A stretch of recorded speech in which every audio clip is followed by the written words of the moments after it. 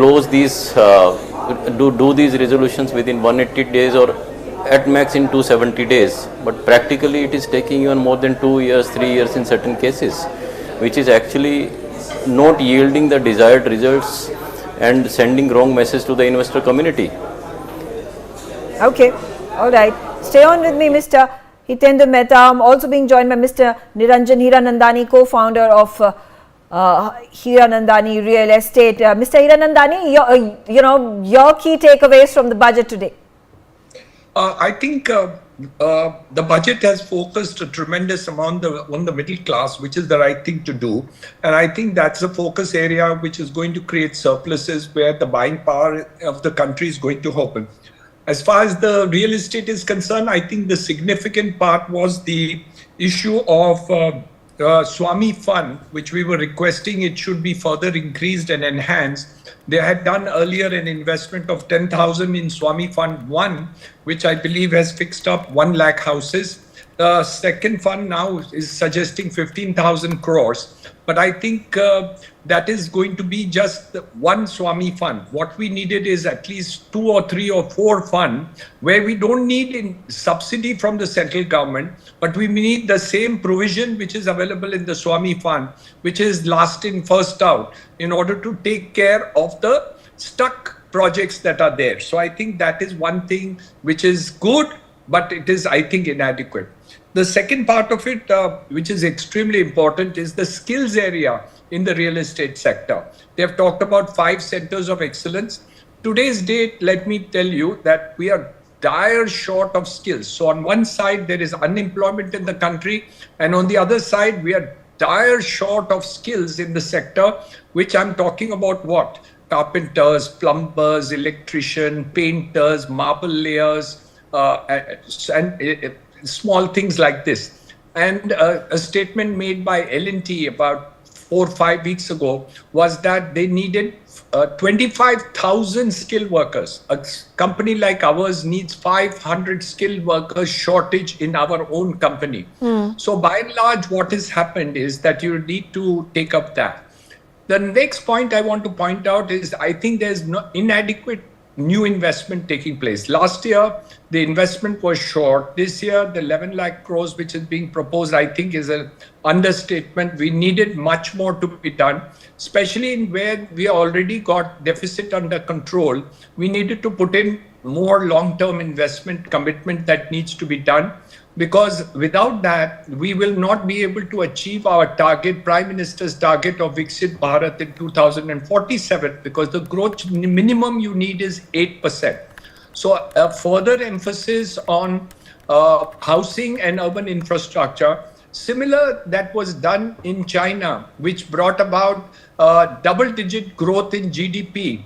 In China, in those years where they focused on not only on manufacturing, but also on urban infrastructure and housing, actually caused it. So I think that additional focus on skill and additional investment needed in infrastructure is slightly short. Last point I wanted to mention was the fact that you're bringing in a new income tax bill, which is wonderful, and we're looking forward to that because she talks about ease of doing business. But already in this Income Tax Act, she is making 85 amendments. So there's a little inconsistency. Is it that the new act is also going to include the new changes which are coming in, or is that applicable from next year, or is it going to be from this year with immediate effect? Obviously, it doesn't look like it's in this year, because the present act itself, 85 clauses of amendment have been proposed over here. I think small things like PDS for rents, etc., up to 6 lakhs is also proposed. Many positive stories over here. But this is my initial reaction. Okay. Also, comparing the budget to 2024 budget that was announced, what are your inferences? Do you think the 2024 was a more populist budget versus 2025? Oh, I think it's quite focused on the world of business. But I think it's also catering for a sector which has a potential of further investment and further expenditure. And I think the demand which has come down in the last couple of weeks, months, I think the finance minister wants to make sure that that demand, which is across the board in from the middle class, which has actually come down, including the affordable housing segment in the real estate sector, actually will be fed by the middle class, which will actually have surpluses with them, or the potential surpluses which will enable them or encourage them to buy a house or also spend money. So I think that downturn in the economy, which is slightly showing up in the last 3 months, is sought to be corrected also. And also populist, of course, anything you reduce taxes, everybody's going to be happy. But I'm looking at the long-term benefits of this, and I think that's a positive story. Okay. Also, in the economic survey yesterday, there was an announcement that the projected GDP growth rate is going to be 6.8% in 2025-2026. How do you think the budget that has been announced will be able to help this figure climb up? There is no way that we will go below that. My target is thinking that the Prime Minister will certainly look at new ways to actually go to 8 or 9 or even 10%. That should be the target. So I think I do believe interest rates should be brought down. I think somewhere down the line that is causing a lot of problem at the middle class and the lower middle class, especially in the housing sector. The EMIs to be paid by the persons who are buying the houses. There is a lot of problem in the affordable segment. So I think interest rate should be the target to lower them completely. Otherwise, you're not going to get the growth that you're talking about. So while inflation is in control, and when we are talking about prices of vegetables and fruits and other things, I don't think that is getting affected, or you're not helping it by saying by increasing interest rates that vegetables and fruits and other thing prices will come down, because that is demand driven. So I think that focus needs to be done quickly if you want the economy to grow faster, which minimum I think we should target 8% this year. This 6.2 and 5 is not adequate enough to reach Viksit Bharat. Okay. Do you think, obviously revision of the tax slab with the aim of the government, and as Nirmala Sitharaman said, that this will allow for more consumption to take place, this will allow for savings, and this will also allow for investment, which means more circulation of money into the market. What percentage of it will allow for the GDP to increase because of these revised tax slabs? You have to go to the malls and see how the buying takes place. You have to see the reduction which has taken place will come back very soon. I think it's a question of a positive feel that the middle class have. And once that gets into the blood, you will see that the growth story or the expenditure levels going up. Already in the tourism sector, you can see huge demand in terms of middle class traveling all over India and even parts of the world. So I think the idea is to create that feel that you're going to have more surpluses and will enable more people in the middle class level to spend more and actually live a better quality of life. I think that's the target. Okay, all right. Thank you, Mr. Hiranandani, for joining us and sharing your views, your first remarks on the budget 2025. Also with me on the telecast right now is Pradeep Shetty. He is the Vice President of the FHRAI. Pradeep, the one single point that was mentioned by Nirmala Sitharaman in her budget with regards to tourism and the hospitality sector perhaps could be also linked with that. She's spoken about how there is going to be an impetus, a push that will be made by the Government of India in developing top 50 tourist sites in the country. What does it mean for the F&B sector? It means a lot. I think to begin with, this is quite an outstanding budget for the tourism sector. When I say tourism sector, it would include F&B as well as accommodation units. And this is, I would say, third year in a row that they have taken the right steps. I think to sum it all, the government has pushed the right buttons and taken the right steps. If you see how the sector suffered during the pandemic, the first step taken by the government was to promote domestic tourism, religious tourism, and that really helped. If you would know that if foreign tourist arrivals are still not back at what they used to be pre-pandemic. However, this sector grew exponentially. It's only because of domestic travel and the increased travel that's happening in the middle class sector, and increased traveling, air, train, and all the sectors. So I think by learning from that, I think it's been a very thought out and a very,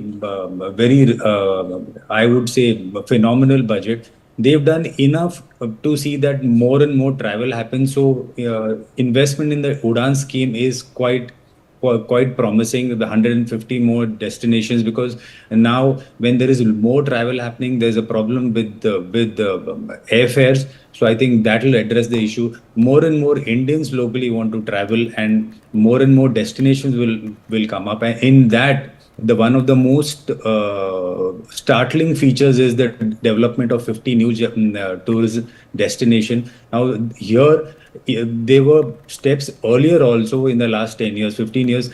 But what aligns with our demand is to bring the hotel sector into the harmonized infrastructure master list.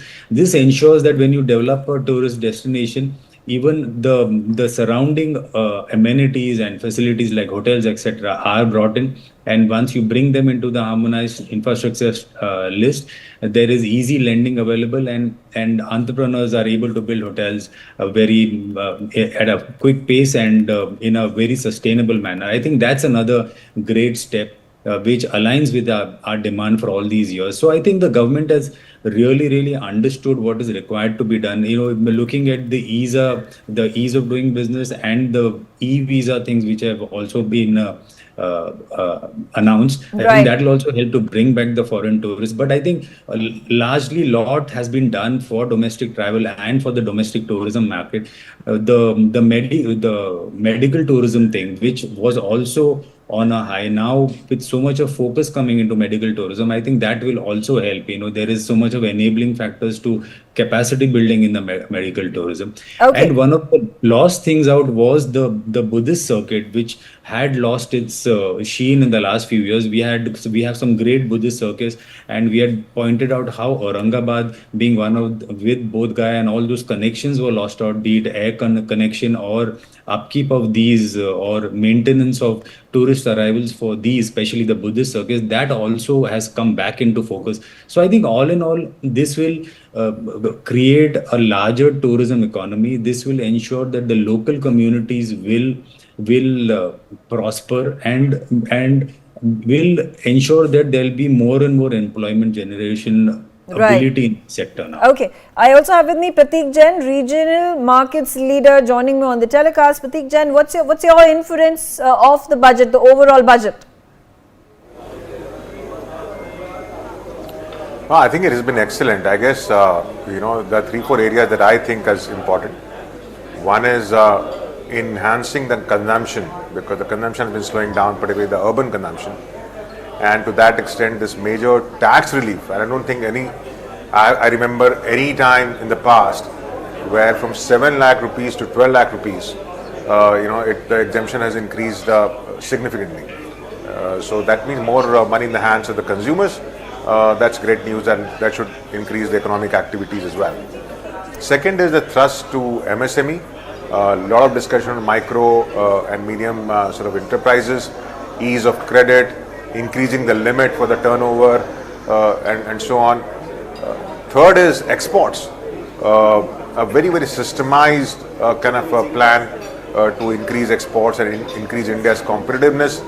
And fourth is ease of doing business and tax certainty. So a new income tax bill is going to be coming soon, which is going to be 50% lighter than what you had earlier. A lot of significant changes in tax compliances as well, both for multinational corporations as well as small businesses. So I think overall, if you see the key objectives, which is Make in India, increasing the consumption, providing more tax certainty, and enhancing ease of doing business, this budget, there is a tick box in all of those boxes. So I am very happy with the budget. Okay, all right. Talking about the MSME sector, and that is important because there has been a push also, to grow the MSME sector. There have to be loans that have to be provided, which has been the focal point of the government last year in the budget and this year in the budget as well. Swanidhi Yojana she spoke about, Mudra Yojana she had also spoken about. But more importantly, skill development and education, there has been an increased corpus that has been allocated. Is there then going to be a gap filled between the demand and supply for skilled labor? No, look, we'll have to see, but I think the gap will be narrower. You're right, in the upskilling side, there is again a lot of thrust on the upskilling. There has been discussion about setting up a food technology institution. There is a lot of focus on AI, which is really the buzzword now, and how government can intervene more meaningfully in this whole AI journey for the government as well as businesses. So I think there's a lot of focus on skill development, and this is a major issue. And this combined with the thrust on MSME would mean that over next few years you will see better skilled people and better finances for running the businesses. So that gap should narrow between the demand and supply. Right, and also specifically talking about artificial intelligence, and that's a beast that we perhaps largely have not been able to tame. How are AI excellence centers? Can there be an impact of creation of these excellence centers in overall improving the industry in our country? How does AI impact real estate, impact businesses, impact other MSME sectors? So see, AI to start with, there are two large impacts of AI. One, for the businesses, a lot of things can be done by AI where you today need people. Now, whether it is in finance, whether it is data processing, your other processes, HR, and so on. So that's one part of it, and therefore the requirement of manpower over a period of time should reduce, and therefore it will lead to cost efficiency. It also means that there will be newer ways of business, particularly for startups and fintech and all of that, and that will create more opportunities for individuals as well as businesses. Center of Excellence has been set up for AI in the last budget, and this budget the scope has been expanded to include some other sectors as well. Yes, I mean the lead on AI has been taken by, let's say, US and China, but I think a lot of startups and the young entrepreneurs in India are working very extensively, and if they are incubated and encouraged, you will see India coming to the fore very, very soon. But most of the larger companies today are trying to adopt AI, which will lead to a lot of efficiencies over the next 6 months, 6 to 8 months, and everybody will have to be geared up. I mean, you and I will get impacted by AI as well in our day-to-day life as well. So we all need to embrace AI in a meaningful manner and see how we can make our life simpler. Right. The Maritime Development Fund with a corpus of 25,000 crore has been set up for long-term financing for the maritime industry. How integral and essential is the maritime sector in our country for increased GDP growth rate and to reach the target of a $5 trillion economy?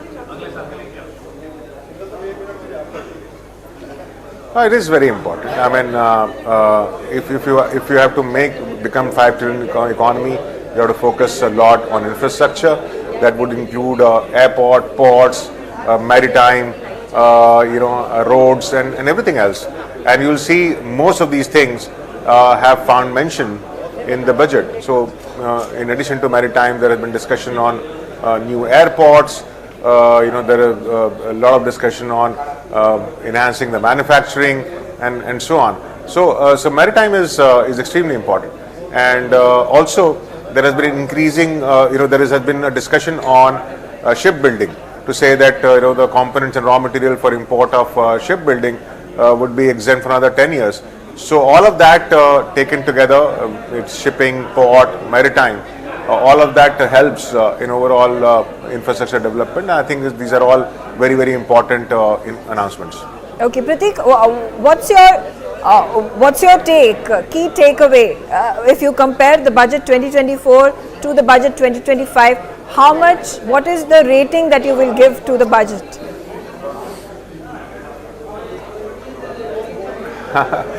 Look, 24 was, it was more of an interim budget. So interim budget usually does not carry a lot of, big bang announcements. This budget, I think, is a much bolder budget. As I said, I don't remember where in a budget where middle class has got so much of relief. So clearly the focus has been on middle class and urban development. There has been a lot of focus on MSMEs and exports, which was perhaps not there earlier.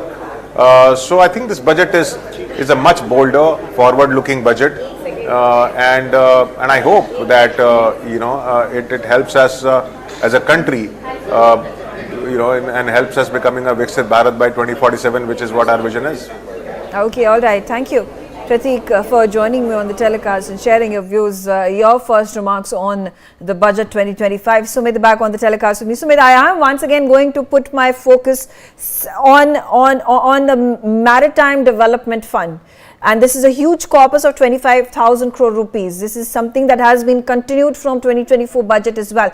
How integral, once again, do you think is the maritime sector, shipbuilding, shipbreaking be if India wants to achieve the target of becoming a $5 trillion economy by 2047? Look, Megha ji, there are two or three things. We have done an export of $800 billion. That is done and dusted now. Now we are already in the top 5 exporting nations of the world. But if we have to reach 5 trillion, we are talking of crossing the export of $1 trillion. When you talk of exports, the first thing which you need to place is maritime security and maritime ports. Exports cannot be done on aeroplanes. Aeroplanes are not used for export, unfortunately. So when you talk of these developing the maritime infrastructure, that is Bharat Mala, Sagar Mala, then Operation Gati Shakti, these are the initiatives which are working in tandem with each other. They are not working in isolation. For Bharat to achieve these kind of milestones and to eventually beat China 5, 10 years, 20 years down the line, maritime infrastructure, shipbuilding, shipbreaking, shipping lines have to come up. Today, 22% of the global traffic is controlled by Chinese shipping lines. We are not there in the global maritime market. We are there, but we are not a big player. Looking to our size, looking to our stature, if we are already the fifth largest economy by today, even if I talk by nominal GDP, when it comes to ship building, breaking, and having the maritime routes and the shipping companies and the shipping management companies, today by chance Greeks still are the best in shipping management. But if you look at the whole of this thing, India needs to have this on your own. You cannot depend on a Chinese shipping line, a Greek management company, and a Norwegian ship to do your business. Maybe right now it's okay, but eventually, what is the handling capacity of your ports? How many new ports are you building? If I want to, let's export $2 trillion worth of exports today, even if I have the goods, my challenge is the ports. And these ports cannot be borrowed. I cannot export from, Sri Lanka or for that matter, Algeria just for the sake of this. We have to export for India. So this is where the corpus is, this is where the focus is. And let me tell you, we are building one very big port in the tip of Kerala. I mean, it should be coming in another 4 or 5 years. That will be India's first transshipment port. Like Singapore is a transshipment port. We are building that in Kerala. So what will happen? That is just a few nautical miles away from the Silk Route. So then what will that ship do, that port do? It's not only the cargo which is bound for India or out of India. Then that transit port will be used for cargoes which are not for India and which are coming from other countries and going to some other countries. Right. So even that vision is already there. This is work in progress, what I'm telling you. And we are just few nautical miles, 1 hour from the Silk Route. So there are initiatives which Modi government is already working on. There is a focus on it. There's a money on this. Because if we are thinking of this $3 trillion export 10 years down the line or 15 years down the line, today the infrastructure building has to happen, management has to happen, and with it now comes the technology. How soon are you able to load and reload the ships? Today Singapore takes the lead in this, but eventually it is not far off then when we will take the lead in this, because Singapore and Dubai have developed because we didn't have the infrastructure.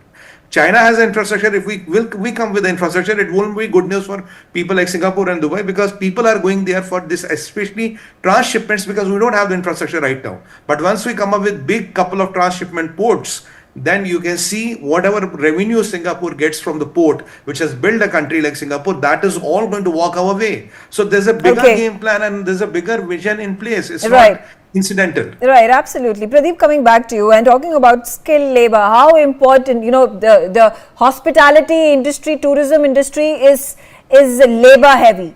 How do you think the push that is being given by the government by setting up these campuses, putting a corpus of hundreds and thousands of crores of rupees for education and skill development, going to boost the hospitality sector? So I think it is quite a brilliant move. The hospitality sector is highly labor intensive. I think after being most capital intensive, it is the one which requires labor and skill at the most, because we are known for the service that we give here, as compared to what one gets elsewhere. So this is the right focus. In fact, the industry for the last 2 years has been working on all fronts on how to improve the working condition, how to ensure talent retention, how to build more talent. I think under all these circumstances, this is really going to help the industry, because when we are looking at growth, I mean, there are thousands of rooms by 2028. There's another 50,000 to 80,000 rooms that are likely to be added into the Indian infrastructure. In that case, there'll be the requirement for skilled labor is going to be of utmost importance. I think so. From that standpoint, it is a very, very critical and important. Okay. Moving forward, how do you think the hospitality sector has been able to bounce back completely from COVID? And what more is expected, is desired from the government, from the budget for hospitality and tourism to finally start accruing profits? I think thankfully we have been out of it last year itself. I mean, we suffered 2021, 22, but thereafter there's been no looking back. In fact, the growth has been phenomenal, and it owed it all to the domestic tourism largely. And so therefore, what needs to be done has to be more focusing on how do you get more and more foreign tourist arrivals. I think looking at what steps have been taken now, they appear to be the same steps which aligns with our demand. One is, trying to build the Buddhist circuit, where you get a lot of influx from the Southeast countries. Then looking at medical tourism, this is the period, from December to March, when medical tourism is high from the Gulf. I think that enabling building capacity also will help over there. Then building of spiritual and religious locations here. And lastly, the 50 new tourist locations, those will help. And also the Mudra scheme, where the homestays are going to be funded, easy funding available for homestays. That creates a unique experience for travelers and tourists, not only locally, even for foreigners. And the focus on building more and more air connections. I think all of this appear to be exactly in place of what is required to be done to let this industry grow. So looking at the growth, we've had the growth, we've been able to manage post-pandemic. Where we lacked was the foreign tourist arrivals. And what was the discovery in the last 2 years is the middle class traveling and the domestic travel, which was like never before ever in the last few centuries. So, okay, all right. I also have with me Pradeep Goyal, Managing Director, Prudent Arc Limited, and Chair, National Council for Stressed Assets at ASSOCHAM. Mr. Goyal, thank you for joining us. And of course, the same question that I am asking my other panelists, other industry stalwarts, what is your key takeaway of the budget 2025? Yeah, thank you, Megha. Thanks for inviting me for the panel. I think this budget has to be looked at from the vision and the reach. It is so deep-rooted, we need to understand how deep the thought of Modi government has been. The budget reaches down to the roots with every citizen of the country, whether it is a working class, whether it is a labor, whether it is self-entrepreneur, MSMEs, micro agriculture. So it has been described elaboratively in the budget, the benefits that everybody is going to get. Education reforms are there. There are scholarships announced for various courses, professional courses. There are benefits announced for health sector, for tourism development, leather industry. So, we cannot just gauge budget only from one point. Income tax, which have been a big booster, and I can see everybody talking about the income tax slabs being benefiting for sure. That has a reach of a different kind of its own. But the budget is far beyond what it just meet the eye only for the income tax slabs have been increased.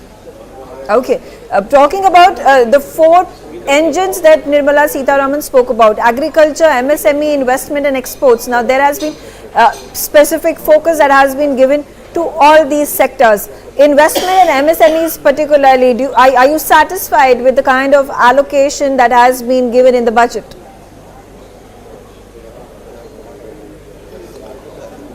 Actually, if I don't know whether you have read my pre-budget expectations, so I would say that my pre-budget expectation met with the budget speech to the extent of about 80%.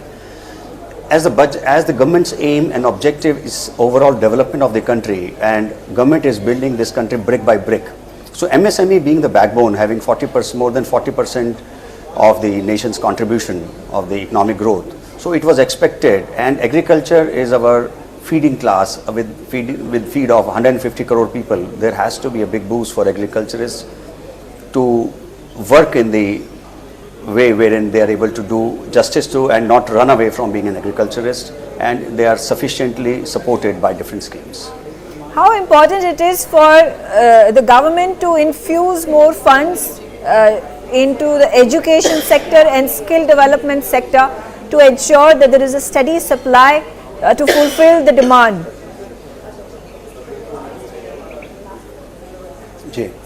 Skill development, actually, this is a very interesting aspect, because in our country, if I talk about my organization and a lot of people I know, whether in industry or financial services, we lack quality people. Even if we have a hiring of, let us say, 100 people, but we have to take interview at least 1,000 people, then we say 100 are eligible, and that also we are not satisfied with the quality. So skill development is such an important aspect that government has touched for the betterment of the nation and also betterment of the living standard in the class. So I think that's a very important aspect touched upon. Right, absolutely. I have to, of course, ask you about India's dream to be a $30 trillion economy by 2047. There is, Sagar Mala, Gati Shakti, that have all been spoken about the finance minister, and one corpus that she has allocated, which is a considerable amount of money, that is 25,000 crore rupees for shipbuilding, shipbreaking, to enhance the maritime sector. How important does maritime become to support industry in the country? See, I would say, Megha, that we should not talk only of one sector. You talk about 25,000 in the maritime sector, 10,000 crores in another sector, another 10,000 crore in Swami, which is real estate sector.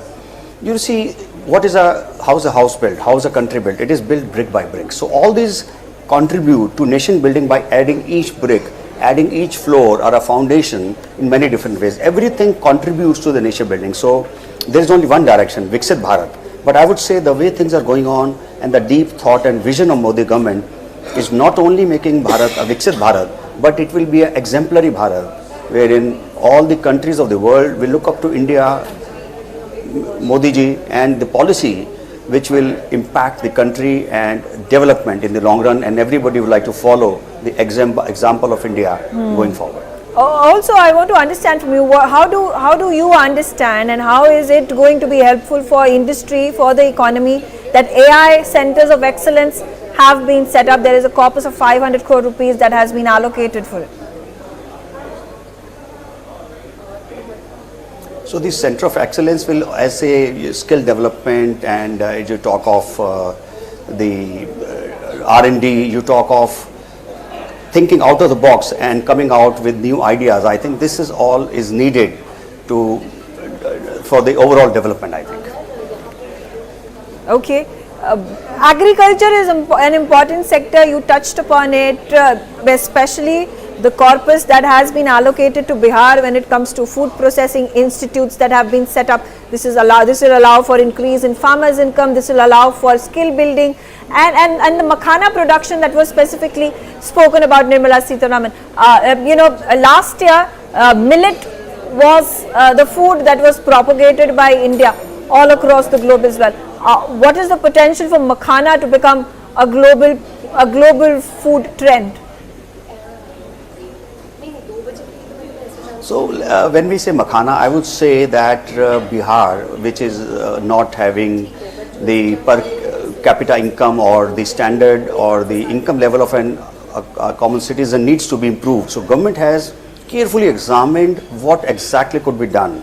So makhana is a concentrated thought, vision that makhana could be one aspect to uplift the lives of people of Bihar, and this could contribute to their livelihood and their living. So I think you see the depth of the thought here. So I think it's a very important and it's very interesting to see how this is going to emerge going forward.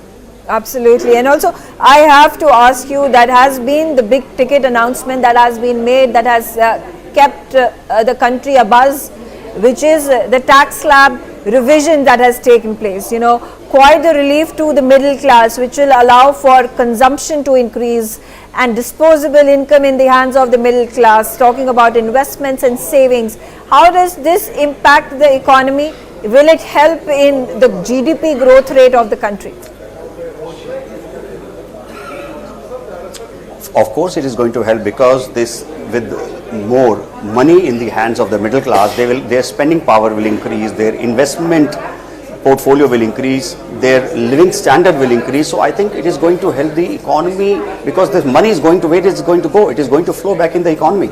It is going to, what is the economic development? When there is demand, supply of goods and services. So with this money coming in, there is a demand being created. And with this demand being created, there will be supply of services and goods. So this is the circulation which is going to uplift economy as a whole. As we see that this income tax slab is going to impact and benefit more than 10 crore people. So you see the large benefit and the impact it is going to have in the country. You will see going forward is going to be a big booster for small and medium enterprises and middle class overall. Okay, all right. On that note, thank you, Mr. Goyal, for joining me on the telecast and sharing your views. I'll take a short break. Thanks for watching Newsx. Stay tuned. On the other side, we are going to dissect and analyze everything that was spoken, announcement being made by Nirmala Sitharaman earlier today.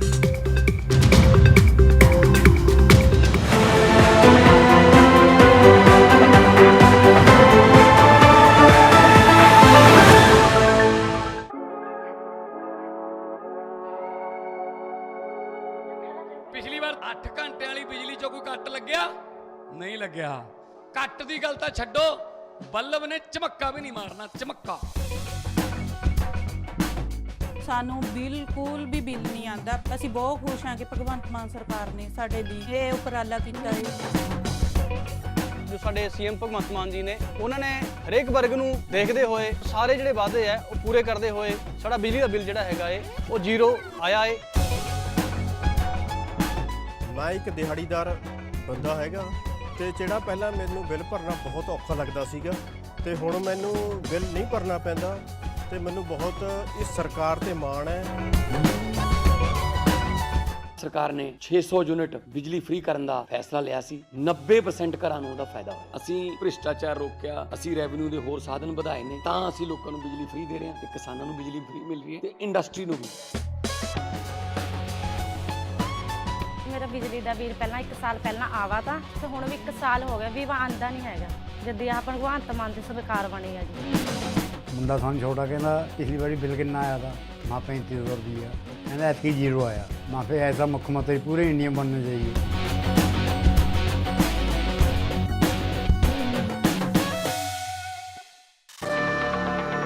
From the banks of the holy Ganga, where millions gather in devotion, a spectacle of spirituality, विश्व के सबसे बड़े सांस्कृतिक समागम महाकुंभ प्रयागराज में अग्नि सुरक्षा के लिए 24 घंटे सतर्क और तत्पर है उत्तर प्रदेश अग्निशमन तथा आपात सेवा बल।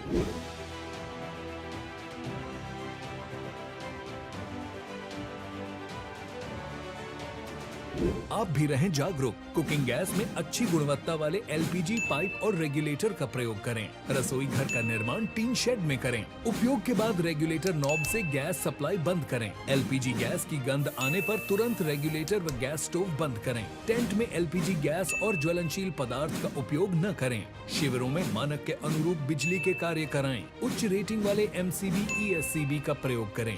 सर्किट, बल्ब, ट्यूबलाइट के मध्य कम से कम 15 सेंटीमीटर की दूरी सुनिश्चित करें। अपना कर यह आसान उपाय महाकुंभ को बनाए सुरक्षा का पर्याय। स्वच्छ, सुरक्षित एवं सुव्यवस्थित महाकुंभ 2025 प्रयागराज।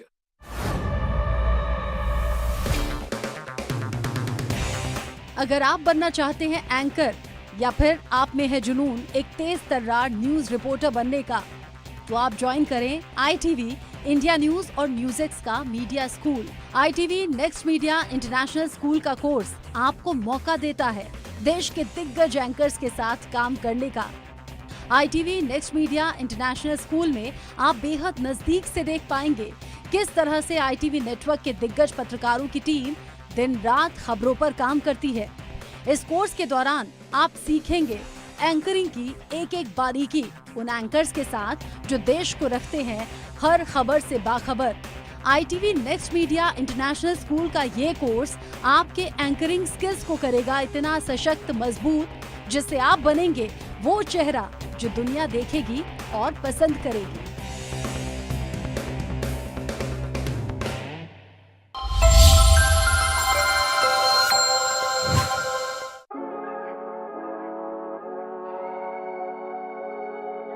पिछली बार 8 घंटे वाली बिजली चो कोई कट लग्या नहीं लग्या। कट दी गल तां छड्डो, बल्ब ने चमक्का भी नहीं मारना, चमक्का। ਸਾਨੂੰ ਬਿਲਕੁਲ ਵੀ ਬਿੱਲ ਨਹੀਂ ਆਂਦਾ। ਅਸੀਂ ਬਹੁਤ ਖੁਸ਼ ਹਾਂ ਕਿ ਭਗਵੰਤ ਮਾਨ ਸਰਕਾਰ ਨੇ ਸਾਡੇ ਲਈ ਇਹ ਉਪਰਾਲਾ ਕੀਤਾ ਹੈ। ਜੋ ਸਾਡੇ ਸੀਐਮ ਭਗਵੰਤ ਮਾਨ ਜੀ ਨੇ ਉਹਨਾਂ ਨੇ ਹਰੇਕ ਵਰਗ ਨੂੰ ਦੇਖਦੇ ਹੋਏ ਸਾਰੇ ਜਿਹੜੇ ਵਾਅਦੇ ਆ ਉਹ ਪੂਰੇ ਕਰਦੇ ਹੋਏ ਸਾਡਾ ਬਿਜਲੀ ਦਾ ਬਿੱਲ ਜਿਹੜਾ ਹੈਗਾ ਏ ਉਹ ਜ਼ੀਰੋ ਆਇਆ ਏ। ਮੈਂ ਇੱਕ ਦਿਹਾੜੀਦਾਰ ਬੰਦਾ ਹੈਗਾ ਤੇ ਜਿਹੜਾ ਪਹਿਲਾਂ ਮੈਨੂੰ ਬਿੱਲ ਭਰਨਾ ਬਹੁਤ ਔਖਾ ਲੱਗਦਾ ਸੀਗਾ ਤੇ ਹੁਣ ਮੈਨੂੰ ਬਿੱਲ ਨਹੀਂ ਭਰਨਾ ਪੈਂਦਾ ਤੇ ਮੈਨੂੰ ਬਹੁਤ ਇਸ ਸਰਕਾਰ ਤੇ ਮਾਣ ਹੈ। ਸਰਕਾਰ ਨੇ 600 ਯੂਨਿਟ ਬਿਜਲੀ ਫ੍ਰੀ ਕਰਨ ਦਾ ਫੈਸਲਾ ਲਿਆ ਸੀ। 90% ਘਰਾਂ ਨੂੰ ਉਹਦਾ ਫਾਇਦਾ ਹੋਇਆ। ਅਸੀਂ ਭ੍ਰਿਸ਼ਟਾਚਾਰ ਰੋਕਿਆ, ਅਸੀਂ ਰੈਵਨਿਊ ਦੇ ਹੋਰ ਸਾਧਨ ਵਧਾਏ ਨੇ, ਤਾਂ ਅਸੀਂ ਲੋਕਾਂ ਨੂੰ ਬਿਜਲੀ ਫ੍ਰੀ ਦੇ ਰਹੇ ਹਾਂ ਤੇ ਕਿਸਾਨਾਂ ਨੂੰ ਬਿਜਲੀ ਫ੍ਰੀ ਮਿਲ ਰਹੀ ਹੈ ਤੇ ਇੰਡਸਟਰੀ ਨੂੰ ਵੀ। ਮੇਰਾ ਬਿਜਲੀ ਦਾ ਬਿੱਲ ਪਹਿਲਾਂ 1 ਸਾਲ ਪਹਿਲਾਂ ਆਵਾ ਤਾਂ ਤੇ ਹੁਣ ਵੀ 1 ਸਾਲ ਹੋ ਗਿਆ ਵੀ ਆਂਦਾ ਨਹੀਂ ਹੈਗਾ ਜਦ ਆ ਭਗਵੰਤ ਮਾਨ ਦੀ ਸਰਕਾਰ ਬਣੀ ਆ ਜੀ। ਮੁੰਡਾ ਸਾਨੂੰ ਛੋਟਾ ਕਹਿੰਦਾ ਪਿਛਲੀ ਵਾਰੀ ਬਿੱਲ ਕਿੰਨਾ ਆਇਆ ਤਾਂ ਮਾਂ 3500 ਰੁਪਈਆ ਕਹਿੰਦਾ ਐਤਕੀ ਜ਼ੀਰੋ ਆਇਆ। ਮਾਂ ਫਿਰ ਐਸਾ ਮੁੱਖ ਮੰਤਰੀ ਪੂਰੇ ਇੰਡੀਆ ਬਣਨਾ ਚਾਹੀਏ।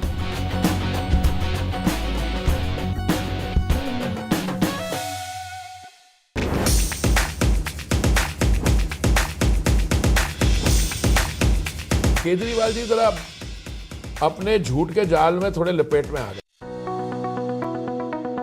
उत्तर प्रदेश की योगी सरकार प्रदेश के आर्थिक विकास के साथ साथ कानून व्यवस्था को भी दुरुस्त कर रही है। यातायात व्यवस्था को सुचारू तरीके से संचालित करने के लिए मुख्यमंत्री योगी आदित्यनाथ ने ट्रैफिक पुलिस में महिलाओं को भी शामिल करने का फैसला किया है। 30% बेटियों को भर्ती करेंगे जिससे सड़कों पर शोहदों को ठीक उपचार कर सके। यूपी ट्रैफिक पुलिस में महिलाओं की अलग से विंग बनेगी। महिला विंग में 10,000 भर्तियां की जाएंगी। महिला निरीक्षक, उप निरीक्षक, सिपाही की अलग से तैनाती। सड़क हादसों में कमी लाने का लक्ष्य। सड़क हादसों में मौतों की संख्या में 50% कमी का लक्ष्य। सभी जिलों में रोड सेफ्टी एक्शन प्लान बनाने के ठोस उपाय। यातायात नियमों का पालन सुनिश्चित करेगी महिला ट्रैफिक पुलिस। सड़क दुर्घटनाओं को रोकने के लिए सुरक्षा उपायों को लागू करवाना। ट्रैफिक नियमों का उल्लंघन करने वालों पर सख्त कार्रवाई की जाएगी। उत्तर प्रदेश की ट्रैफिक पुलिस में महिलाओं के शामिल होने से महिलाओं के लिए रोजगार के अवसर तो खुलेंगे ही, महिला वाहन चालकों के लिए भी सड़क पर सफर करना आसान हो जाएगा। From the banks of the holy Ganga, where millions gather in devotion, the spectacle of spirituality once every 12 years.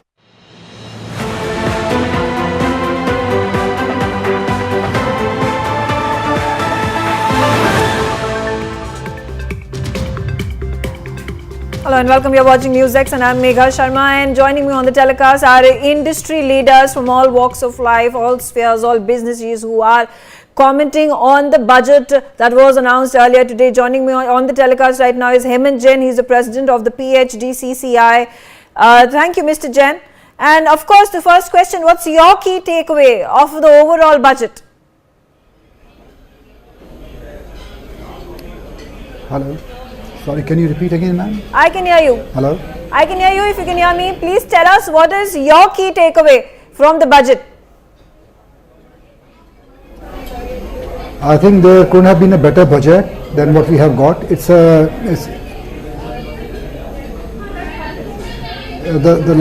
last statement made by the FM for increasing the limit to 12 lakhs. I think was like a Dhoni sixer. This is truly incredible what they've done, and it was beyond expectation. Okay, let's start with the announcement that has made the biggest buzz. The tax slabs that have been revised. People earning to the tune of 12 lakh rupees will be exempted from paying tax. This is for the fourth time that there has been a revision in the tax slabs since the Modi government came to power. How is that going to impact the economy? The Indian economy was, the growth rate has slowed down, so there was a need for the government to give an impetus to the government and give money in the hands of middle class, so that the growth can be continued, and it's something which was done in the best fashion. People were expecting that this will go up to 9 to 10 lakhs, but the 12 lakhs, I think it's gone beyond the expectations. So I think this will give a huge impetus to the GDP growth rate in coming times. Now, the four focus points of the finance ministry in the budget have been agriculture, MSME, investments and exports. There have been huge sums of corpus that have been allocated in all these four sectors. Let's start with agriculture. How do you think this is going to benefit the farmers? I think the agri-based commodities, which India is still an agri-based country, we are dependent on agriculture in a big way. A large population is dependent on the agri-based. Government has given a lot of impetus for increasing the yield per acre. They have also given a special scheme for pulses, which will ensure that our dependence on import of pulses reduces. So we see a lot of focus on innovation, increasing acreage, and ensuring that dependence on food security remains a key subject of the government. Now, talking about the MSME sector, there have been increments in the loans that can be taken by businesses, by small sector businessmen. Ease of doing business is something that has been spoken about to a large extent. There is a creation of skilled labor that has also been the focus, where funds have been allocated for skill building and education centers of excellence. How are they, both of them, interlinked? The MSME industry growth and the skilled labor that needs to be provided to thrive the MSME sector? I think MSME is the backbone for the country today. We have around 1.5 lakh PhD members, CCI members, out of which 70% are in the MSME sectors. I think government has given what's required right now, the capital in the hands of people. They've given credit guarantees to the MSME sectors. They've given impetus, and today, effectively, to be more competitive, you need to have the right kind of skill sets. So government has given space for the right kind of skill set to be given to MSME, because large corporations have their own HRD departments, own team which can handle and create the right kind of workforce. So I think the government's impetus on skilled manpower will help MSME in upgrading their skill sets and increasing the efficiency also. Talking about exports, there have been a number of cuts that have been made, that have been announced by the government in key sectors, whether it is leather or the toy industry, do you think, did you wish there could be more cuts on other sectors, on other goods? I think I think there is always a demand. Everybody wants to have more and more cuts to ensure that there can be growth in the industry. But the industries which they have touched are today, I think, are very labor-intensive industries. So by giving impetus to this industry, government has also ensured that this industry can grow, and the employments in the sectors can be ensured and increased also. So I think these are the key sectors which have been done. I'm sure the government will take up more in the coming times. But I welcome this decision of giving this to the toys and leather, and especially the green energy. I would say focus has been on getting the green energy, which today a lot of batteries and all are being imported. The government has given a custom duty waiver for raw materials of batteries also. So I feel this will like inculcate a feeling of make it in India, especially in the EV sector. All right, thank you very much, Hemant Jain, for joining me on the telecast, sharing your views. I also have with me at this point Jaikar Singh, from Symphony Resorts. Mr. Singh, of course, what's your key takeaway, and do you think enough has been done by the government for the tourism industry in the budget today? Hi, good afternoon. First of all, thank you for having me on the panel. So we see that it has been kept very brief and apt, but at the same time concentrating on the right aspects which are important for India, which is medical tourism, eco-tourism and sustainable tourism, as we all see. A few things which are important for the growth of India overall, for example, facilitating bigger and smaller stakeholders, right, by facilitating mudra loans. That's super key for everyone, and especially when we are talking about upgrading and uplifting 50 tourism key destinations of India. Something like air cargo, which is super beneficial for sustaining and providing consistency in delivering of services in terms of people coming for their experiential holidays, whether it's medical tourism, it's like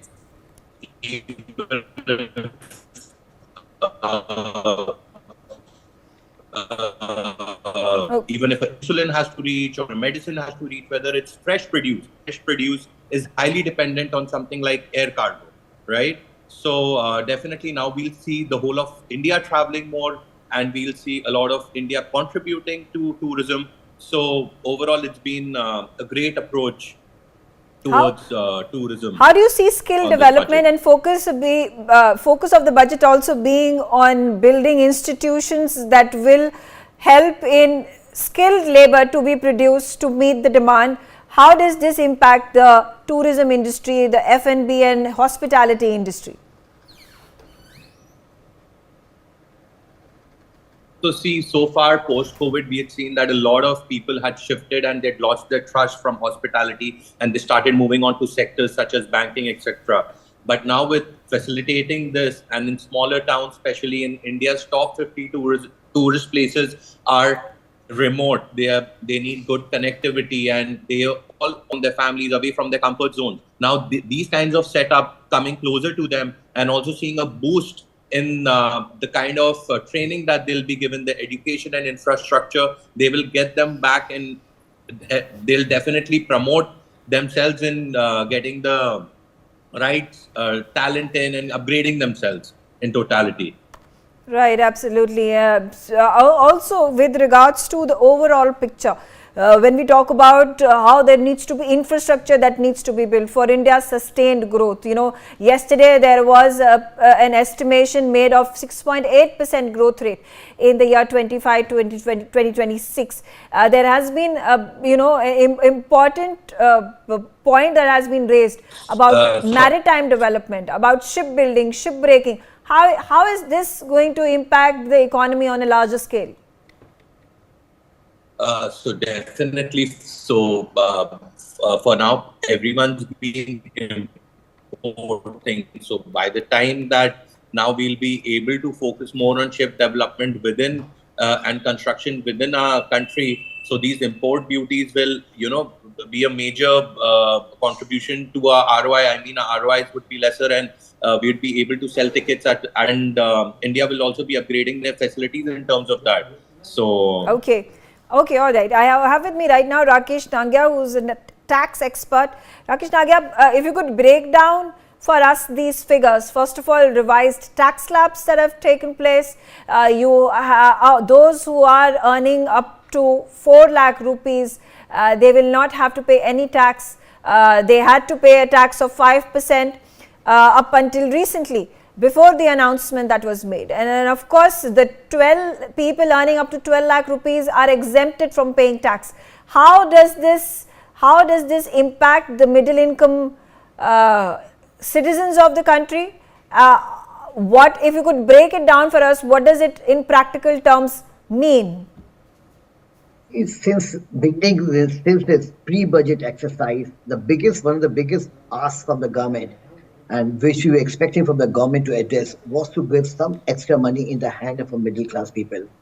And the only way that you could have given it would have been given possible by reducing the tax burden on it. You will be surprised that 5 crores people have an income of less than 5 crores rupees. They do not pay any taxes after 87A.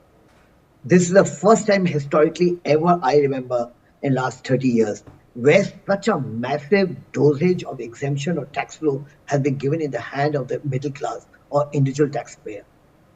First time it has happened when you found that 80,000 rupees of the maximum extra money amount you generate in your hand, saving you generate in your hand because of this provision that has been introduced in the budget. Imagine the cascading effect it will have on almost, I can say, 5.25 crore people who are likely to benefit from this provision. See the multiplier effect, the demand, the consumption. You will feel this gradually. It's not immediately the money is going to come in your pocket, but you're going to feel it. Just think about it. Have we ever saved 80,000 rupees money? We should get a relief of 10,000, 5,000, 7,000, 20,000. 20,000 was a blockbuster relief, extra money you were getting it. And 90% of the budget speeches which I heard about it, everybody was talking about extra money in the hand of the employee. So individual. So this is the first time this move of the government has been beyond expectation, never expected in the wildest of the dream. The government will give such a massive load of extra money of exemption in the pocket. So from individual point of view, this particular provision addressing a little bit more like house income, property income. Earlier you had exemption in one house, you made it in 2 houses. Beautifully, very well addressed. A lot of people have 2 houses, you get that exemption. You have got exemption, a small exemption here there, but this was a blockbuster. So I'm not going into the other minor point is concerned. But I can share with you something more actually, if you permit me, which was expected from the government and which we feel has not come to us. If you permit me, I can. So how does this directly impact the middle class? So what happens is the maximum tax saving that you make it in this way, you will be saving almost like 80,000 rupees of taxes. 80,000 is a saving which brings extra money in your pocket. You are free to spend that money, which you would have not spent because you never had that money in your pocket. You would have paid in taxes. So imagine you will save money, you will take out money from your car, you can buy a car in every year, you will pay the cash down. You get the cash down from this tax saving money, which is actually generating income in your pocket. So this is a surplus in your money. It's a cash flow, free cash flow, additional free cash flow in your pocket. You're right. And how does this help in bettering the economy? Because you're talking about increased consumption, increased savings, investments, more disposable income. So what happens when you have 80,000, you're going to spend that money. You'll do shopping, you'll do something for household, you'll buy a vehicle, you'll buy a scooter, you'll buy anything is there. So you're creating a demand actually. You're pushing up the manufacturing sector. You're putting up any part of economic activity, this is generating it. And you are putting a cascading benefit effect on the economy. You get more employment. Then the GDP of the country goes up. The balance sheet becomes stronger. You have a better profit, manufacturers, traders. Everybody stands to gain. So this is a pure money coming in your pocket. Pure additional money, non-tax money because already taxed actually. Yes. So which you're free to spend it. Free fall. Yeah, Rakesh Sinha, more information that's, figures on our screen. The defense budget allocation is at 6.81 lakh crore rupees, which stands, right now the defense revenue stands at 3,11,000 1,000 lakh rupees. Defence capital for buying of arms and ammunitions has been also increased. The pension outlay is at 1.6 lakh crore rupees. What does this indicate? This is to me? Yeah. So what happens is, this is first you measure 3 lakhs, that's a defense expenditure basically. So defense expenditure, I don't have the figure, what is exactly the figure right now, but defense expenditure has been going up by 10, 15%, 15% minimum on a yearly to yearly basis. And this is basically happening more because of the capex requirement. And the capex requirement has multiplied in a very big way. And especially if you see that because of cross-border issues, the money is, the defense that needs it, in our opinion, is much more, but the government is tight-fisted, it's a democratic country, all figures are disclosed to the public at large. So you see there's a defense budget, how the government is going to spend, how the government is going to put on the capex. So this is all actually part of a policy making, this is all part of a budgetary exercise. So that's the money that's government spending, and generally you'll find it'll be 10 to 12% higher than the previous year. Okay, stay on with me. This is a track record. Stay on with me. I also have with me Dr. R.G. Agarwal, Chair of Agri-Business Committee at PhD CCI. Dr. Agarwal, what's your key takeaway from the budget that has been announced, and particularly the focus that has been the agri sector? Yes, thank you. Agriculture sector, one of the important is 3 lakh rupees Kisan card credit limit has been increased to 5 lakh rupees. Then it will strengthen the farmers by making them easy loan available. So this is one of the most important thing announced in budget. And second thing, for agriculture, Finance Minister has announced to make India a food hub. And for that they are talking for 100 districts to develop on the line of aspirational districts to promote agriculture crops, especially pulses. So all these are very, very good initiatives, and farmers will be benefited. Right. And talking about how there has been the Kisan credit card, where the extension of loans has been increased from 3,000 rupees to 5,000 rupees if Kisan credit cards are used. Do you think this helps in building digitalization, which has been the focus of the government, as well as allowing for farmers to invest more, allowing for produce to increase, allowing for their incomes to also raise? Yes, Megha, it is 3 lakhs and to 5 lakhs. Yeah. So definitely it will increase money in the hands of farmers, which he can invest on his agriculture, and he can increase our agriculture production, because at present our per hectare agriculture production is much low in comparison to developed world, developed north. So if farmers have the money and they get the new technology and invest on agriculture sector, then our agriculture sector as plant can really become the food hub for the world, and food agriculture economy drives the industrial sector as well as service sector. So overall this will impact our total GDP growth of the nation. Absolutely. Thank you for joining us, Mr. Agarwal, and giving us your views on the budget. Right now I am also being joined by Mukul Bagla. He is the chair of Direct Taxes Committee at the PhD CCI. Mr. Bagla, again, there has been quite the movement that has happened by way of reducing these tax slabs, by way of reducing direct taxes, tax deducted at source, tax collected at source. If you could simplify for us, what does it mean in real terms?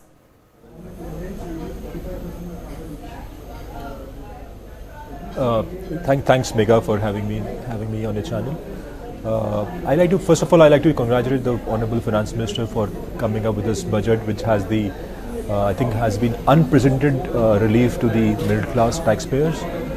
I think last many years the corporate tax rates have been very liberalized at 25%, and it was the middle class who was being subjected to the most amount of tax, and the tax collection from the personal individual taxpayers was increasing at the rate of 20 to 25% every year, and it was actually trying to pinch the middle class a lot because of the fact that the middle class is the one who's contributing to the growth of the country by way of starting new startups, by giving new professionals to the country in the form of lawyers, doctors, chartered accountants, engineers, and now suddenly it's like a moral victory for the middle class today that they have been given this tax break and their personal disposable incomes are going to go up to this extent. When you see when the FM says that on an income of 24 lakh rupees you're going to save up to 1,10,000 rupees every year, so that's a lot. That's like a 30% cut on your tax bill.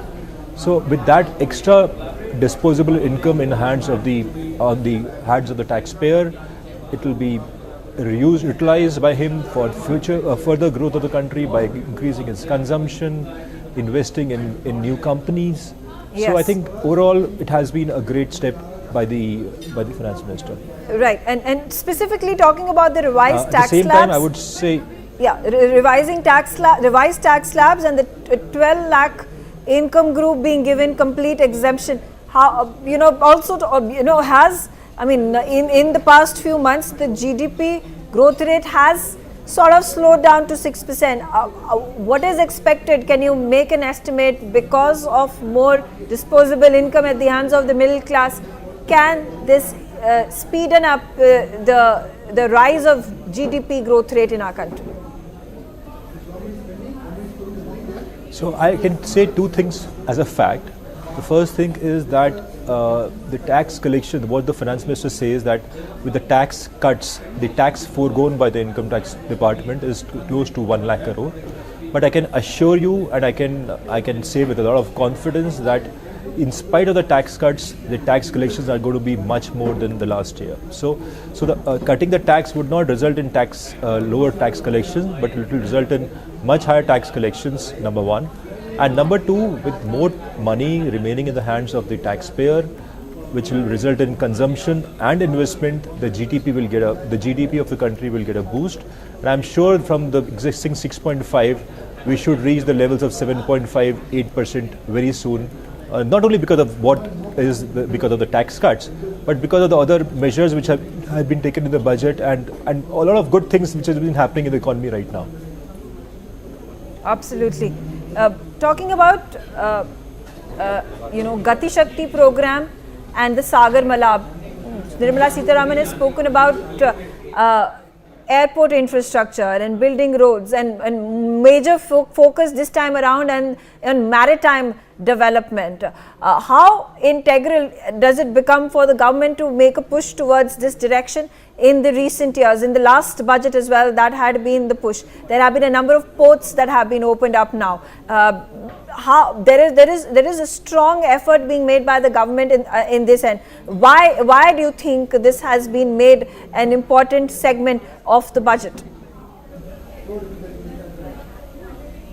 See, the government has a very strong think tank. They know exactly where the country needs the development, which are the sectors which are lagging. So Project Gati Shakti and all the projects in respect of joining the rivers, of making thrust to other sectors, the government has identified the maritime industry which the government has focused on. In fact, even why only these industries, even tourism for that matter, the government has been working on tourism, on ship making this time. So the government knows which sector needs the maximum support right now to make India a Viksit Bharat by 2047, and they've been bang on with all their changes. They've been trying to do the needful, supporting the sectors. In fact, the best thing that they've done is they're trying to promote export substitution. Wherever we are doing imports, they're trying to make sure that all those things are made in India.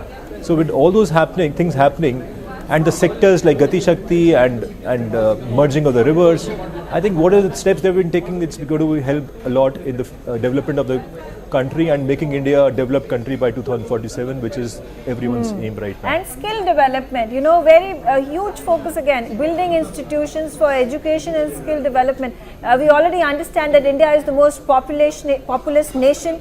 The largest percentage of the population is the youth, but what is difficult to find is skilled youth that can be hired for the various industries, whether it is real estate or hospitality or steel and so on and so forth. Are you satisfied with the corpus that has been allocated for skill development and training programs?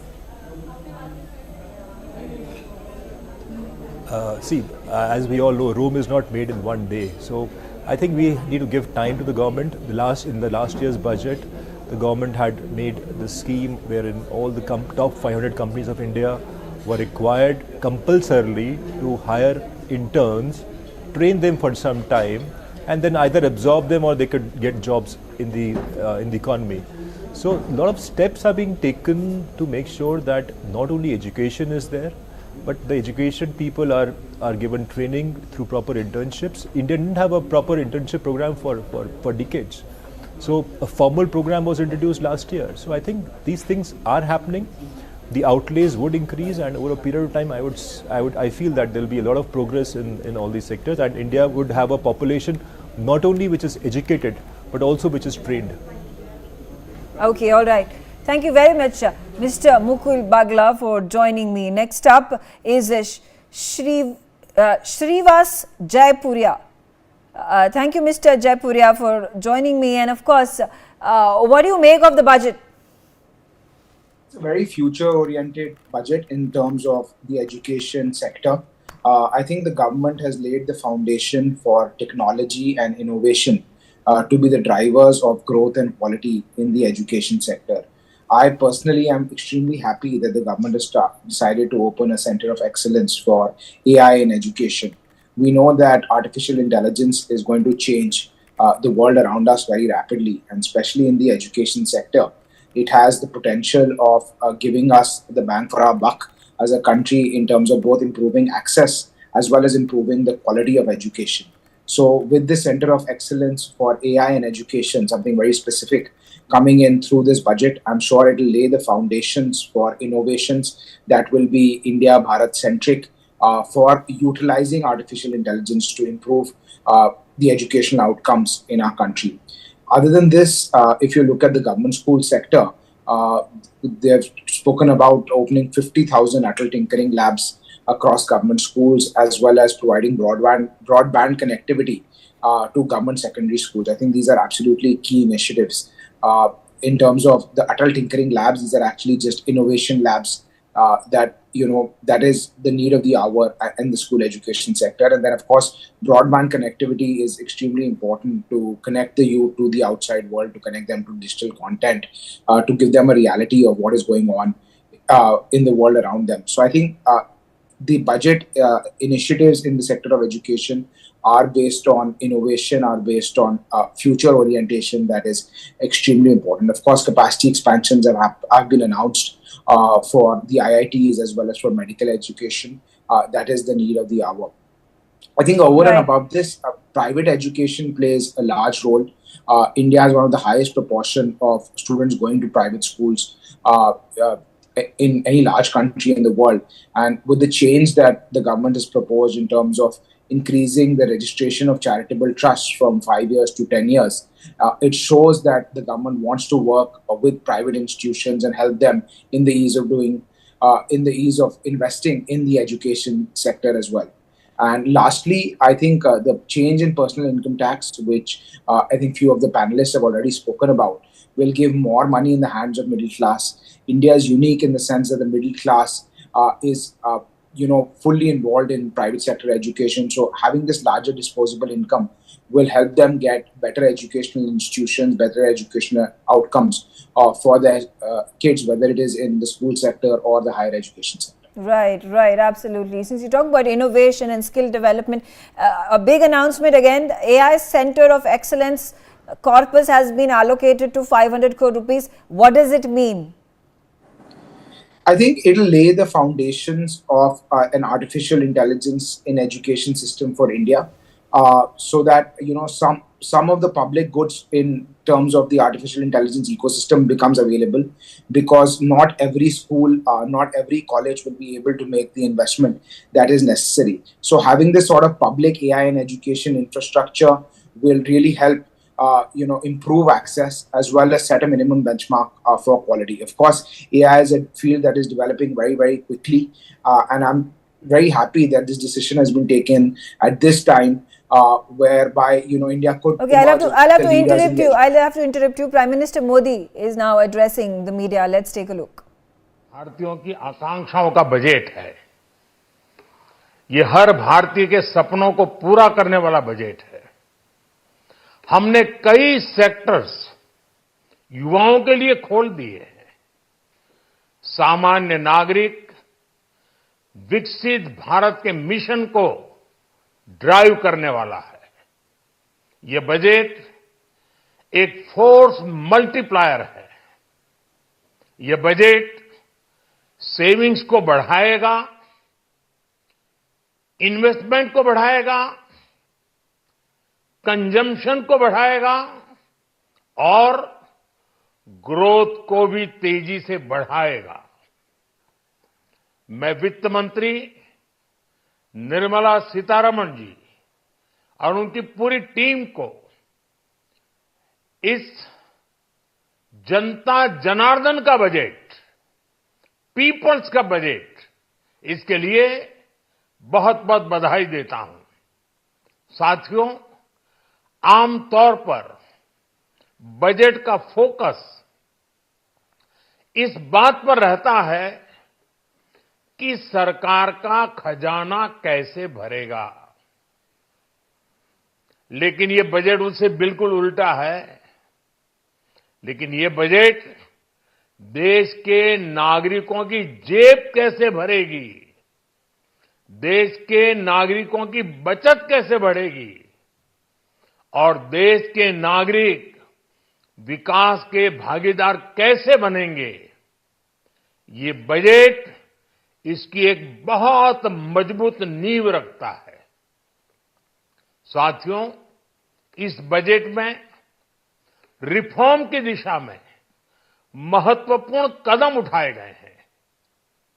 Nuclear energy में private sector को बढ़ावा देने का निर्णय बहुत ही ऐतिहासिक है।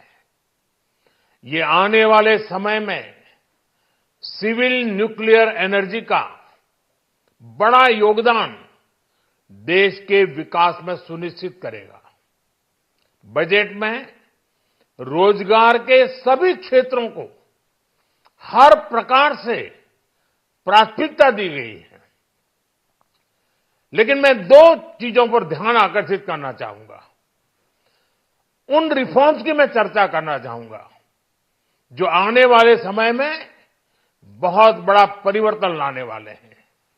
एक, इंफ्रास्ट्रक्चर स्टेटस देने के कारण भारत में बड़े शिप्स के निर्माण को बढ़ावा मिलेगा, आत्मनिर्भर भारत अभियान को गति मिलेगी। और हम सब जानते हैं कि शिप बिल्डिंग ये सर्वाधिक रोजगार देने वाला क्षेत्र है। उसी प्रकार से देश में टूरिज्म के लिए बहुत संभावना है। महत्वपूर्ण 50 टूरिस्ट डेस्टिनेशन, वहां पर जो होटल्स बनाएंगे, उस होटल को पहली बार इंफ्रास्ट्रक्चर के दायरे में लाकर टूरिज्म पर बहुत बल दिया है।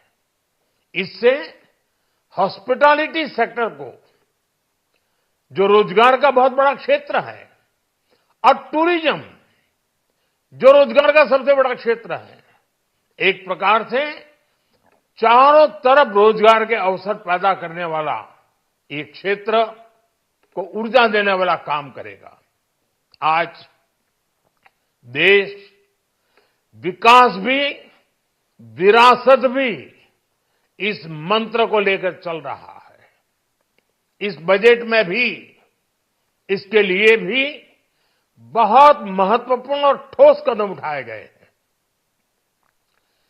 1 करोड़ पांडुलिपियों के लिए संरक्षण के लिए, मैन्युस्क्रिप्ट के लिए ज्ञान भारतम मिशन लॉन्च किया गया है। साथ ही भारतीय ज्ञान परंपरा से प्रेरित एक नेशनल डिजिटल रिपोजिटरी बनाई जाएगी, यानी टेक्नोलॉजी का भरपूर उपयोग किया जाएगा और हमारा जो परंपरागत ज्ञान है उसमें से अमृत निचोड़ने का भी काम होगा। साथियों, बजट में किसानों के लिए जो घोषणा हुई है वो कृषि क्षेत्र और समूची ग्रामीण अर्थव्यवस्था में नई क्रांति का आधार बनेगी। पीएम धन धान्य कृषि योजना के तहत 100 जिलों में सिंचाई और इंफ्रास्ट्रक्चर का डेवलपमेंट होगा। किसान क्रेडिट कार्ड की लिमिट 5 लाख तक होने से उन्हें ज्यादा मदद मिलेगी। साथियों, अब इस बजट में 12 लाख रुपए तक की आय को टैक्स से मुक्त कर दिया गया है। सभी आय वर्ग के लोगों के लिए टैक्स में भी कमी की गई है। इसका बहुत बड़ा फायदा हमारे मिडिल क्लास को, नौकरी पेशे करने वाले जिनकी आय बंधी हुई है ऐसे लोगों को, मिडिल क्लास को इससे बहुत बड़ा लाभ होने वाला है। उसी प्रकार से जो नए नए प्रोफेशन में आए हैं, जिनको नए नए जॉब मिले हैं, इनकम टैक्स की ये मुक्ति उनके लिए एक बहुत बड़ा अवसर बन जाएगी। साथियों, इस बजट में मैन्युफैक्चरिंग पर 360 डिग्री फोकस है ताकि एंटरप्रेन्योर्स को, एमएसएमईज को, छोटे उद्यमियों को मजबूती मिले और नई जॉब पैदा हो। नेशनल मैन्युफैक्चरिंग मिशन से लेकर clean tech, leather, footwear, toy industry जैसे अनेक सेक्टर्स को विशेष समर्थन दिया गया है। लक्ष्य साफ है कि भारतीय प्रोडक्ट्स ग्लोबल मार्केट में अपनी चमक बिखेर सके।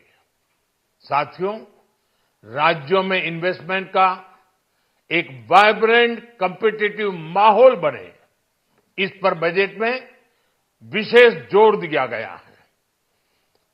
एमएसएमईज और स्टार्टअप के लिए क्रेडिट गारंटी को दोगुना करने की घोषणा भी हुई है। देश के एससी, एसटी और महिला जो नए उद्यमी बनना चाहते हैं उनको 2 करोड़ रुपए तक के लोन की योजना भी लाई गई है और वो भी बिना गारंटी। इस बजट में न्यू एज इकोनॉमी को ध्यान में रखते हुए गीग वर्कर्स के लिए बहुत बड़ी घोषणा की गई है। पहली बार गीग वर्कर्स का ई श्रम पोर्टल पर रजिस्ट्रेशन किया जाएगा। इसके बाद इन साथियों को स्वास्थ्य सेवा और दूसरी सोशल सिक्योरिटी स्कीम्स का लाभ मिलेगा। ये डिग्निटी ऑफ लेबर, इसके प्रति श्रम एव जयते के प्रति सरकार के कमिटमेंट को दर्शाता है।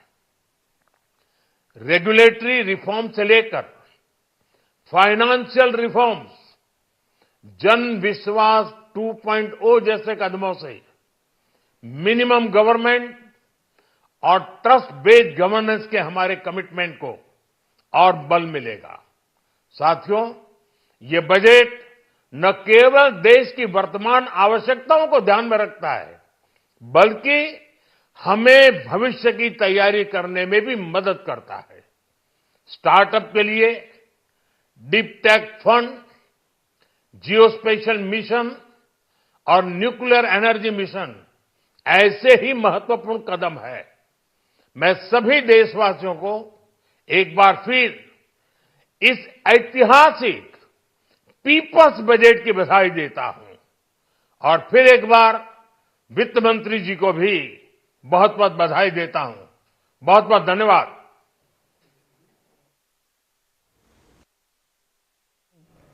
Congratulating Nirmala Sitharaman for the budget that has been put up, that has been announced earlier today. He has touched upon all the subjects from agriculture to investment to MSMEs to skill development and job creation, particularly his point of focus. He has also spoken about how deep tech funds, geospatial mission and nuclear mission will help in growing the economy of the country. He has spoken about healthcare for the skilled labor that is going to provide dignity of labor by way of ensuring that they are provided with all policy with regards to social security and health security.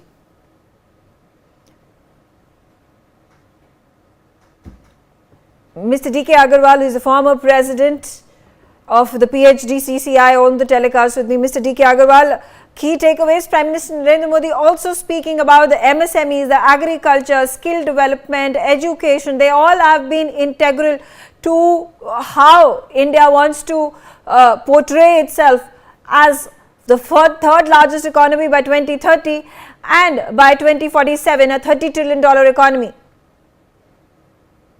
I think this budget has set a very clear foundation for the time to come till 2047 of India becoming Viksit Bharat.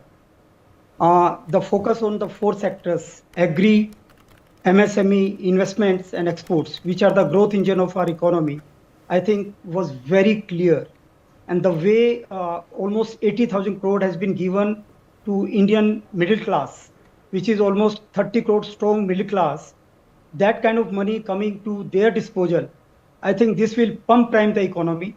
The consumption will increase, the investment will increase, the savings would increase, and overall the GDP of India will increase substantially because of that. And the very fact that the budget, we were trying to find out what negative. There was hardly any negative in this budget. Even the Honorable Finance Minister did not talk about how much investment she is going to make in infra in the budget speech. But when we took out the fine prints, we realized that still 11.21 lakh crore investment would be made in infrastructure, which is like last year it was 11.11 lakh crore, but in the revised budget, the figure was made at 10.1 lakh crore. So this is still 10% higher than the last year. And the way this fiscal consolidation map has been adhered to, the thinking was that this year she will stick to 4.6%, which was envisaged in the last year. But keeping that at 4.4% sends out a very strong message that India's economy's macroeconomic fundamentals, macro fundamentals are very strong, and India stands on a very strong footing in terms of the global economy, and India promises to be the largest, highest growing economy of the world in terms of major economies. So I feel this budget is a very now, the key factors, the key pillars, the focus points have been agriculture, MSMEs, investments, and exports. Now, exports promotion particularly has been the highlight of this budget as well. Talking about toys, talking about fisheries, talking about fish products, talking about leather products. They have all been gotten a reduction. And as Prime Minister said that Make in India products need to be spread across the globe, and it is the step in the direction that the government has taken in this budget as well. Yes. See, one thing which I would like to highlight, the change in the definition of MSME. MSME is like it is defined in terms of two things: investment into plant and machinery and the turnover. So both these two criteria, in terms of investment, it has been made 2.5 times of what it was earlier, and in terms of turnover, it has been doubled. So a lot of companies which were not getting benefit of as MSME, now they will be eligible to get benefit of MSME in terms of faster payment, in terms of lot of credit guarantee which they get from the government while taking loans. So that has also been doubled. So all those units which are MSME units, which are in huge numbers, like in handicraft and all those, they will get huge boost because they are into exports. So automatically Indian exports will get a huge boost. Right. You know, at every step of the way, in every single announcement that has been made by Nirmala Sitharaman at the budget, Prime Minister has not forgotten to highlight the opportunities for employment that are also there, whether it is, he said, shipbuilding, maritime sector being expanded is going to be the single largest creator of jobs in the country. He's spoken about how Mudra loans are going to allow for, you know, first time entrepreneurs, scheduled caste, scheduled tribe entrepreneurs, women entrepreneurs, when they are given that loan of 2 lakh rupees for the first time, are also going to be part of the job creation market. Then he has also obviously spoken about the skill development, skill labor development and education institute that are being set up. He has particularly mentioned about tourism, that will to push towards tourism, that will once again allow for job creation. And that has been the #1 worry, concern of the government, of opposition parties who continue to take pot shots at the government, that where is job creation. So that's the focus that has also been made during the budget. Absolutely. If you look at the focus on agri, you know, it talks about selecting 100 districts and making sure that the productivity increases in those districts. So a lot of people who were moving to cities and for job opportunities, a lot of opportunities will be created for them in the rural area.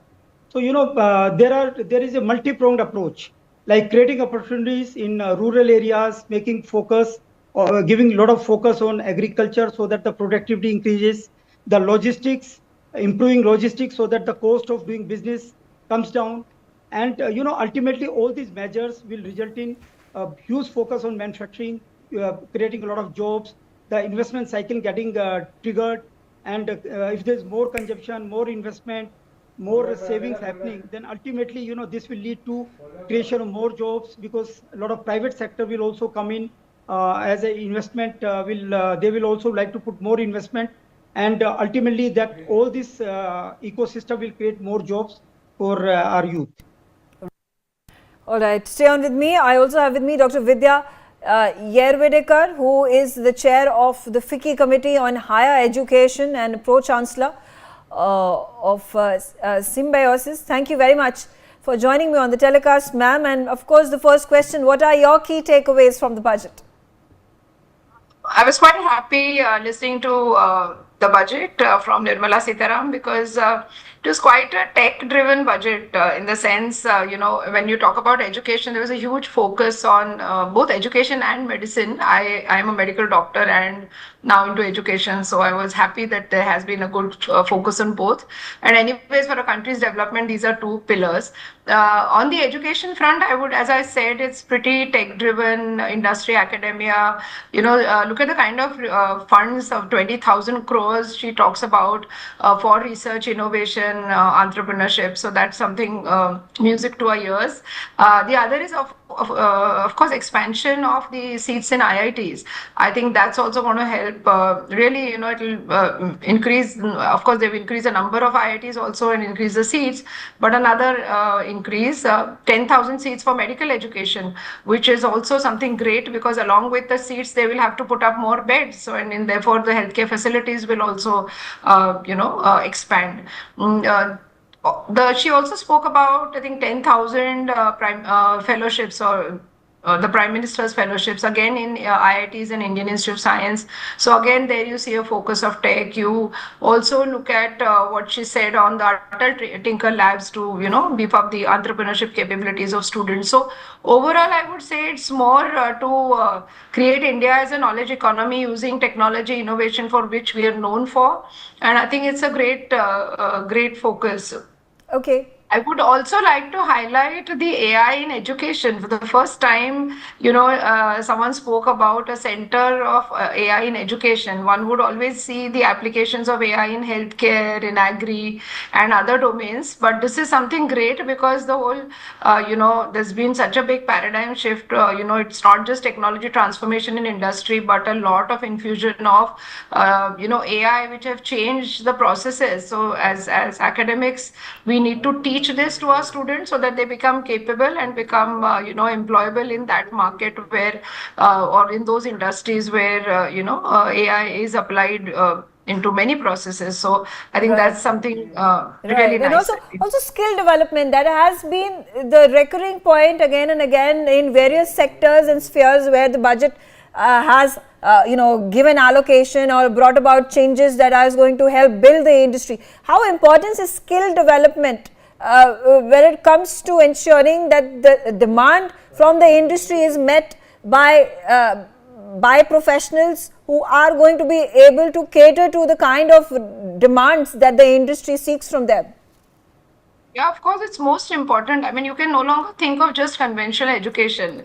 The focus on skill is so much that, there are skill universities that have been created, like Symbiosis has created 2 skills universities. But apart from that, even in the conventional university structure, now a huge component is focusing on skills because, the industry wants people who are ready and not to, again, train them once they come into, their force. So, that's why, again, the importance of industry academia, where industry sits on various boards, right from curriculum development to academic councils to board of managements. And most of the private sector has done that. Many public sector universities have also now brought in a lot of industry people to understand the skill gaps and create a human resource that will fulfill that gap. Otherwise, you're creating a human resource that will be jobless, and there is a huge job requirement where they are not getting the kind of people. Right. So I think that's most critical.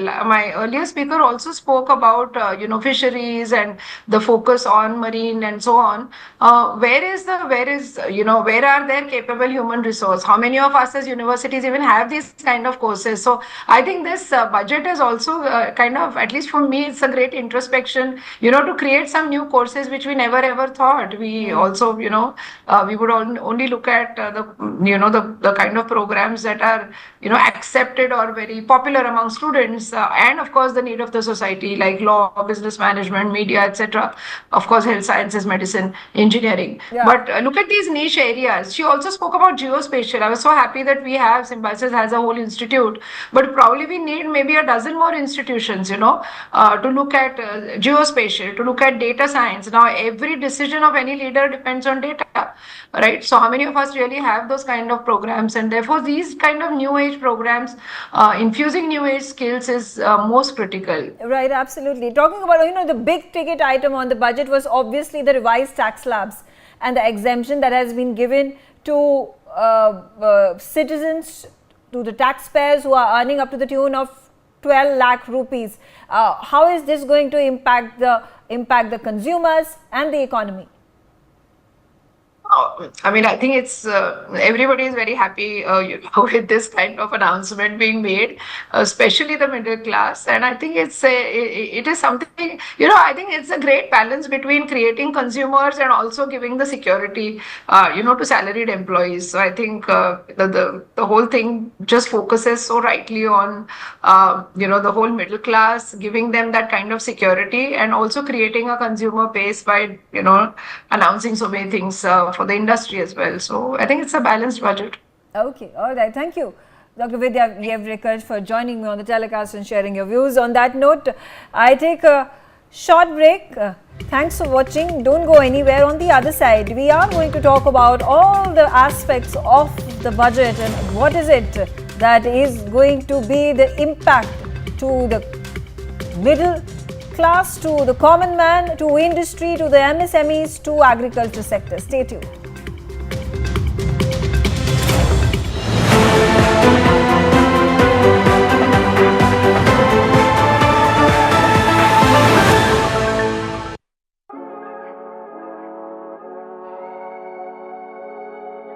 ਪਿਛਲੀ ਵਾਰ 8 ਘੰਟੇ ਵਾਲੀ ਬਿਜਲੀ ਚੋਂ ਕੋਈ ਕੱਟ ਲੱਗਿਆ ਨਹੀਂ ਲੱਗਿਆ।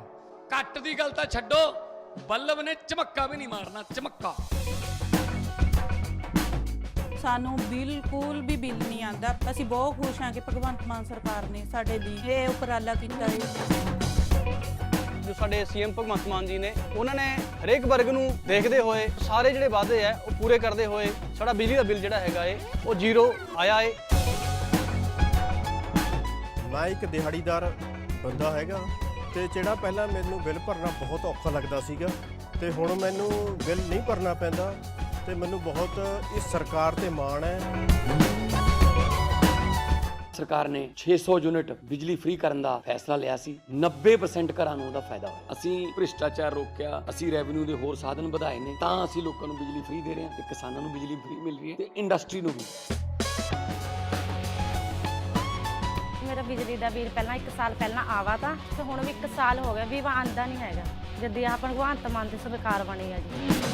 ਮੁੰਡਾ ਸਾਨੂੰ ਛੋਟਾ ਕਹਿੰਦਾ ਪਿਛਲੀ ਵਾਰੀ ਬਿੱਲ ਕਿੰਨਾ ਆਇਆ ਤਾਂ ਮਾਂ 3500 ਰੁਪਈਆ ਕਹਿੰਦਾ ਐਤਕੀ ਜ਼ੀਰੋ ਆਇਆ। ਮਾਂ ਫਿਰ ਐਸਾ ਮੁੱਖ ਮੰਤਰੀ ਪੂਰੇ ਇੰਡੀਆ ਬਣਨਾ चाहिए।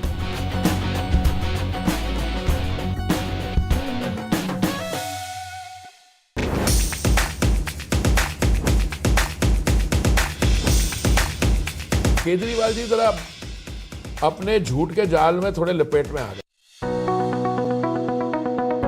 उत्तर प्रदेश के लोगों की सुरक्षा, महिलाओं के सम्मान के लिए यूपी पुलिस अपनी जान तक की परवाह नहीं करती।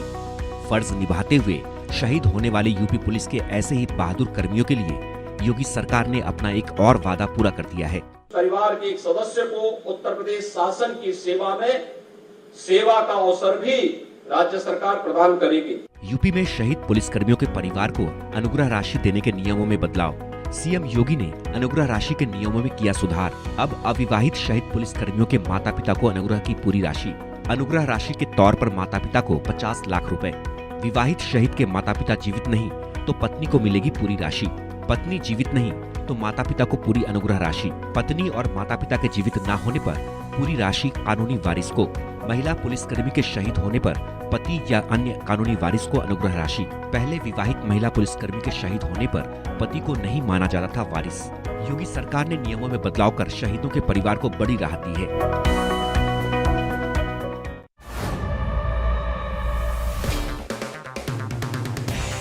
अगर आप बनना चाहते हैं एंकर या फिर आप में है जुनून एक तेज तर्रार न्यूज रिपोर्टर बनने का, तो आप ज्वाइन करें ITV इंडिया न्यूज और न्यूज़x का मीडिया स्कूल।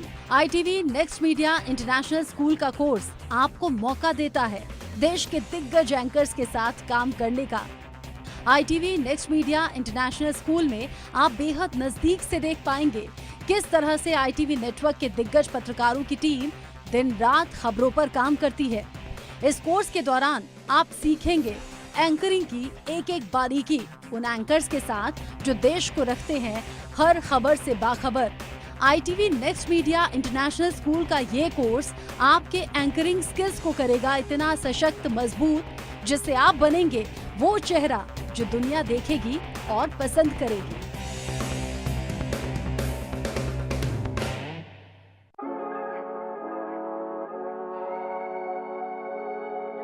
पिछली बार 8 घंटे वाली बिजली चो कोई कट लग्या नहीं लग्या। कट दी गल तां छड्डो, बल्ब ने झमक्का भी नहीं मारना। झमक्का ਸਾਨੂੰ ਬਿਲਕੁਲ ਵੀ ਬਿੱਲ ਨਹੀਂ ਆਂਦਾ। ਅਸੀਂ ਬਹੁਤ ਖੁਸ਼ ਹਾਂ ਕਿ ਭਗਵੰਤ ਮਾਨ ਸਰਕਾਰ ਨੇ ਸਾਡੇ ਲਈ ਇਹ ਉਪਰਾਲਾ ਕੀਤਾ ਹੈ। ਜੋ ਸਾਡੇ ਸੀਐਮ ਭਗਵੰਤ ਮਾਨ ਜੀ ਨੇ ਉਹਨਾਂ ਨੇ ਹਰੇਕ ਵਰਗ ਨੂੰ ਦੇਖਦੇ ਹੋਏ ਸਾਰੇ ਜਿਹੜੇ ਵਾਅਦੇ ਆ ਉਹ ਪੂਰੇ ਕਰਦੇ ਹੋਏ ਸਾਡਾ ਬਿਜਲੀ ਦਾ ਬਿੱਲ ਜਿਹੜਾ ਹੈਗਾ ਏ ਉਹ ਜ਼ੀਰੋ ਆਇਆ ਏ। ਮੈਂ ਇੱਕ ਦਿਹਾੜੀਦਾਰ ਬੰਦਾ ਹੈਗਾ ਤੇ ਜਿਹੜਾ ਪਹਿਲਾਂ ਮੈਨੂੰ ਬਿੱਲ ਭਰਨਾ ਬਹੁਤ ਔਖਾ ਲੱਗਦਾ ਸੀਗਾ ਤੇ ਹੁਣ ਮੈਨੂੰ ਬਿੱਲ ਨਹੀਂ ਭਰਨਾ ਪੈਂਦਾ ਤੇ ਮੈਨੂੰ ਬਹੁਤ ਇਸ ਸਰਕਾਰ ਤੇ ਮਾਣ ਹੈ। ਸਰਕਾਰ ਨੇ 600 ਯੂਨਿਟ ਬਿਜਲੀ ਫ੍ਰੀ ਕਰਨ ਦਾ ਫੈਸਲਾ ਲਿਆ ਸੀ। 90% ਘਰਾਂ ਨੂੰ ਉਹਦਾ ਫਾਇਦਾ ਹੋਇਆ। ਅਸੀਂ ਭ੍ਰਿਸ਼ਟਾਚਾਰ ਰੋਕਿਆ, ਅਸੀਂ ਰੈਵਨਿਊ ਦੇ ਹੋਰ ਸਾਧਨ ਵਧਾਏ ਨੇ, ਤਾਂ ਅਸੀਂ ਲੋਕਾਂ ਨੂੰ ਬਿਜਲੀ ਫ੍ਰੀ ਦੇ ਰਹੇ ਹਾਂ ਤੇ ਕਿਸਾਨਾਂ ਨੂੰ ਬਿਜਲੀ ਫ੍ਰੀ ਮਿਲ ਰਹੀ ਹੈ ਤੇ ਇੰਡਸਟਰੀ ਨੂੰ ਵੀ। ਮੇਰਾ ਬਿਜਲੀ ਦਾ ਬਿੱਲ ਪਹਿਲਾਂ 1 ਸਾਲ ਪਹਿਲਾਂ ਆਵਾ ਤਾਂ ਤੇ ਹੁਣ ਵੀ 1 ਸਾਲ ਹੋ ਗਿਆ ਵੀ ਆਂਦਾ ਨਹੀਂ ਹੈਗਾ ਜਦ ਆਹ ਭਗਵੰਤ ਮਾਨ ਦੀ ਸਰਕਾਰ ਬਣੀ ਆ ਜੀ। ਮੁੰਡਾ ਸਾਨੂੰ ਛੋਟਾ ਕਹਿੰਦਾ ਪਿਛਲੀ ਵਾਰੀ ਬਿੱਲ ਕਿੰਨਾ ਆਇਆ ਤਾਂ ਮਾਂ 3500 ਰੁਪਈਆ ਕਹਿੰਦਾ ਐਤਕੀ ਜ਼ੀਰੋ ਆਇਆ। ਮਾਂ ਫਿਰ ਐਸਾ ਮੁੱਖ ਮੰਤਰੀ ਪੂਰੇ ਇੰਡੀਆ ਬਣਨਾ चाहिए।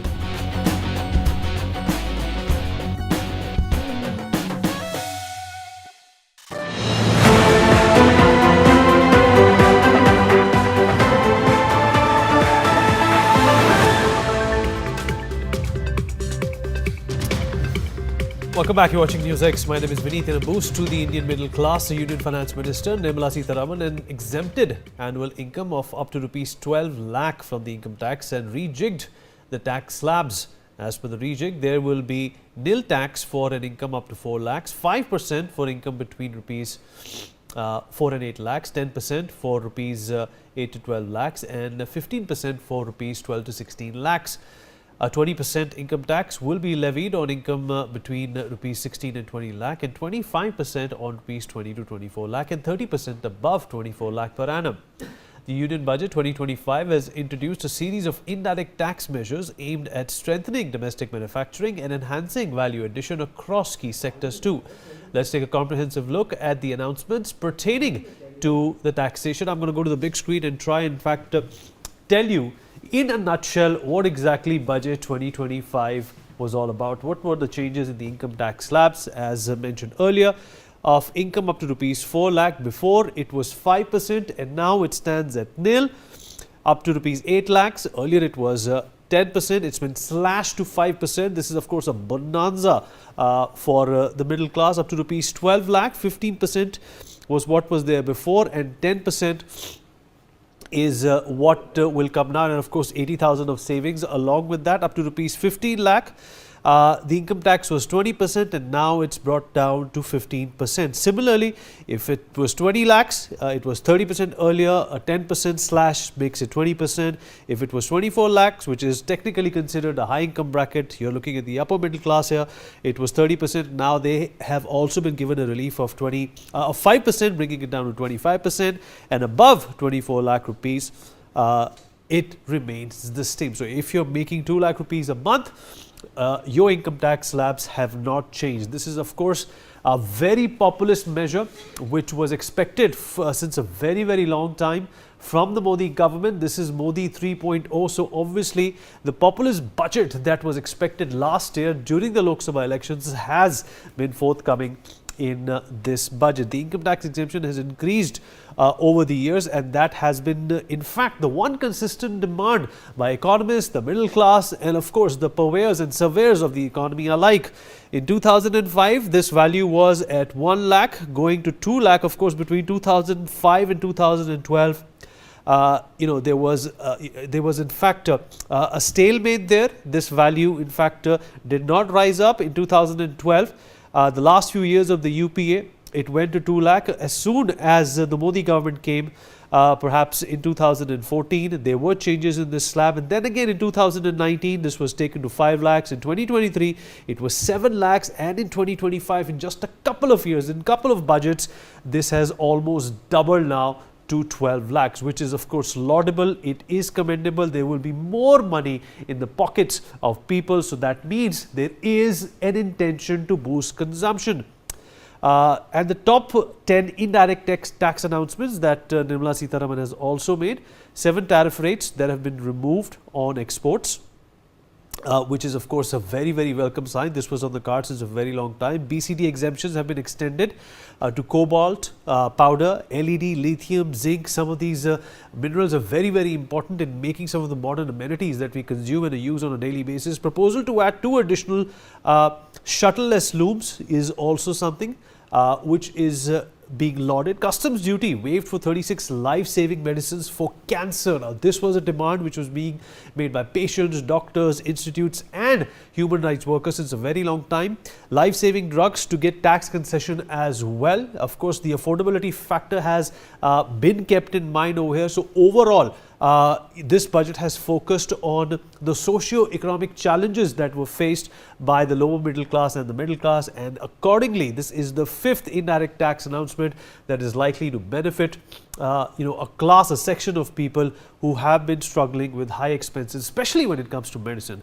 Customs duty cut for lithium ion batteries. Of course, India and its green projection and green trajectory towards having battery cars is also something that has been kept in mind. The BCD has been waived off from knitted fabrics as well. So of course this is keeping in mind that we definitely want to make India a hub of not only manufacturing but exports as well. The indirect taxes, of course, on interactive panel display have also been reduced. So once again, this is pointing towards a consumption-driven economical boost.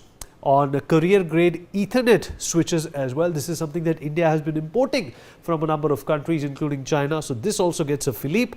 Fully exemption of customs on wet blue leather as well. A rare commodity, in fact, had a very high tax, has been taken care of to in fact increase consumption as well as make sure that India as an economy continues to grow, and the factors that make up for that 5 trillion factor that this government has been trying to drive home since a very long time has been achieved. Let's talk about this with our guests.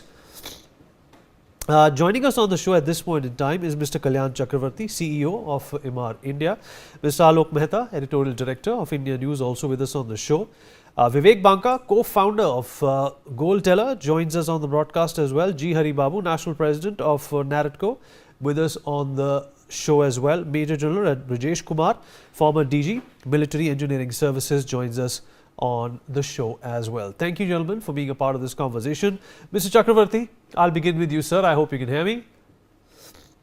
Mr. Kalyan Chakravarti, I hope you can hear me, sir. I can. Are you able to hear me? Yes, sir. Loud and clear. So appreciate you joining us. So you're, are you able to hear me? Absolutely. I can hear you. So your Okay, initial great. reactions to this budget, would you hail it as a populist budget, or do you think there are traces of a lot of factors that have been put in to make it a holistic budget? So I think 2-3 points. One, I don't think it at all to be a populist budget. It of course has elements of things which may be called as populism, but I do see a trend over the last several years, and it is stitching together nicely to a larger vision that the government seems to be chasing. The dream of Viksit Bharat, the need to take care of the disadvantaged sections of the society to create some competitive advantage for us as a nation, whether it is startup technology, rationalization of personal income taxes, bringing more money to the pockets of the people. So there are multiple things that I see which look strategic to me. Rejuvenation in the urban areas and all of that stuff as well. To me, what is important with the government is to see that there is a consistency to the larger thought process, and there is a theme which is kind of getting bettered on year after year. That is the only way we can get better over a decade or so. So to me, continues to be a great budget on the back of several budgets that I have now seen. So pretty happy. All right, Vivek Banka, I'm going to rope you in now. What do you make of this budget? This is obviously very important when it comes to the personal finance and consumption of Indian economy. Yeah, thanks, Vineet, for having me. So, yeah, I think on the face of it looks very promising. The fact that the government has addressed the big elephant in the room, which is the ebbing of consumption demand over the last 2-3 quarters. So with this tax slab increases and the money coming in the pockets of individuals, I think that should spur consumption shortly over the next few quarters. Of course, I remain a little skeptical because in the past, the finance minister has put a lot of things in the fine print. So I hope this time around it's not the same. Plus, of course, the detailed income tax, the new income tax regime, direct tax code, or whatever you might call it, should be announced next week. So that's something which we need to also see what that is all about. But prima facie, I think a very interesting budget. The post-pandemic demand, which was ebbing, as I said, over the last 2-3 quarters, should rebound back with these tax measures. Unlike a lot of economists who say that it will take a few quarters, my own personal opinion is that this does a lot of sentiment boost. So spending should start immediately over the next 1 or 2 quarters itself. So the lag period of that translating into economic activity will be faster than a lot of people expect. On the personal finance side, a lot of TDS exemptions limits have been increased. So that is also very helpful, especially for senior citizens. The bank account interest, which was 50,000 and more TDS, now it's brought up to 1 lakh. So that is very helpful. All in all, a very good budget. The only thing which I'm worried about is how will the government manage the fiscal deficit despite this 1 lakh crore dole out to the middle class. That's something that we need to see. But all in all, very positive and very happy that finally what was being expected by the middle class is finally, bearing fruit. All right. Okay. I'm going to go back to Mr. Kalyan Chakravarti as well. Mr. Chakravarti, the government has also hiked the MSME investment and the turnover projections in this union budget. This is obviously in tune with the confidence they want to infuse in the MSME sector. What did you make of that, sir? Again, I wish the limits were increased even more than what they have been. I think this is a sector of the economy which needs to be boosted up. Tomorrow's large corporations will stem out of some of these MSMEs, which will turn out to be global leaders over a period of time. I think MSME ecosystem is something we need to bet on as a nation and encourage them far more. Of course, the investment and revenue thresholds have been increased. But I would have loved to see a much larger increase in those thresholds. It's a good start. I hope they continue this theme going forward as well. And over a period of time, larger investments are attracted and larger revenue thresholds are also given, so that companies can continue to enjoy the benefits of being an MSME for a little longer. It is important to give them strength and stamina. So the government is also, in fact, increasing FDI limits when it comes to the insurance sector. It's, innovating. It's basically investing in IITs as well. The infrastructure boost for 5 more IITs is also on the cards. A modified Udan scheme will also be launched. Do you think that this budget has definitely accelerated that run-up, or rather that race to that 5 trillion mark?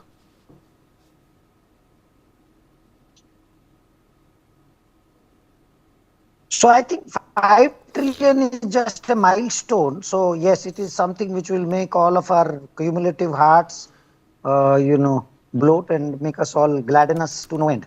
But the fundamentals which are being put in place is for the long run. 5 trillion will come and go, and then we will be keeping on changing 7, 10, and we are destined for bigger and better things. But definitely, yes, 5 trillion I think is definitely happening pretty soon. One thing which probably going out of syllabus and not attacking your question immediately is what I saw as the incremental seats addition in the medical colleges. India needs it. The rural India needs it. Healthcare, cancer hospitals getting created and all of that is, I think, terrific. Capacity building in health, capacity building in education, capacity building in housing, roti kapda makan and all of that things being taken very seriously, and serious amount of money is being put there. I love the vision. Like Vivek said a little earlier, I think the fine print dictates how well the vision translates into reality, but I feel good about the vision by itself. Okay. All right. Let me also rope in G. Hari Babu into this conversation. G. Hari Babu, are you there with us? Thank you for joining us. Yeah. All right. Your initial impression of this budget. This is, perhaps a speech which is in tune with what Nirmala Sitharaman has always focused on. 2024, a lot of people felt that the budget left out the middle class and the lower middle class and the general sector when it comes to MSMEs in general. Do you think it's been made up for now? Yeah, actually middle class definitely is taken care of by increasing the tax brackets from 7 lakhs to 12 lakhs, definitely. But lower middle income group who doesn't have any tax brackets or anything, their concerns are not answered. That means everybody is not the taxpayer in India, you know very well. Only 7 crore people are the taxpayers. So if you look at between 7 lakhs to 12 lakhs, the exemption people must be around 2.5 crores. So all of us are making more noise about this 2.5 crores people, but we are not making any noise about the lower middle income group who are drawing the salaries of under 7 lakhs. So under 7 lakhs people, what is that they got the benefit? So far is zero. And indirectly also, I didn't see any great things given to them. So, okay, that is the negative side of the budget. Positive side, definitely energy and environment. First time in India, we are talking about the nuclear power. So we stopped the nuclear power several years back, even though the nuclear power gives environmental friendly, but somehow some decisions were taken, no nuclear power.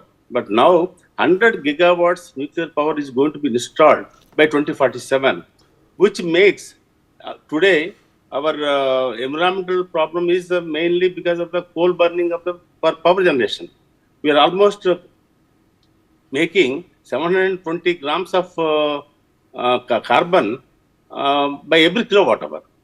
Whereas comparatively France is only 78 grams against kilowatt hour. That is because of nuclear power. So now we are talking about today, everybody is talking about global warming and all these things. So this may be a revolutionary change in this budget, that 100 gigawatts of power through nuclear. That is the great this thing. And of course, increase of the 7.5% is the expected growth. If it is reachable, that is also another great advantage. As far as our real estate concerned, I think there is not even one talk about the real estate or urban this thing. Only one Swami funds is another 15,000 crores got allotted, and that is makes about 50,000 units may come from non-performing asset to performing asset. So these are the main highlights according to me. All right, fair enough. Major General Brajesh Kumar is also with us on the show. General Kumar, are you there with us?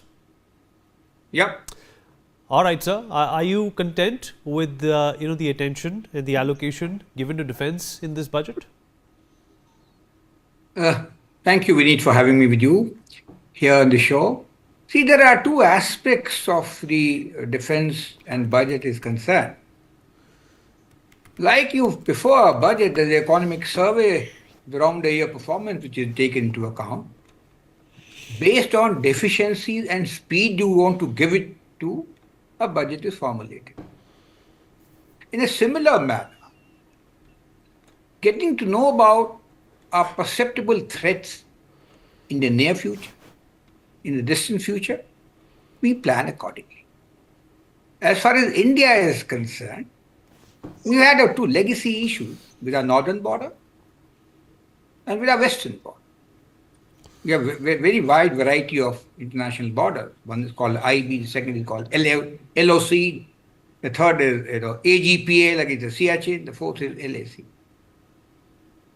Now they are not setting, and therefore there is a call for concern as far as security is concerned on the land side. Lately, we have another uncomfortable equation with our eastern neighbor. So all these add to a kind of a military threat from the land border. In addition, we have a vast network, southern area of Atlantic Ocean, Indian Ocean, or we call it India-Pacific, space and air.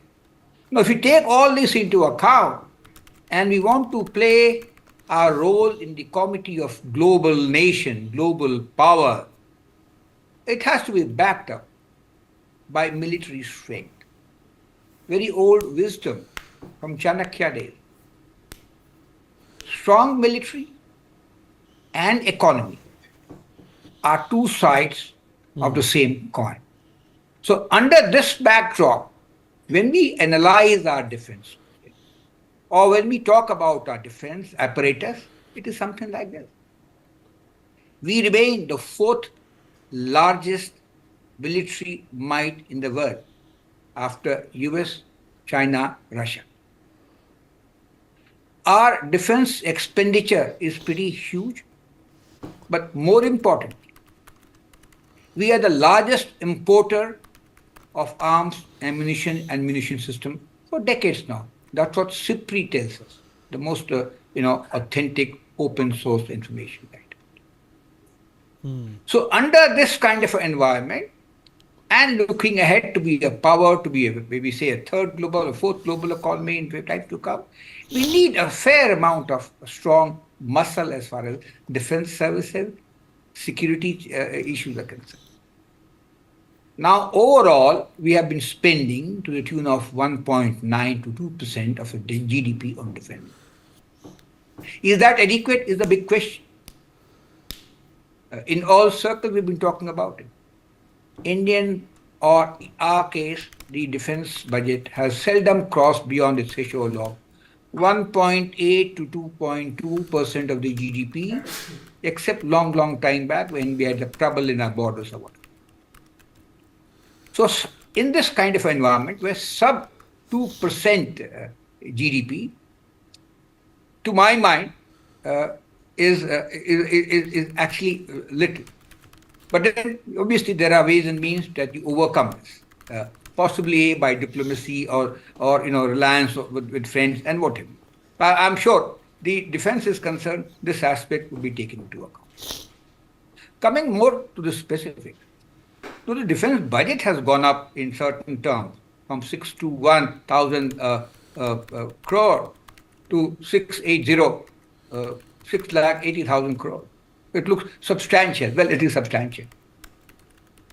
But look into deeper aspects of it. Our revenue expenditure in terms of pay, allowances, still higher than the capex expenditure. Our capex expenditure has also gone up slightly. From 1,72,000 crores to 1,80,000 crores. All right, sir. If you look at it in the dollar terms, it may be very little. So the issue is today we are in the same process of moving ahead. The fact that the finance minister did not have a paragraph on defense expenditure today speaks that people in power are pretty happy about the state. Okay, all right. But Let me also rope in Mr. Alok Mehta into this conversation. Mr. Mehta, the Prime Minister obviously hailed the budget, said this is a people's budget, is going to boost savings and investment. And he also said that this budget highlights the government's commitment when it comes to dignity of labor as well as longevity of life and career of a labourer. I think, Vinit ji, Prime Minister vision is for superpower India in 2047. And I think this budget is going in this same direction. Because, we are not talking about the agriculture sector, education sector, health sector. These all are for the defense of country. Because I just wanted to continue what General Saab telling us. What we are feeling, you are feeling that we have nuclear power. So it's not threat what it used to be in 62 or 71. Certainly, we need defense production. So more emphasis on more production in defense sector. So ultimately it will help. Then the FDI will also come. Insurance sector, if money will come. And then if you have educated, healthy India, then it will be easy even for the army. Anytime we need more people, our people will be more strong.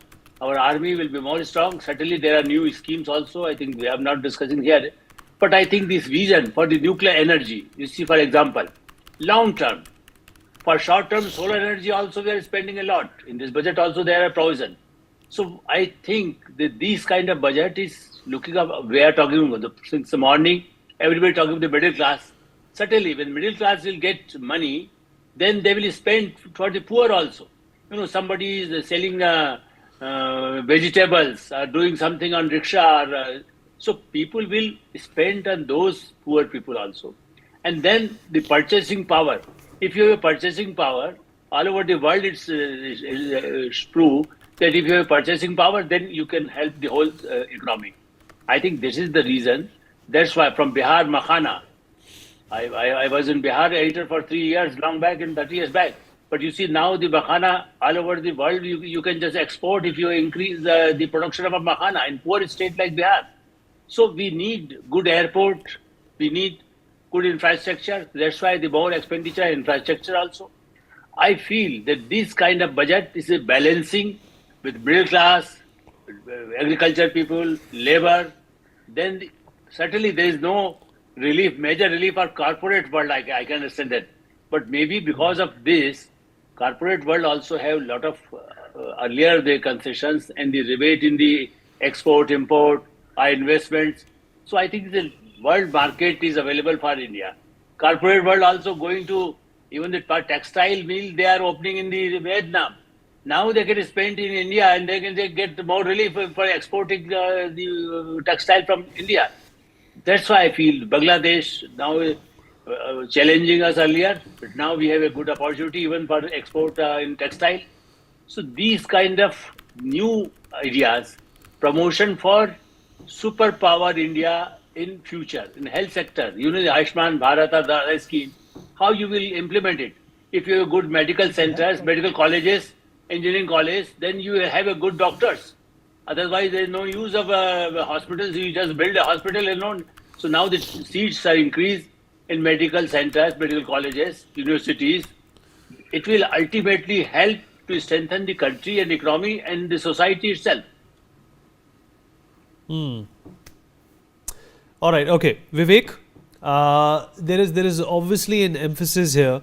There is a roadmap here that infrastructure, tax relief, and sectoral reforms are a priority for the government. At the same time, we already know what the tax base of our country is. There is still, regardless of that tax base, there is still a focus of not harassing the taxpayer into living in any fear, and encouraging the practice of paying tax as a normal participation in nation growth. Do you think that is a commendable aspect of every budget that this government has presented? Yes, absolutely. If you see the steps in this budget also, right from the fact that correction in IT returns, the time period has moved up from 2 years to 5 years, to 4 years. Plus, secondly, as I said earlier also, the TDS increases, especially for the senior citizens, and a host of other measures which we see on ground in terms of the refunds being processed faster, and a bunch of other things. I think things have become much better from a consumer perspective in terms of filing the IT returns. The current move of the higher, the exemption also, I think will help. Just to clarify here for everyone's benefit is that it does not mean that you do not have to file a tax. Even if you are 4 lakhs and above, you got to file taxes, but you get an exemption.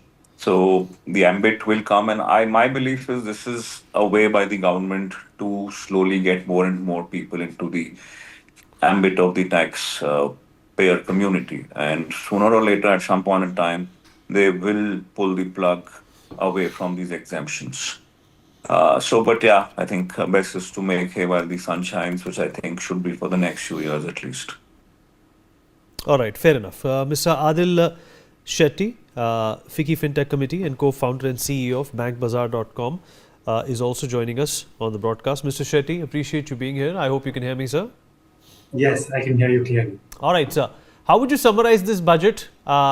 Looking at the exemptions and the relief from 5 to 12 lakhs, for the taxpayer, it is pretty out there that this is a populist budget. This is a budget that is driving the common man to spend more. It is driving consumption.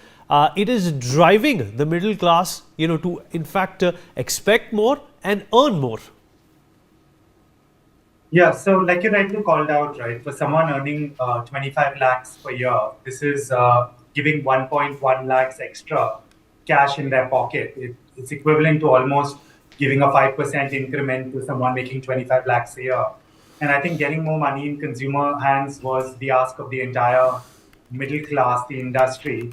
And what happened today, we thought one of three things would happen. We thought maybe the slabs would go up because of inflation adjustment. We thought that maybe the rates would come down. We thought that the rebate would increase, but all three happened. So I think that was definitely good news for the middle class. As far as MSMEs went, I thought something really interesting happened there, because the credit guarantee scheme, which till now was 5 crores, has now gone to 10 crores. So that essentially means MSMEs starting April 1st potentially have access to their banks giving them 5 crores extra under a government guarantee. And the finance minister has projected that 1.5 lakh crores in additional MSME debt will go out because of this move. From the startup and the fintech side, she said that the first 10 lakh crore fund got deployed via domestic venture capital firms, and 97 lakh crores went out as equity investment in the market. Now she's started a second fund of funds, and again put in 10 lakh crores. So if that gets a 10x multiplier and domestic venture capital puts out another 1 lakh crores of equity in the market, I think startups and fintechs are going to benefit. So I like to see, I like the fact the middle class did well today. This was a sector that was clamoring for help. And I think the MSMEs are going to appreciate 5 crores more. That's a lot of money, 1.5 lakh crores. And if that equity can reach the startups quickly, right, I think we're going to see a lot of innovation in cutting edge areas like AI, right? And India can become a knowledge leader in the world. Right, and do you also, feel that the government, along with the conventional modes of pushing the economy to the next level, is also keeping, the digital revolution and evolution in mind? No, I think so, right? The RBI put out a report saying in 2025, a fifth or 20% of GDP is today digital. We talk about MSMEs, but today, right, I think we have tech MSMEs in India with the change in classification, up to 500 crores, and you qualify as an MSME. So startups are MSMEs too. The government really, I think, should continue to invest in digital infra in the same way it invests in physical infra. So last year, right, FM spoke that's about DigiLocker. DigiLocker is a very powerful tech. 200 million Indians, right, have their PAN card, their driver's license, their university certificates. We're saying they should upgrade this even to Form 26AS, TDS statements, EPFO. But DigiLocker got a big push in last year's budget. This year, she spoke about a digital infra called CKYC. She said they're going to revamp CKYC. It's going to be faster. It's going to be better. Now, CKYC is the foundation for KYC in India. It's used as part of the video KYC process. If we can build new digital infra, even for artificial intelligence, right? India has an incredible amount of data. Maybe with a digital public infra for AI, with anonymized, secure, consent-driven data, we can overtake what China is doing in AI. I know this is all, going to take 5-10 years, but digital public infra, I think, needs to be spoken in the same voice as physical infra. If we're saying we're putting in 11.11 lakh crores in physical infra, I think the day is not far, right, that we'll be saying that we put in 1 lakh crores in digital infra, because that's the new information highway. All right, fair enough. This is obviously healing the budget, and this is obviously understanding that the government on its own cannot do anything when it comes to the economy, Mr. Shetty, and that they need the help of the people. They need the people to spend, to take us to the next level. What did you make of the exemptions, from 5 lakh to 12 lakhs? Is that something, which is going to be a game changer? I think it's going to give more money in people's hands. And I think that urban consumption was slowing down. So what's essentially happened, right, is 7 has gone to 12 in terms of zero tax. But if you add standard deduction to that, 7.75, which is what it was in the new regime as it operates today. And by the way, 72% of Indians filed in the new regime. I think with this change, maybe that number will go to 90%. But now that 7.75 zero tax level has gone to 12.75 lakhs. But keep in mind, right, even someone earning 15 lakhs is paying 35,000 less tax next year. Someone earning 20 lakhs is paying 1 lakh less tax next year. Someone earning 25 lakhs is paying 1.1 lakhs in less tax. So essentially for someone at 2 lakhs per year income, they're giving you 5% more cash in your pocket. And you can choose to invest, you can choose to spend. And one interesting ask, right? I think FM has done more than enough for the middle class this year. But one ask we would have for next year and the year after that is that when the exemptions went away, people are putting less money in ELSS mutual fund. People, have lowered, we do a Bank Bazaar aspiration index. Less people are thinking about term life insurance. So one thing we're going to ask her, right, is start creating a very simplified exemption scheme in the new tax regime. So let's not do a little bit for health insurance, a little bit for life insurance, a little bit for ELSS, but let's combine everything and say 30% of your gross income up to 15 lakh. If you invest in ELSS, you take medical insurance, you take term life insurance, you do NPS, just give us one simplified exemption, right? Because people need to invest, people need to save, and that shouldn't go away in the new regime. Okay. Mr. Haribabu, there has also been an impetus and a focus towards Make in India, especially when it comes to electronics. Duties have been slashed when it comes to certain components. The Finance Minister peculiarly and particularly mentioned, perhaps keeping China in mind, that India needs to be the next manufacturing hub. And this is obviously great, keeping in mind that the place where China is today at 16 to 17 trillion dollars of an economy is because of its manufacturing prowess. Yes, sir. Coming to the manufacturing sector, our capacities utilization is worldwide is only 50%. Somehow we are very, very behind for China or USA or European countries. Our capacity utilization has to go up to standard of 100%. But the others thing. See, somehow where by the labor loss or financial problems or some other problems, all those things making we have enough capacities, but underutilization is the major problem in our country. That is number one. Number two, the cottage industry. See, we have a lot of almost 60% still in rural area. We are not focused on the cottage industry. Cottage industry, once it is focused, and the main industry will be in the urban and the cottage industries will be rural. The rural migration to urban will also reduce, and rural labor will get the better money, better financial system, and they can do it. But somehow, last 20 years, I would say, everybody is trying to migrate to only urban, not to stay in the rural at all, because the job opportunities or the agro-based industry jobs or any other industries also now focus only in the urban. Why not they focus on the rural industry? Because our labor is so cheap compared to everywhere in the world. Even today, our rural employment cost is only 400 rupees to 500 rupees per day. That is 25 days into 400 rupees, 8,000, nothing. Actually, compared to anywhere in the world. Still having so much cheaper labor, we are unable to take the benefit from those people. So, the large industries, electronic industries, and the defense industries are doing fantastic. Defense exports also gone up. But what happened to the cottage industry and rural industry? Rural industry practically, more or less, it is actually killed. So what we have to do is we have to develop some cottage industries across the India and make the use of the untapped labor force of the rural. Vivek, there has also been a cry for help when it comes to a lot of these mom and pop stores, neighborhood stores, who have more or less dismissed the concept of online delivery.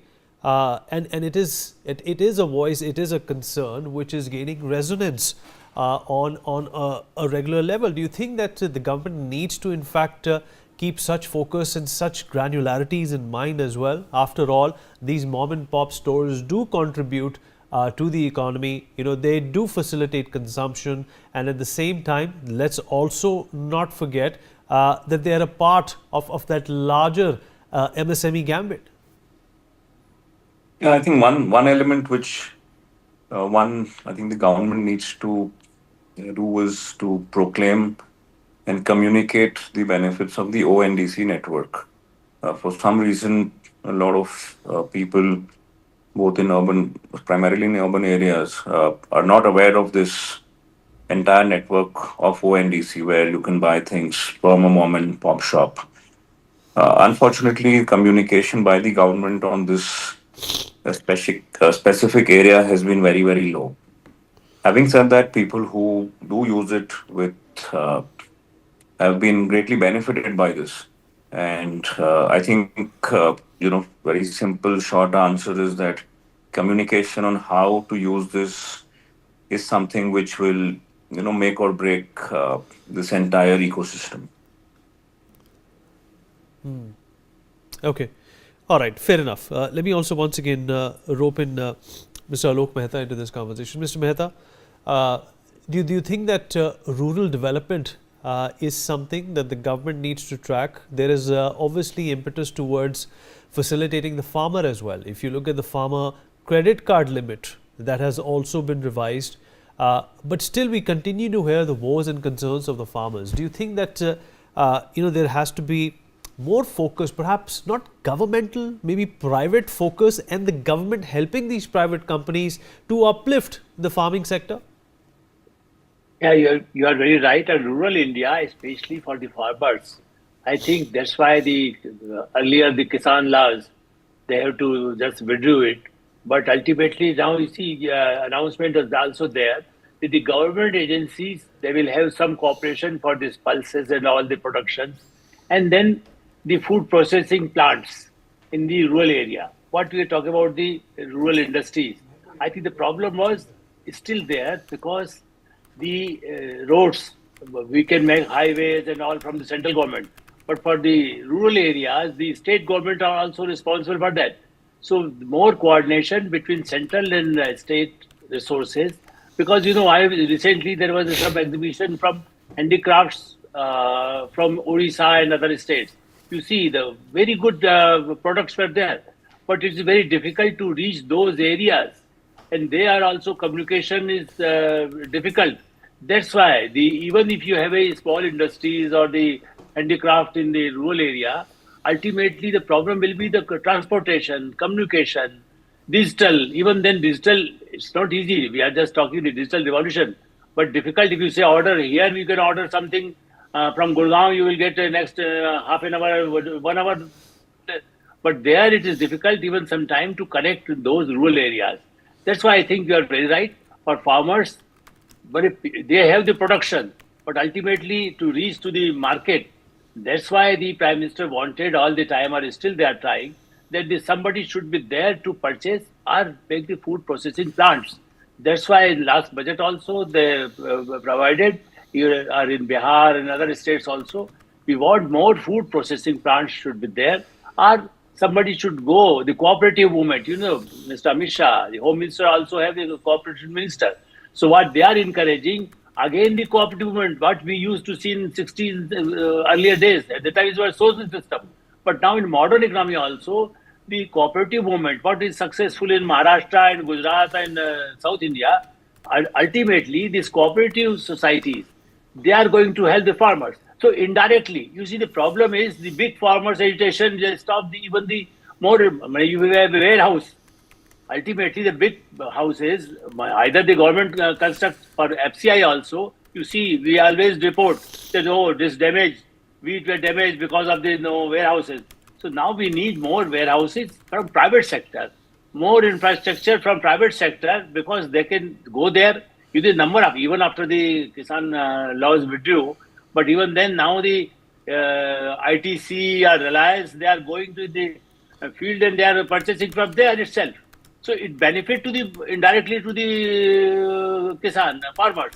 But the political agenda is, okay, you just cry and say, okay, they should also give some relief. Only the loan is not the solution. I think still there are some credit card.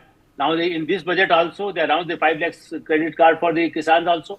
It will help them when even the crisis in the flood or in the drought situation. All right, sir. We have to help the farmers, and that type of schemes, cooperative movement and the private sector can also help for the rural economy. Absolutely, sir. Valid point there. Brilliant point there. And also joining us on the show at this point in time is Mr. Maninder Singh Hira, Chief Corporate Officer for Minds Consulting.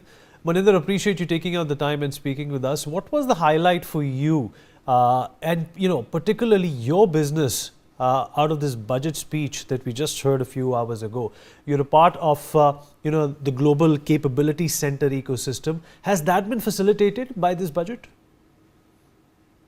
So thank you so much, Vineet, first of all, for having me on the show. I would start with saying that it was a very smart budget, smart government, very smart finance minister. And I would say that they have been able to manage the perception this time really well. So to begin with, I think we should definitely congratulate them for this achievement. And, fiscal deficit from 4.8 to 4.4 is not a small deal. It's a big achievement. And I think it's a time to say thank you for their efforts. And At the same time, we wish that they're able to swiftly implement the recommendations so that the real benefits can be seen. Now, in terms of our businesses, we are in the GCC ecosystem. We run GCC for a foreign firm, and we were hoping for relief. We were hoping for some changes in the policies and relaxations in the schemes. And in fact, the government has taken that as an opportunity, especially an opportunity to create the framework around GCCs. So if you see the ecosystem, Vineet, GCCs have grown without much support irrespectively. We have 1,500 plus GCCs directly, indirectly employing about 10 million plus people. It hasn't received the focus from the government so far, but there is enough capability that exists which can be leveraged. So the amendment in policies like front transfer pricing and the safe harbor policies, etc., this is going to definitely boost the GCC ecosystem, eventually obviously create a lot of jobs indirectly, and would help the government to collect direct and indirect taxes. Because one of the worry I think the economists would have is, while we have looked at the recommendations, they have relaxed the tax slabs, the collection would reduce, the reliance is on how does the consumption grow so that it can be, balanced out. But yeah, some of these initiatives like the boost to GCC is going to contribute to it. The only other thing I think the government has to kind of be careful about is, see, the consumption was low for a very long time.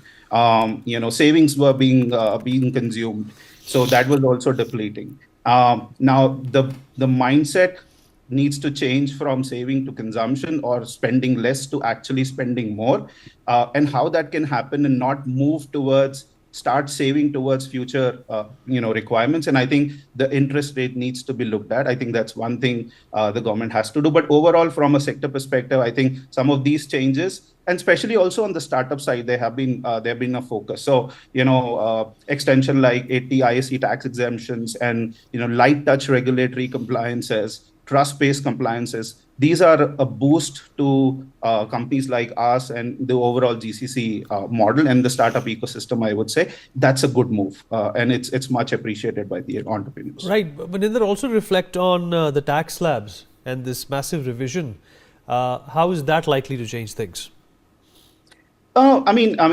See, this was one of the biggest move, or the highlight of of this. No tax for 12 lakh, which means you have people with more than 25 lakhs of income, you have more than 1 lakh of additional disposable income. It is going to drive consumption. That's what the intent is.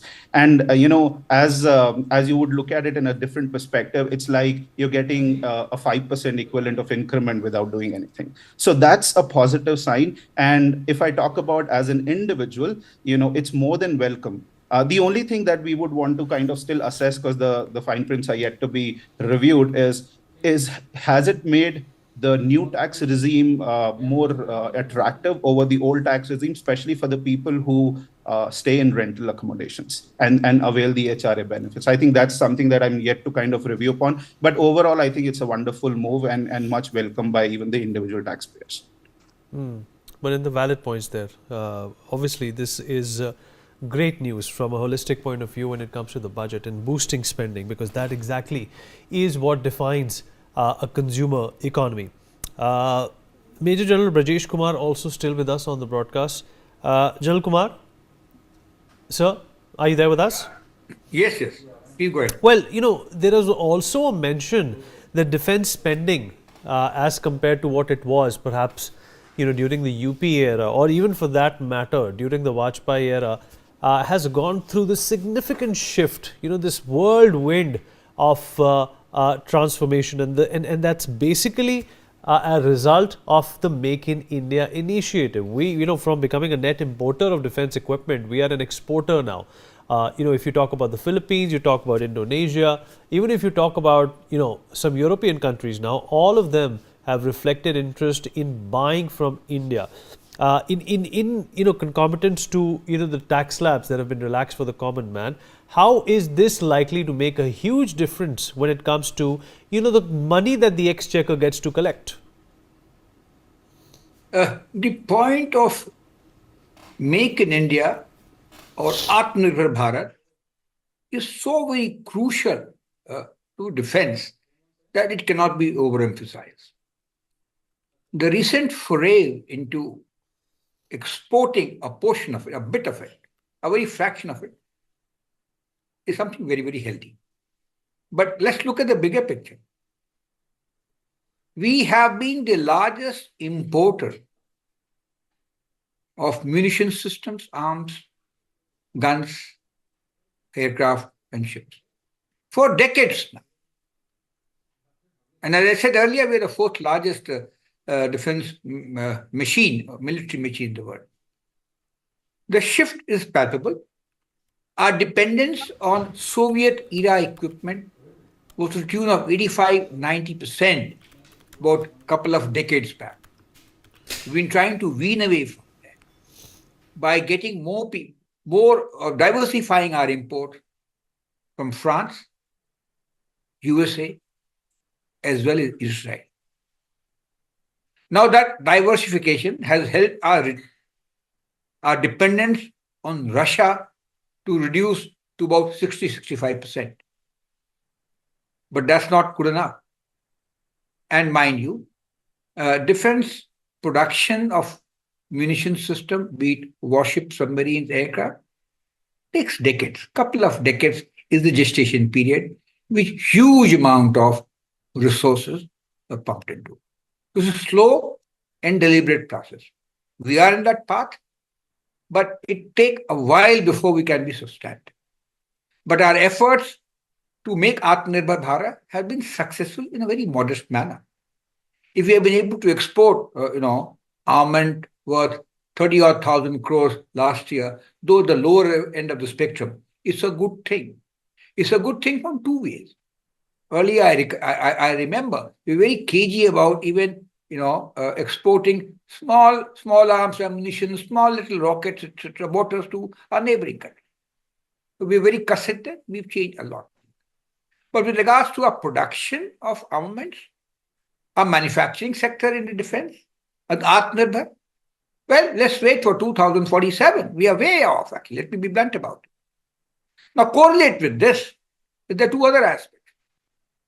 A is the technology threshold. Do people give you technology? No nation parts give you technology. It's a difficult game. How do you catch up? So we do some reverse engineering as the Chinese did before us. And then somehow let me quickly just take one more reaction from Maninder. Maninder, there is also a perception that the government, is not doing anything about the infrastructure of the country. There is less and less allocation. What do you make of that? Yeah, I mean, that's also been talked about, less allocation to infrastructure, reduced allocation to defense.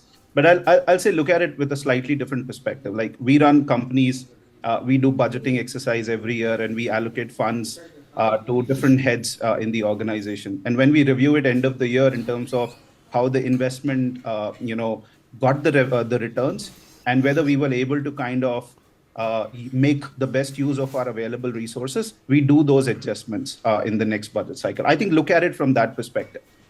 While in the previous budgets, the government had announced infrastructure allocations on the higher side, they were not able to do it.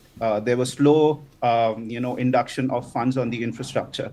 On the defense, while there's always been heavy investments and allocation of fund, a lot of it is reserves for contingencies. Now, with those, contexts and those backgrounds, if you reallocate some of these, still keeping your risk in check, reallocate into areas where it makes more sense as an investment and the long-term growth, I don't think it's a negative move. It's rather better utilization of resource. And I think that's been done really well.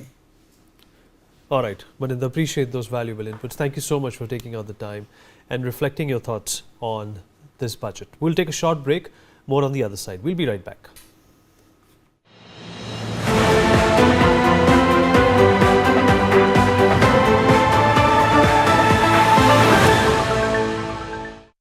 13 जनवरी पौष पूर्णिमा से 26 फरवरी महाशिवरात्रि तक महाकुंभ 2025 का साक्षी बन रहा है प्रयागराज का संगम तट। 45 दिनों तक चलने वाले पृथ्वी के सबसे बड़े मानव समागम में करोड़ों श्रद्धालु पुण्य की डुबकी लगाकर बन रहे हैं सांस्कृतिक एकता के सहभागी। यशस्वी प्रधानमंत्री नरेंद्र मोदी के मार्गदर्शन और माननीय मुख्यमंत्री योगी आदित्यनाथ के कुशल नेतृत्व से महाकुंभ बना है दिव्य, भव्य, डिजिटल।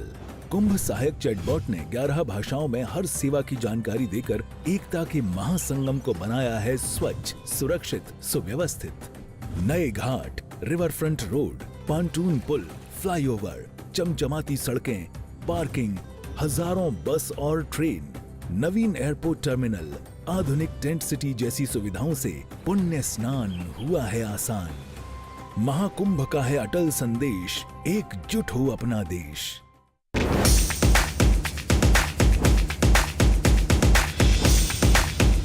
केजरीवाल जी जरा अपने झूठ के जाल में थोड़े लपेट में आ गए।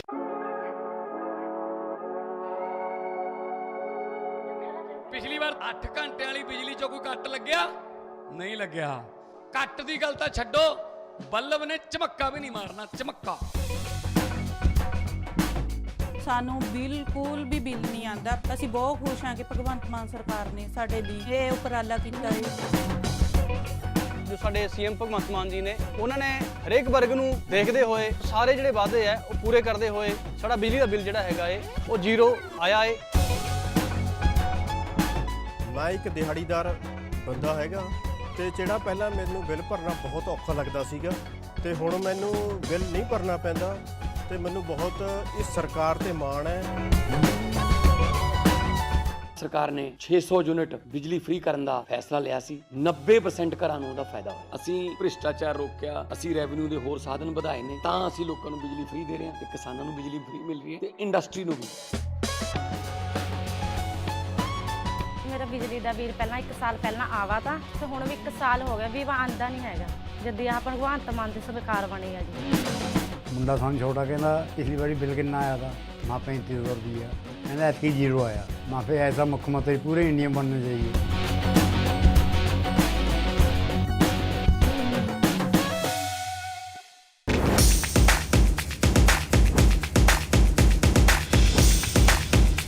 Kejriwal ji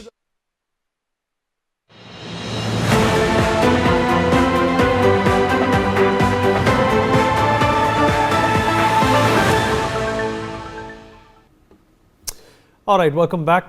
The 2025 budget was announced just a few hours ago. A lot to take away for the middle class, and of course the tax break is going to be instrumental in what the government feels is the main driver for increasing, expanding consumption and taking the economy to the 5 trillion mark. I'm going to in fact hand it over to our editor-in-chief, Rishabh Gulati.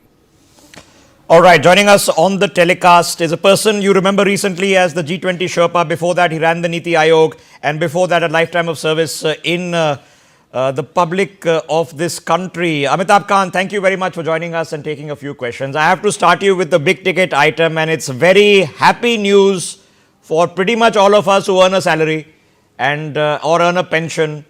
There is going to be not a slight but a substantive change in the tax bracket. What has engendered this? So 1 lakh crores is going to be put into people who earn salaries and direct taxes.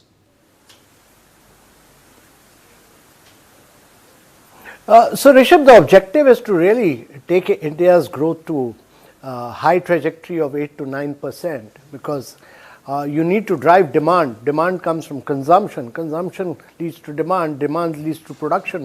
Production leads to growth, and growth leads to jobs. So the whole cycle is one of creating growth and jobs. And given the present economic circumstances and the global scenario, it was necessary that we grow on the basis of domestic demand, because globalization is impacted. You are seeing tariff wars, you are seeing the breakdown of global supply chains, and it was necessary to give a major push to domestic demand in India. This, to my mind, when you couple it with the focus on labor-intensive sectors like tourism, toys, footwear, leather, all of them, they will have a huge impetus in terms of both growth and jobs. And that, to my mind, was critical in India's context. One of the other good things that's happened is that Finance Minister has done this while this is a very major bonanza for the middle class. You look at it, it's probably the biggest bonanza any government has given in terms of tax relief ever in the history of India. It almost amounts to about 7% of the total tax collection. Now, if this has also been done in a very, fiscally prudent manner, the fiscal deficit for this year is 4.8%, and she's targeting for a 4.4% fiscal deficit next year. So she's been very, very responsible financially in taking India's growth and progress. She's obviously been concerned that this should not lead to inflation, and therefore a very, very good and deft handling of the budget. Okay. Fiscal deficit, ladies and gentlemen, target is 5%. So we consider anything less than 5%. And the argument is that err on the higher side when growth is a bit slow. So let me ask you then the larger picture question, Amitabh Kant, because if any person steps out onto the highways which are being built at great pace, the airports, the ports, the new trains, we see the markets are buzzing and the people are buying things. But yet the GDP figure seems to be very stubborn. It doesn't want to go above 6-7%. What's happening? So, two things. One is that there has to be a greater flow of credit, to my mind. Finance Minister has done a job, and in the long run you need more credit to flow in, which is the job of Reserve Bank of India through the monetary policy. The second is that over the years we've built up a lot of regulatory cholesterol. Every department of the government and regulatory bodies have added a lot of circulars and guideline procedures. And actually both the economic survey and the budget talk about it. We need to take it head on and just eliminate all these very vigorously. The government has talked about a committee which will give a report in 1 year time. I don't think we can wait for 1 year. We should do it much quicker and much faster. And that to my mind is very, very important. And the third point is about creating good quality infrastructure. The budget provides for 11.2 lakh crores, but the budget also talks about asset monetization. That is a 10 lakh crore scheme between 25 and 30, which will take government assets and put it up in a transparent manner for government to operate and run it. Therefore, the more assets we put out for monetization, the better it will be in terms of productive efficiency of the government. And the other is the budget talks about every ministry structuring projects on a private-public partnership for 3 years and putting it out and for taking it forward for implementation.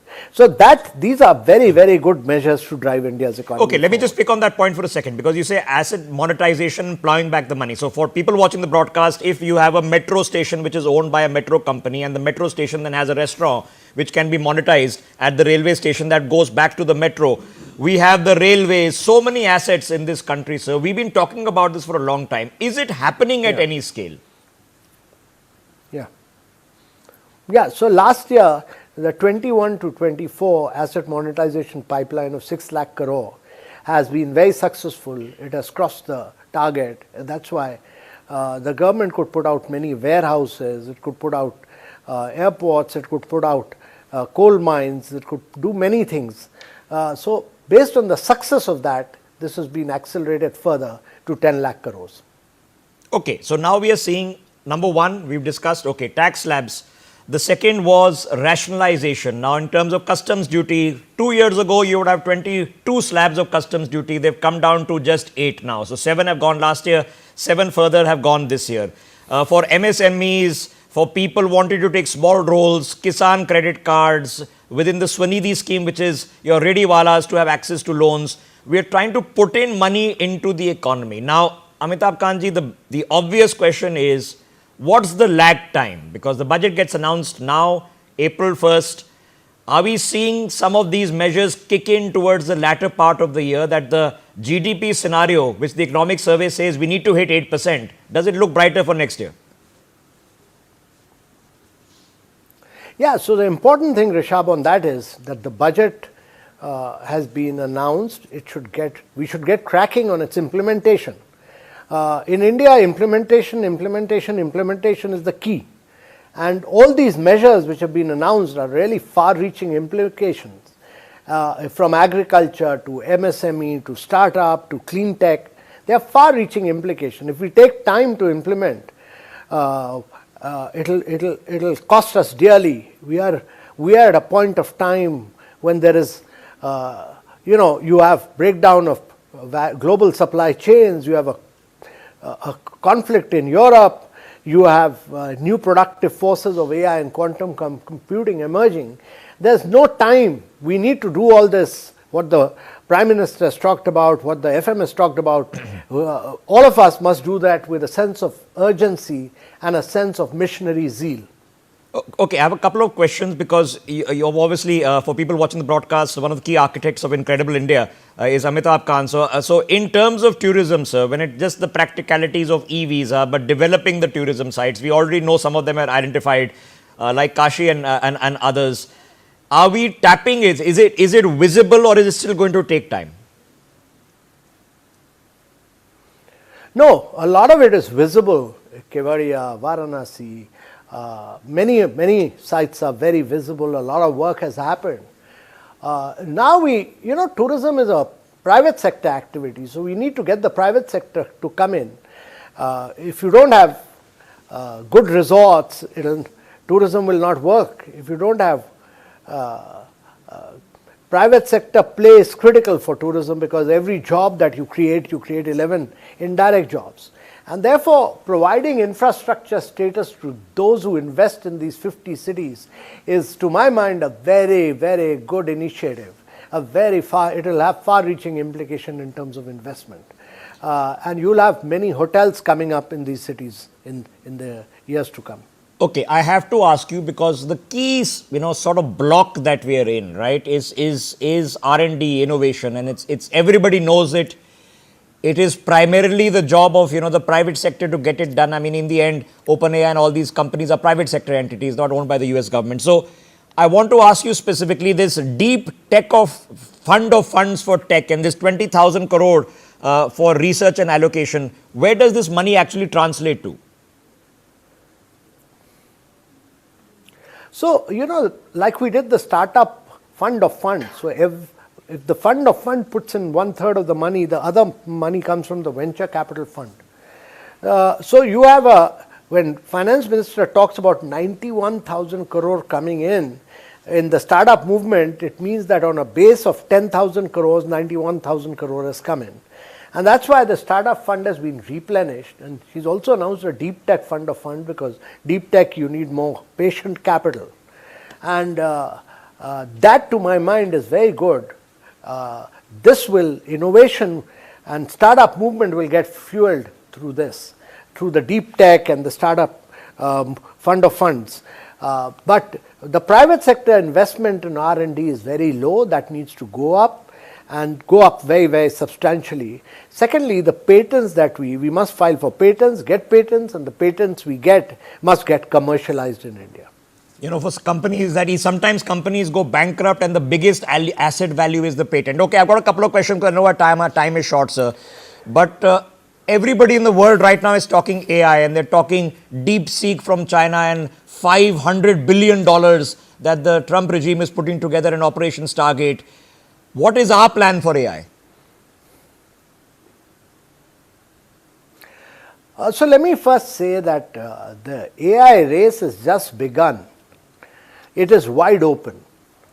And secondly, my view on this is that India must go for foundational layers rather than application layer. This is really the future. We should really put a lot of resources and provide computing power to our startups and to our universities and colleges. Put a lot of more risk capital like the deep tech fund into areas like this. And thirdly, there's rarely has in cutting edge technology the initial innovator has won.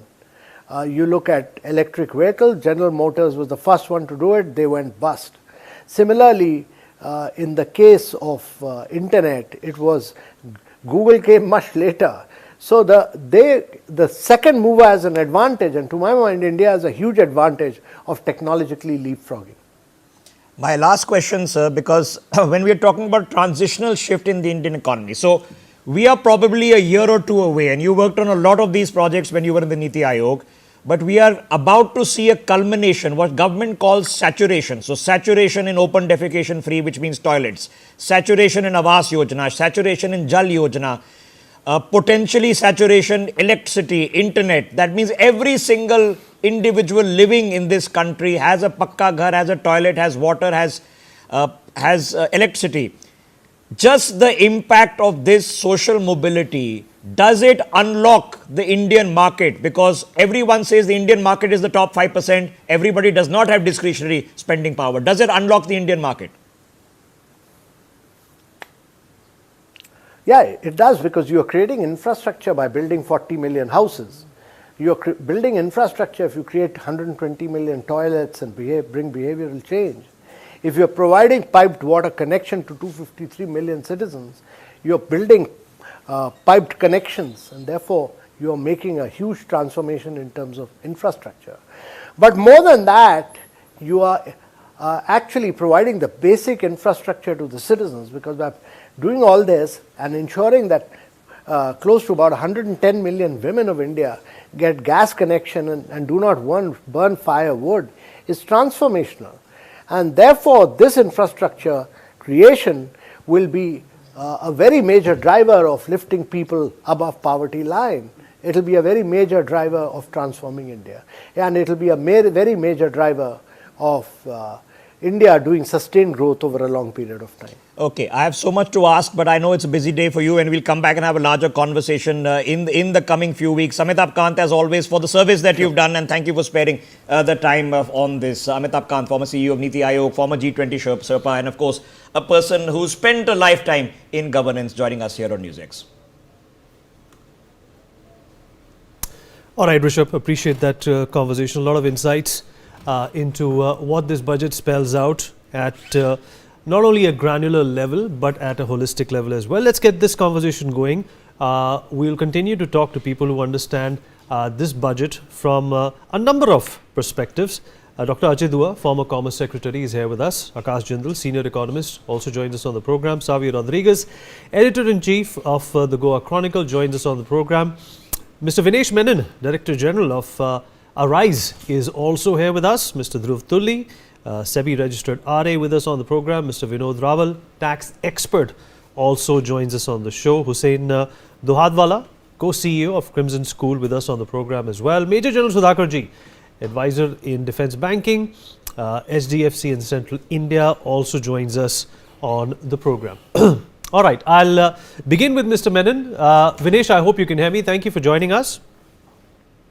Thank you, Vineet. All right. Well, you know, this is obviously a very education-centric budget. I don't remember the last time, Vinesh, the Finance Minister spent this kind of a time on explaining how education and AI, how investing in innovation and teacher training, and how affordable education for disadvantaged students is of a priority and paramount to the central government. What has been your assessment and analysis of this acknowledgement, if I can call it for the lack of a better word, by the government? Vinesh, nobody understands this as much as you do.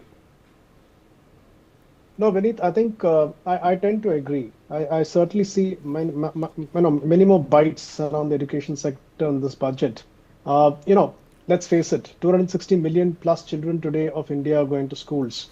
And nearly 140 million of them are going to government schools. Now, one of the big concerns that everybody had was this growing divide between the students going to the government schools and the ones going to the, let's say, the unaided independent finance schools. And by bringing in some of these changes to try and reduce this digital divide, I think a few good steps have been taken. The 50,000 Atal Tinkering Labs to enhance the whole curiosity in students in these government schools, great step. Enhancing the broadband in secondary schools, great step. Introducing digital textbooks, great step. So these are all good ways to try and get the students to actually come up speed, come up the learning curve, and to help increase their learning experience. The whole AI piece of the AI Center of Excellence that she has announced about putting about 500 crores and AI Center of Excellence purely for education. I think that reflects the government's intent to keep pace with the flavor of the globe, and and trying to get the whole AI integrated into the education sector as a tool.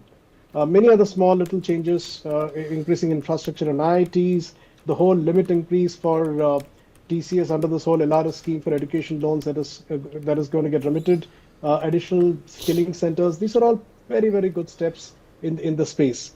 Even the 20,000 crores that I think Rishabh was talking to Mr. Kant about, the whole deep tech fund of funds for getting innovation out. I'm sure a big portion of that will come into education. Again, extremely good step. So I think overall I tend to agree. If you ask me, do I have any subtle concerns? I won't say concerns, but I wish, given the size of the education sector and the need to make faster changes, I wish a little more big bang reforms could have been introduced. I think areas in the regulatory framework, for example, there's a lot to be done in that area in this whole sector. A little bit of intervention in the whole indirect and direct taxation for specific to the sector. Some good interventions. I remember the finance minister talking about a performance-linked incentive scheme to boost tourism in states. Could we have replicated something like that for the education sector, perhaps? So these are small little things, and I think Mr. Kant, and I remember him mentioning about implementation. Now, NEP 2020 is a great move in India's education progress. Implementing of that into the ground needs a lot of interventions, perhaps a little touch on that. So some of these areas are the only ones which I would refer to as slight areas which could have been better. Finally, I think, given that this whole relief for the middle class on salary, while it might boost consumption, I'm hoping it will also boost a little more allocation of money to invest into education for the children. So overall, progressive budget, good thrust for the economy, perhaps a little bit of reform change. Finish, there has been impetus on skill development as well. Would you just shed 30 seconds on that as well? How is that going to help the education sector? Yeah, I think workforce, jobs, livelihood, skills, and getting them prepared for the workforce is something that everybody's been talking about. This whole national skill centers that has been set up as part of this budget plan, I think is a great move. Again, while this is being done, a little bit of changes and tweaks in the ITIs of this country may also be important, and I'm sure that's not going to get missed out with all this tech movement. So yeah, so I think the whole connect between the schooling system to the skilling system, and I think some work in the higher education where IITs and some other places are getting beefed up are all good moves, Vineet. All right, fair enough. Valid points there, Mr. Menon. Dr. Dua, your initial assessment of this budget, obviously, more paisa in the pockets of the common man is what the government wants. They want more spending. They want, of course, a consumer-driven economy that is going to bring in not only funds, but create a demand which is instrumental for that 5 trillion target. Mr. Dua. Thank you, Vineet. I think whatever the finance minister could do within the constraints she is required to operate. And I refer to really two constraints. One, a large segment of the economy needs government support. We haven't reached a stage where we could pass on the burden to the private sector, and the private sector shares the government, and the government is able to focus on a handful of things. We haven't really quite reached that stage. Having said that, at the same time, the finance minister had to keep in mind that the economy has somewhat slowed down last year, and there is need for incentivizing the private sector to start playing its role, particularly in gross capital formation, and that required things what are within our own hands, greater capacity utilization. We can't do much about boosting the world trade or the global uncertainties. We have them reduced.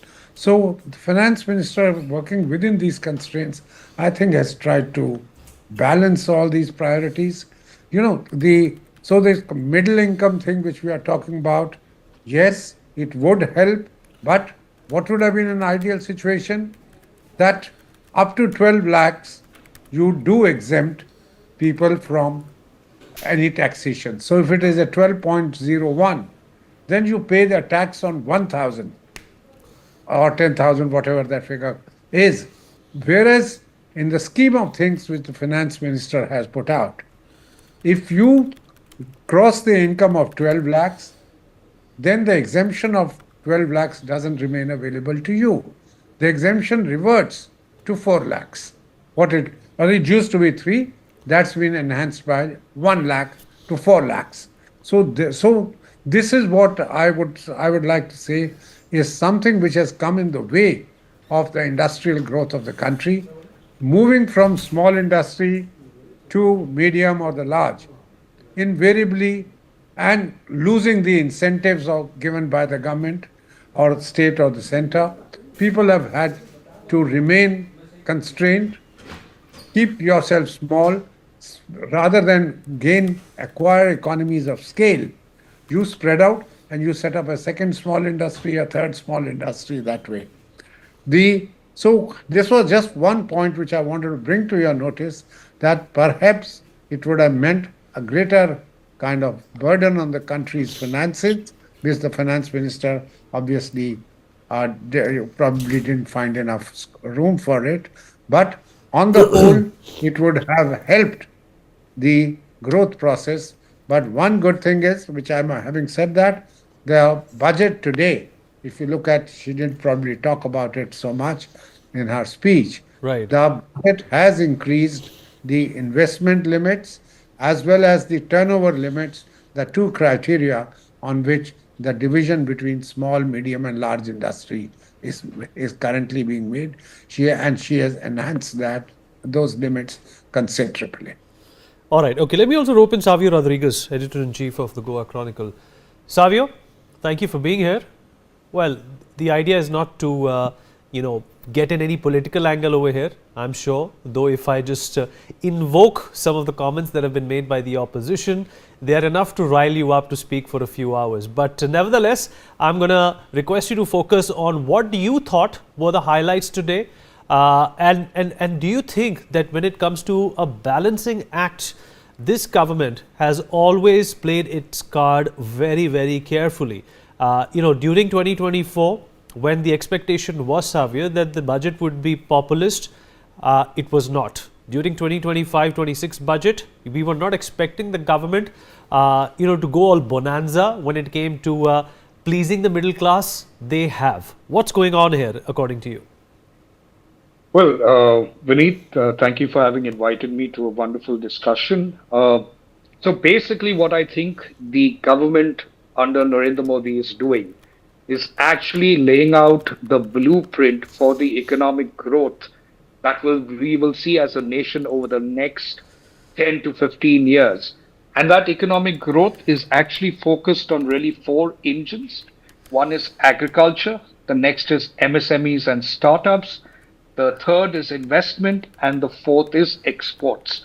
Now, we are all talking about the fact that, yes, one of the largest stakeholders in the country is the salaried middle class, and what the government has done for them at this point of time is something that is certainly going to cool the anxiety that the people have had for a long time, because quite frankly the salaried class is one of the set of people that contribute considerably to the tax bracket that India has, and they've always felt shortchanged. So I think what the government has done is keeping in mind that the salaried middle class needs to be comfortable, they need to be at ease, and that's what it's done.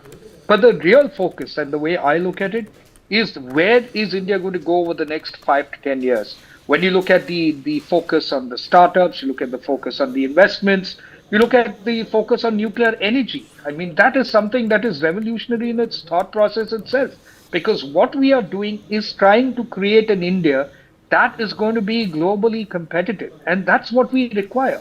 Yes, we need to answer to the demands of the people of this country. We need to look at reforms in the taxation itself.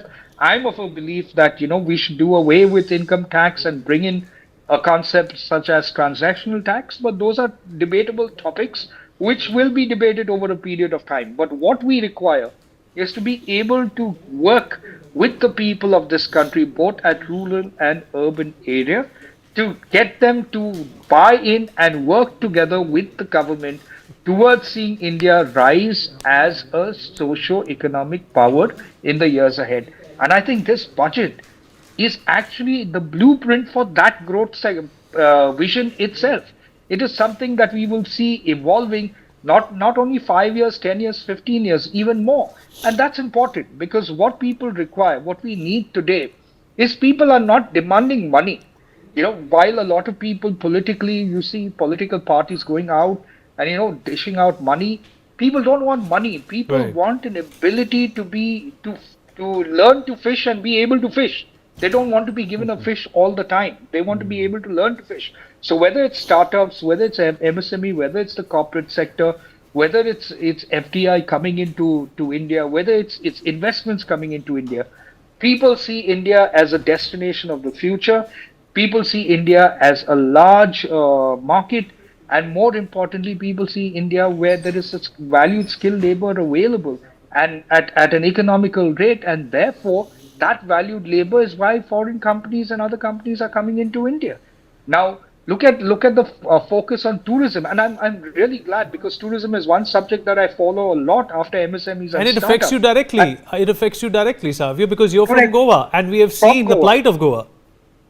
Right, and you know what is important is if you look at governments over a period of time, there has been never that kind of thrust towards tourism as an employment generator. Tourism was considered, has always been seen as, you know, the bindi on your head, on the head of a woman, which beautifies a country, but never seen as an employment generator. And I think one of tourism's biggest prowess is that it's an employment generator, it's an economic generator as well. And the ability for it, not only in the core businesses within tourism, but in the ancillary businesses that benefit out of tourism is where tourism economics growth really lie. So to be able to identify 50 such tourism destinations and to work to get private sector to be involved in it, to try and create a focus on tourism, I think to me, coming from a state like Goa, and I believe that the Goa government will take all advantage of this, is to see that the country and the government of our country is finally waking up to the real potential of tourism, which is that of economic and growth and employment generation. Having said all that, the most important thing is what is the underlining message of the budget.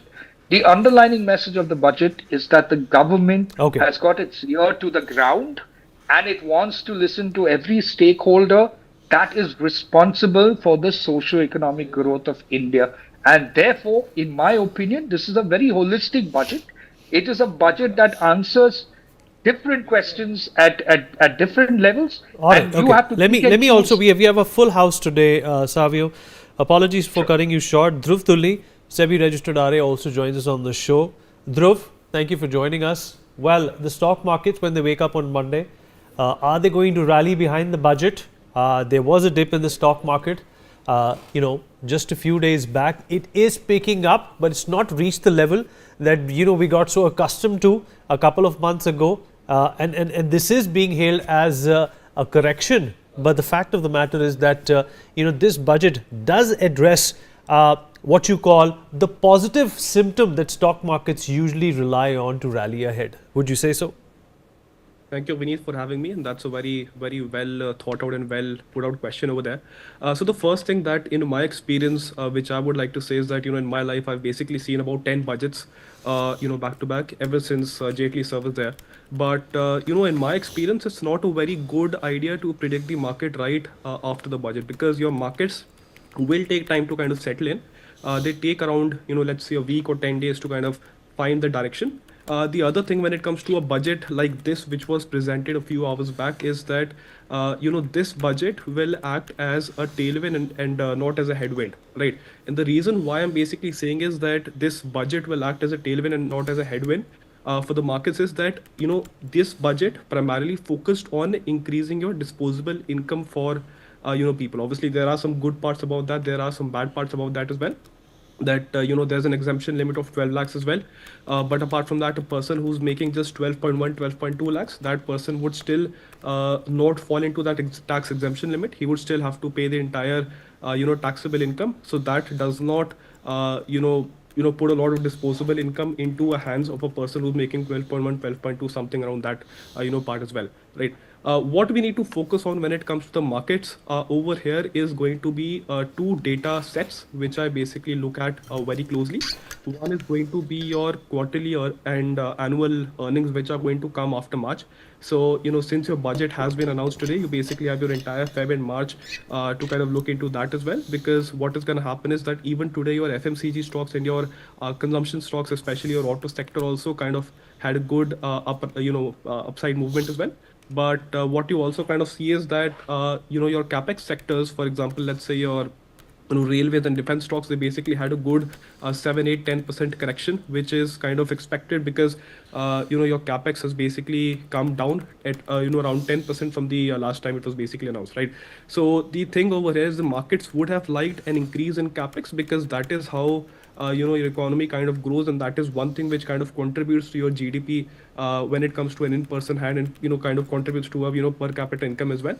But that unfortunately did not happen, and there's basically a cutback on that as well, right?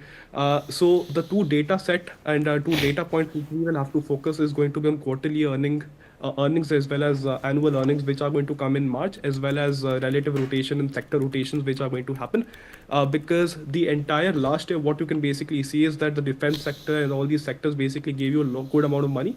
But recently there will be a shift of funds coming from these sectors into consumption sector, but we have to kind of wait for these earnings to kind of see as well that how do these play in the short term and the long run as well, right? Apart from that, another data point which I was kind of looking at is that last year there were basically 7.5 crores ITRs which were basically filed, right? And out of those 6.5 crore income tax which taxes which were filed, they basically had an income which was less than 12 lakhs, declared income less than 12 lakhs. So that basically means that using your current regime, that will basically translate that 85% of those people will have a zero tax liability when this regime which was announced today kind of comes into play, right? So the best thing that I would kind of take the markets say when it comes to the markets is that let the dust kind of settle and let the markets kind of find a trend, because historically also what has happened is that the markets have basically gone into a sideways movement post the budget, and apart from that it has basically taken a trend, and majorly it has gone into an uptrend. But the best way to do it is kind of let it go on for the next 8-10 days at least, and then basically see where the market basically goes, right? Apart from that, one thing which I kind of I'm kind of scared over here is that this reduction in tax, right? So whatever this new tax regime is basically done is basically differentiated your tax as well. So there's a difference of 1 lakh rupees as well for a person who's making 25-30 lakhs as well. Right. So he's giving tax by, let's say, 1 lakhs as well. But this reduction in tax, right, whether it be for the person who's sitting in an exempted limit, or whether it be for a person who's basically in a 25, 30, 40 lakh zone and he's also saving a bit, but the difference over here is that this should not be kind of compensated by an increase in GST in your next GST council meet as well, because then it kind of defeats the entire purpose of you guys, kind of giving exemptions and you giving a reduction in tax rates as well. Because end of the day, then your disposable income will still remain the same, but your inflation and food inflation and other things in the country will kind of increase at a steady pace. That basically happens over here, right? So fiscal deficit. Okay, all right. Okay, fair enough. Let me also open Mr. Hussain Duhadwala, co-CEO of Crimson School.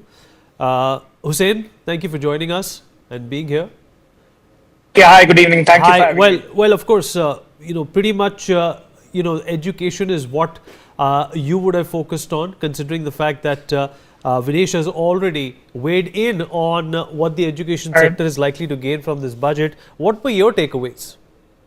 So I think for me, the biggest takeaway was the AI in education and the focus on developing the center of excellence.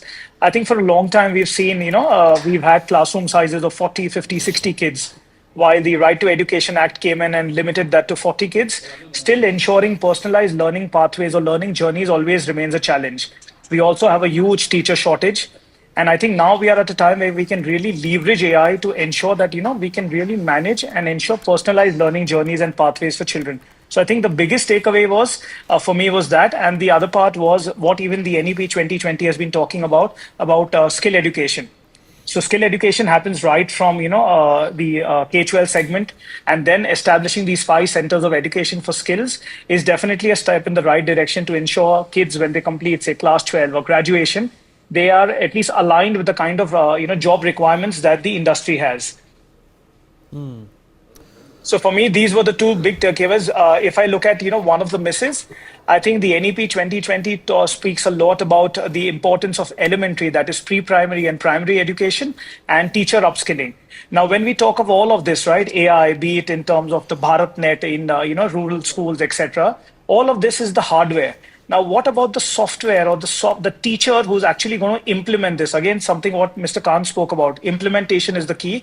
And I think that's where the real challenge lies. How do we upskill our teachers so that we can really ensure we can leverage all this great technology, we can leverage the hardware that we have to ensure the learning outcomes can be improved? Because I think that remains a big challenge. Those are valid points. In fact, I'm going to go to the big screen and in fact also lay out what were some of the other big announcements that this government wanted to focus on. What's in it, for everyone, for farmers.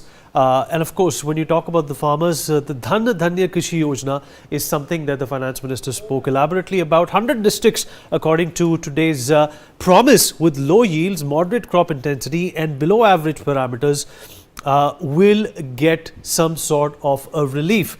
The Converge existing schemes is obviously big on the agenda. Undertake partnerships with other states as well. States should not be looked at in silos. There should be an overlap in terms of mutual agenda, mutual safety as well as mutual benefit. Limit enhanced from rupees 3 lakhs to 5 lakhs, and this is the Kisan credit card that I spoke about, which is of course a transformational endeavor by the government. The Atmanirbharta program, which is a 6-year program for pulses to gain self-sufficiency in production as well. Of course, this is something which has been science-based, science-backed and science-motivated as well. Comprehensive program that are going to be launched will include raising vegetables and fruit production and providing remunerative prices as well. Because of seasonal crops, there are many a times that farmers suffer losses. That will account for that as well. There is a national mission that has been announced today on high-yielding seeds as well, which is focused on pest-resistant and climate-resilient seeds as well. Of course, this has become a very, very important facet of consumption and making sure that the vegetables and fruits that we eat are not laden with pesticides. 5-year mission to boost cotton productivity as well, ensure higher yields and improve sustainability. This is of course a competition which India has been having with Bangladesh as well, as Bangladesh at one point in time just a couple of years ago was the highest producer and exporter of cotton goods. Makhana board in Bihar is going to be established. This is extremely creative, which will dedicate itself as a Makhana board in Bihar. It will support the entire value chain from production to marketing as well. So the idea and the endeavor is to boost Makhanas as a healthy alternative when it comes to snacking. Second gene bank to be set up to safeguard genetic resources as well. This is going to be a bank which will have genetic resources which can be invoked if there is a shortage. Ensure food and nutritional security with 10 lakh germplasm lines as well. This is of course again a part of that pool which will be invoked whenever there is a paucity of certain yields, and this is obviously extremely welcome. And what has the Finance Minister announced for women? That is also something very important. Top announcements for women: the Saksham, Anganwadi and Poshan 2.0 program, nutritional support to 8 crore children, 1 crore mothers and 20 lakh girls as well. This is of course a huge scale of announcement, and like Mr. Kant also said a while ago that implementation is going to be the key here. Address challenges of malnutrition. Of course, India, when it comes to that index, does not do very well when the report comes out every year. So this is going to be addressing that. New scheme for 5 lakh first time women entrepreneurs, rupees 2 crore term loans during the next 5 years. This is of course a handy amount which women can use, and of course this will also facilitate the ecosystem in which children will be healthier. Children will in fact be yielding more output. All right, we'll continue with this conversation at this point in time. Rahul Bajaj, CEO of Digital Darwin, joins us on the program as well. Rahul, appreciate you being here with us. Thank you. I hope you can hear me. Thank you so much. Rahul, well, you know, space and AI are never behind. In fact, this AI race that the world has gotten into, India seems to be a little behind on that. You know, for the pure, you know, reason that we are still observing as to what OpenAI is doing, what DeepSeek is doing, what ChatGPT is doing. Based on the budget that was put out today, do you think that it's only a matter of time that, you know, India too will have its own curve of implementation and progress when it comes to AI, keeping in mind that the government is not far behind when it comes to digital endeavors? The key remains in the implementation. As you said, that India is not going to be behind in the implementation phase. So the key is ensuring that we are using the models that are available, getting to implementing AI for good, rather than getting into the race of creating a model just for the sake of calling it an Indian model. Because for that, the Chinese startups, government, or the US is much ahead in race. So whatever we do, we would only be doing a catch-up game. Rather, just like what we did for the UPI, what we've done, initiated rather, on the health sector, Aadhaar, if AI could be implemented with those particular foundation models that are already available, and there are a lot of open source models that can be fine-tuned, that can be tuned for Indian use cases. But the key would be that we implement those particular use cases for us. All right, fair enough. Valid points there. Okay, let's also talk about defense a little bit. General Sudhakar ji here with us. General Sudhakar ji, thank you so much for being here. The government obviously proposes that more investment needs to be made when it comes to the defense sector, and I'm going to say this and lay this out again, that the government does not want to be an importer anymore. It wants to export, and it wants the bottom line of our GDP. It wants the exchequer to be pleased with the kind of remuneration and money that India can bring in when it comes to defense exports. Are you aligned with this, with the government's vision when it comes to that? Vinit, good evening. Thank you for getting me to the show, and very compliments to the very distinguished and esteemed panelists. It's a treat to listen to each one of them. As regards the question which you are asking, my understanding and take is that here is a budget which is basically being developed with a premise to shape the Indian economy to what Mr. Savio very rightly articulated. Our aim is to look for a $30 trillion economy with 18,000 plus per capita income and export-oriented income. So that is what we are looking by 2047, and minimum import. We have to be self-reliant. Atmanirbhar Bharat has to be the center of gravity of everything.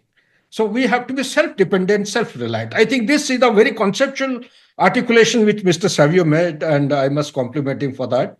And so keeping this in the backdrop, I think the Indian economy, this particular budget has been developed on the premise of what is the geopolitical churn which is taking place, which has started unfolding post-pandemic, 2020 onwards, let's say, and the supply chain disruption and the price rise all over the world, and India being the brightest spot. When I say the brightest spot, what I mean is India is a country which should rightfully feel proud of having 500 million consumers with the capability of spending $12 a day. It's not me. I am not saying this. It is a central organization in the United Nations who has given out this data.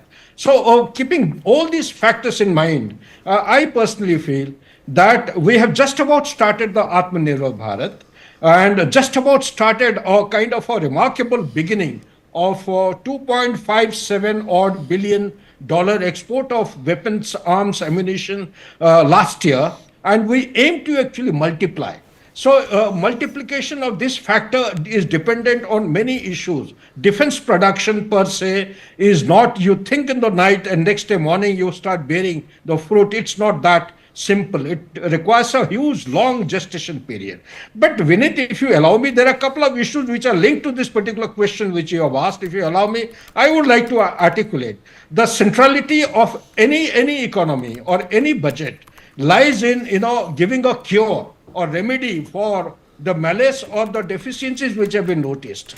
In past quarter or two, it has been seen that the Indian economy went sluggish despite every pillar of economy being perceived to be in place. Why did it happen? It happened because rightfully it has been articulated that the demand is directly related or linked with the consumption. The consumption was falling. So who are the people who consume maximum? It has been studied by topmost economists. They have given out the theories that it is the low end bracket of the income spectrum are the people who have the highest propensity to consume. Who are the low-end bracket? And these are the people who have been targeted very rightly by our Honorable Finance Minister. Compliments for that. Second thing, by targeting the service class and the working class, there is a multiplication factor in economy. And that multiplication factor essentially related to the employment generation and income. And so it has again been rightfully targeted. Now you come to the defense budget. This is for the first time. Quickly, we have a full house, sir. We have a full house, sir. Please wrap up. Okay. Two more lines. I hope I got the figures right. This is for the first time after a declining statistics between 2012-13 to 2020-24. 2012-13, the budget allocation was 16.4% of the central government annual defense expenditure, annual budget. And it had gone down to 12.9% in 2020. Okay, fair enough, sir. Vinod Raval, tax expert, also with us on the program. Mr. Raval, are you there with us? I hope you can hear me, sir. Yes. Mr. Raval, incessant complaining from citizens in the country that, okay, we may not be paying taxes when it comes to our income bracket, but the fact of the matter is, that we end up paying GST, we end up in fact having our TDS deducted. Are all those complaints likely to mellow down now that the tax bracket has been pushed up to 12 lakhs according to you? Yes, thank you, Vineet. Like the Finance Minister budget, you have kept the Part B at the end of the whole debate. So it's fine. She also said that I will be putting the numbers. Saving the best for the last, sir. Saving the best for the last. I understand. Thank you. Thank you for taking me in this debate. The thing is actually that, yes, 12 lakhs rupees. Now there is no income tax. For TDS, there are some rationalization. The slab rates, the threshold limits has gone up. For the slabs, I think this is the best the percentages which has been given now. It is giving you a benefit of 35,000 rupees to around 2 lakhs rupees if your income is around 25 lakhs rupees. So everybody is getting benefited with that. And in addition to that, a week ago, they have given an 8th pay commission also. For the salary, they have an additional 75,000 rupees standard deduction, which also adds up to this. So up to an income of 12 lakhs 75,000 rupees, there is no tax now. However, if your income is above 12 lakhs rupees, I was right when I was listening to the other panelists, that if it is more than 12 lakhs, then he has to pay the taxes on the earlier income also. Actually, sir, this is the rebate given to the people who has an income up to 12 lakhs rupees, means a lakh rupees per month he's making. So government is subsidizing that 60,000 rupees tax out of their own pocket under Section 87A. Whereas if your income is more than that, you don't need that subsidy. So certainly you have to pay taxes on that. There may be some rationalization if your income is 12 lakhs and 1,000, so you're not paying 60,000 rupees tax in that case. So that, I think, modalities will be coming later on. So that is there. So now, if you really compare the tax slabs, earlier it was 3 lakhs and above the tax rates were getting changed. There was lesser tax slabs. Now the tax slabs have also been stretched down from 15 lakhs to 24 lakhs. So 30% tax is now payable after 24 lakhs. They have not reduced this, but the most of the numbers has come in this bracket because there are very less people who are below that amount.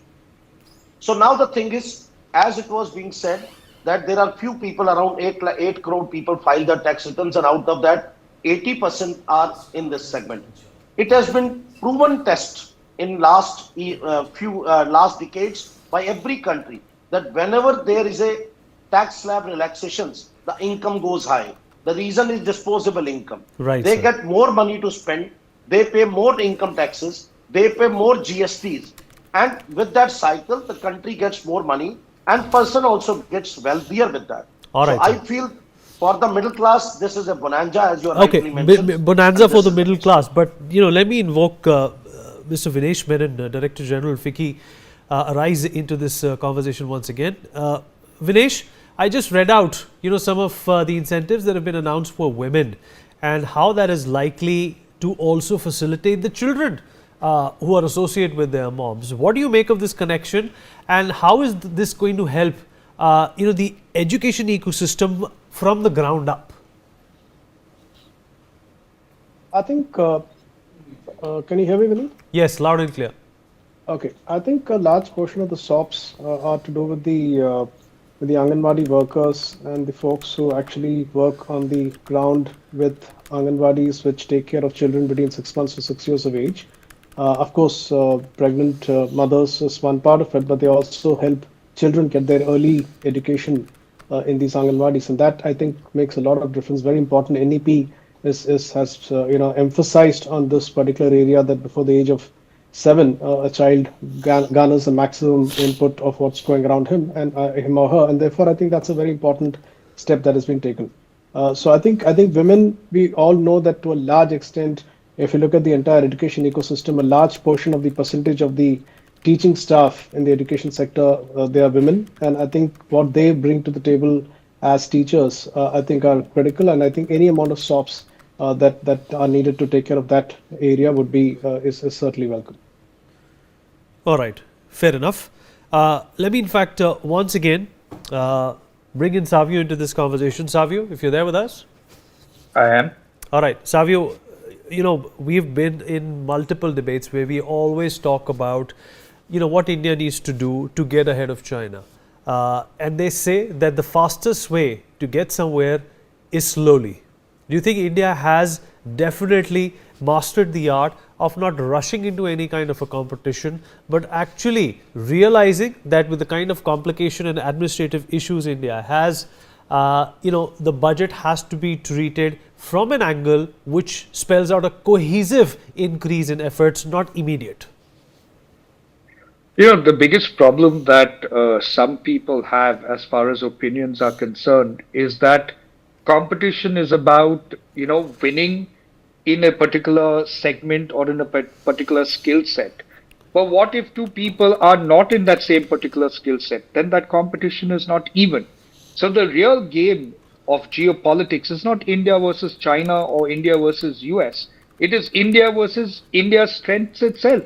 India can create, I mean, let's say let me give you this example in this way. Let's say there's somebody who's very good at cricket, and, you know, the world admires cricket. But there is another person that's not good at cricket. Maybe that person's good at sepak takraw, which is a sport very few people play. But you have somebody who wins laurels in sepak takraw for the country. Are you going to say he's less than the cricketer as far as his commitment to that sport is? It's the same thing in the geopolitical space as well. I think what India is doing is not following. What India is doing is creating a mark of its own, and then let the other countries follow us. Because we've got our own strengths. India is not going to be China, and we don't want India to be China. The political setups are different. But what India has is a very strong young India, and a young talented India, a young skilled India, and a young intellectual India. That's a great strength that we have. And we're going to play to our strengths rather than just ape any other country. People are talking about being like America, and look at what deep state, you know, look at what has happened in America as far as, you know, the AI is concerned, or China's AI is concerned. But why isn't anybody talking about the way we've done UPI? Savio, or just hold on. The COVID crisis. Yeah, you're absolutely right, and this is a point that definitely needs to be pondered over. Mr. Shashi Tharoor, Member of Parliament, also joins us on the broadcast at this point in time. Mr. Tharoor, appreciate you speaking with us. This is Vineet. So, your initial assessment of what this budget entails and how it's going to, in fact, create India into a very robust economy. Well, I'm afraid I find it a rather underwhelming budget. I mean, if you're a salaried taxpayer with a decent income, this may put a little more money in your pocket, and certainly if you're living in Delhi and Bihar, the government hopes you'll be grateful to the ruling party when the elections come around this year. But short of that, this budget does not address any of the central issues that we have been raising before the budget that we hope the Finance Minister would address. First and foremost is the problem of unemployment. If you don't have a job, then tax relief is academic because you don't have a salary. And the problem is that large numbers of our young people are unemployed. We hold the world's record for youth unemployment. We have the world's record for the number of college-educated unemployed in our country. And that's a very dismaying situation. Secondly, there's some real worry about investment. Where is investment going to come from? This government can say grand things about manufacturing and exports, but manufacturing will not come without investment. Without investment, you won't get jobs and you won't get exports.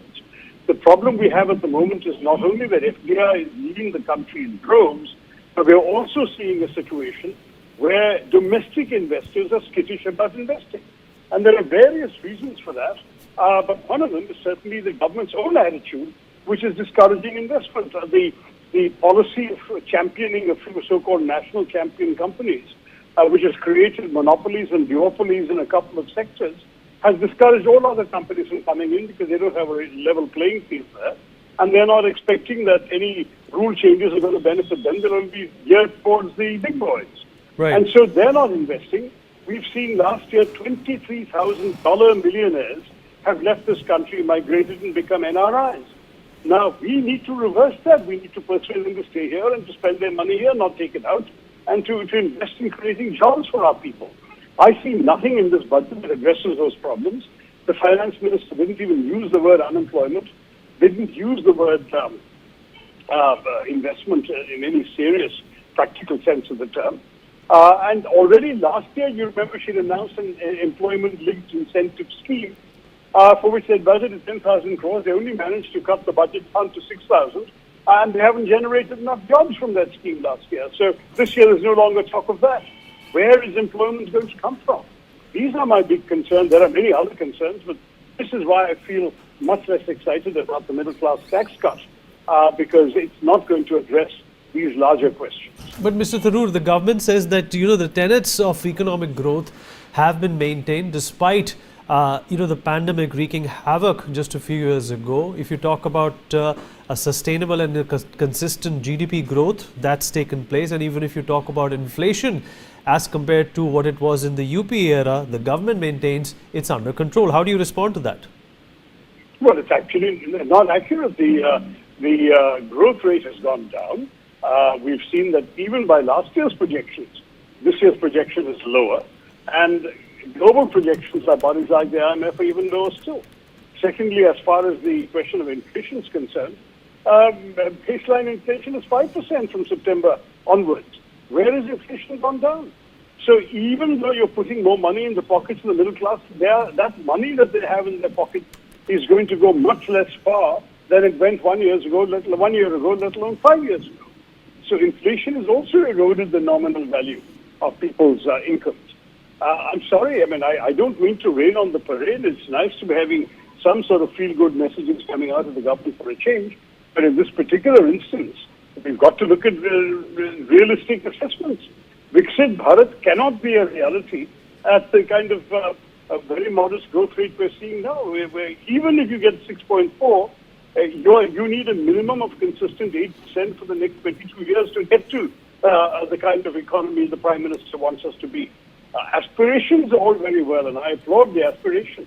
But let's understand we don't have a realistic pattern to get there yet. All right, Mr. Tharoor, appreciate you taking out the time and speaking with us. Thank you so much, sir. Savio, 20 seconds to respond to that. We've run out of time. Well, I have a lot of respect for Mr. Tharoor, but he Mr. said that Tharoor the Finance Minister did not even mention the word unemployment. Did you find that surprising? No, I didn't find that surprising because I've come to realize that people like Mr. Tharoor from the Congress will see a beautiful bride, but they will still find a fault with the bride, saying her bindi is not put correct or her jewels are not of the highest quality. That's the inherent nature of the opposition, and Mr. Tharoor, because it's his job, will have to find fault in what the government has done. But the reality of the situation is this. I don't know how Mr. Tharoor or anybody defines employment as far as the mapping of employment is concerned. And I would advise them, in a couple of days, our book will be out. They can realize what has been done as far as just hold on to dealing that with thought. unemployment. Mr. Praful Chandra Gadai, former Finance Minister of Odisha, is also with us on the program. Mr. Praful Chandra, thank you for joining us. Sir, आप मेरी आवाज सुन पा रहे हैं? Yes. Sir, हमसे बातचीत करने के लिए आपका बहुत-बहुत धन्यवाद. Sir, your initial reaction to the budget. We just heard from Mr. Shashi Tharoor, who said that this is a non-tenable budget. Listen to me. Government of India, they have proposed for a Vikasit Bharat, developed Bharat by 2047, for which 8% GDP growth is necessary. But now it is confined to 6.8%. Unless there is GDP growth, how would developed India, the dream of developed India is possible?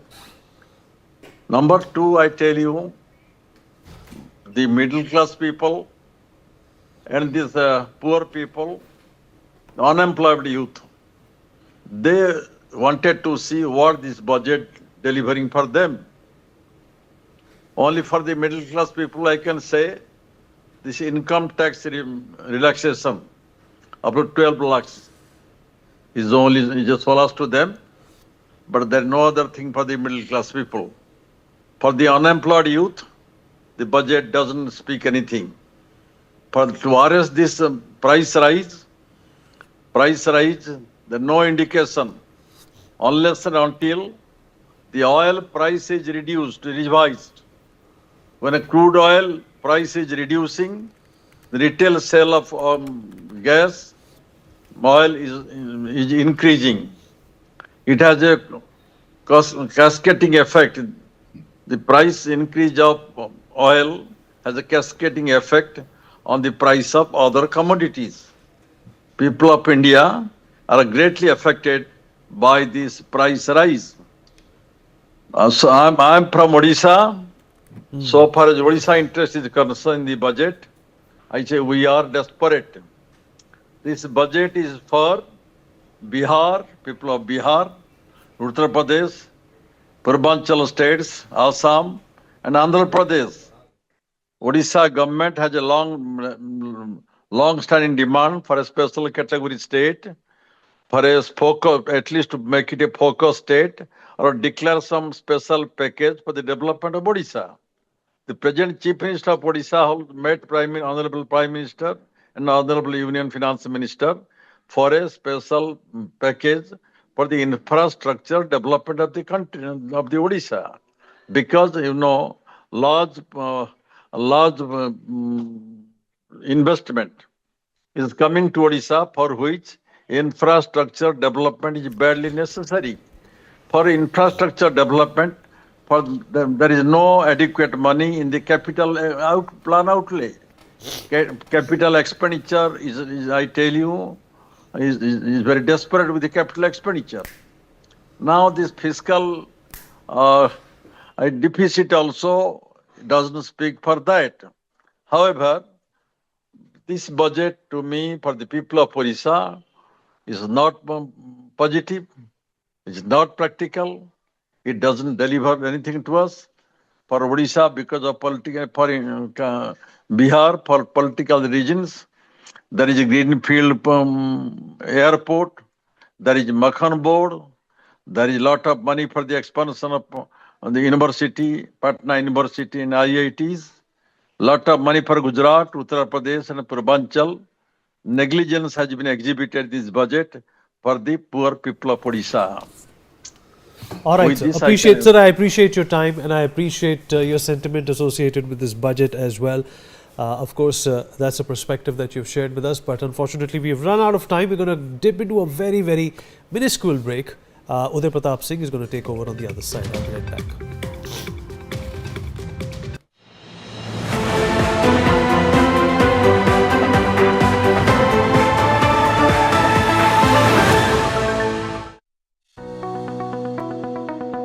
Uttar Pradesh की योगी सरकार प्रदेश के आर्थिक विकास के साथ साथ कानून व्यवस्था को भी दुरुस्त कर रही है। यातायात व्यवस्था को सुचारू तरीके से संचालित करने के लिए मुख्यमंत्री योगी आदित्यनाथ ने ट्रैफिक पुलिस में महिलाओं को भी शामिल करने का फैसला किया है।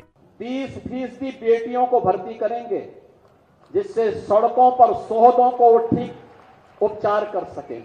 यूपी ट्रैफिक पुलिस में महिलाओं की अलग से विंग बनेगी। महिला विंग में 10,000 भर्तियां की जाएंगी। महिला निरीक्षक, उप निरीक्षक, सिपाही की अलग से तैनाती। सड़क हादसों में कमी लाने का लक्ष्य। सड़क हादसों में मौतों की संख्या में 50% कमी का लक्ष्य। सभी जिलों में रोड सेफ्टी एक्शन प्लान बनाने के ठोस उपाय। यातायात नियमों का पालन सुनिश्चित करेगी महिला ट्रैफिक पुलिस। सड़क दुर्घटनाओं को रोकने के लिए सुरक्षा उपायों को लागू करवाना। ट्रैफिक नियमों का उल्लंघन करने वालों पर सख्त कार्रवाई की जाएगी। उत्तर प्रदेश की ट्रैफिक पुलिस में महिलाओं के शामिल होने से महिलाओं के लिए रोजगार के अवसर तो खुलेंगे ही, महिला वाहन चालकों के लिए भी सड़क पर सफर करना आसान हो जाएगा। From the banks of the holy Ganga, where millions gather in devotion, the spectacle of spirituality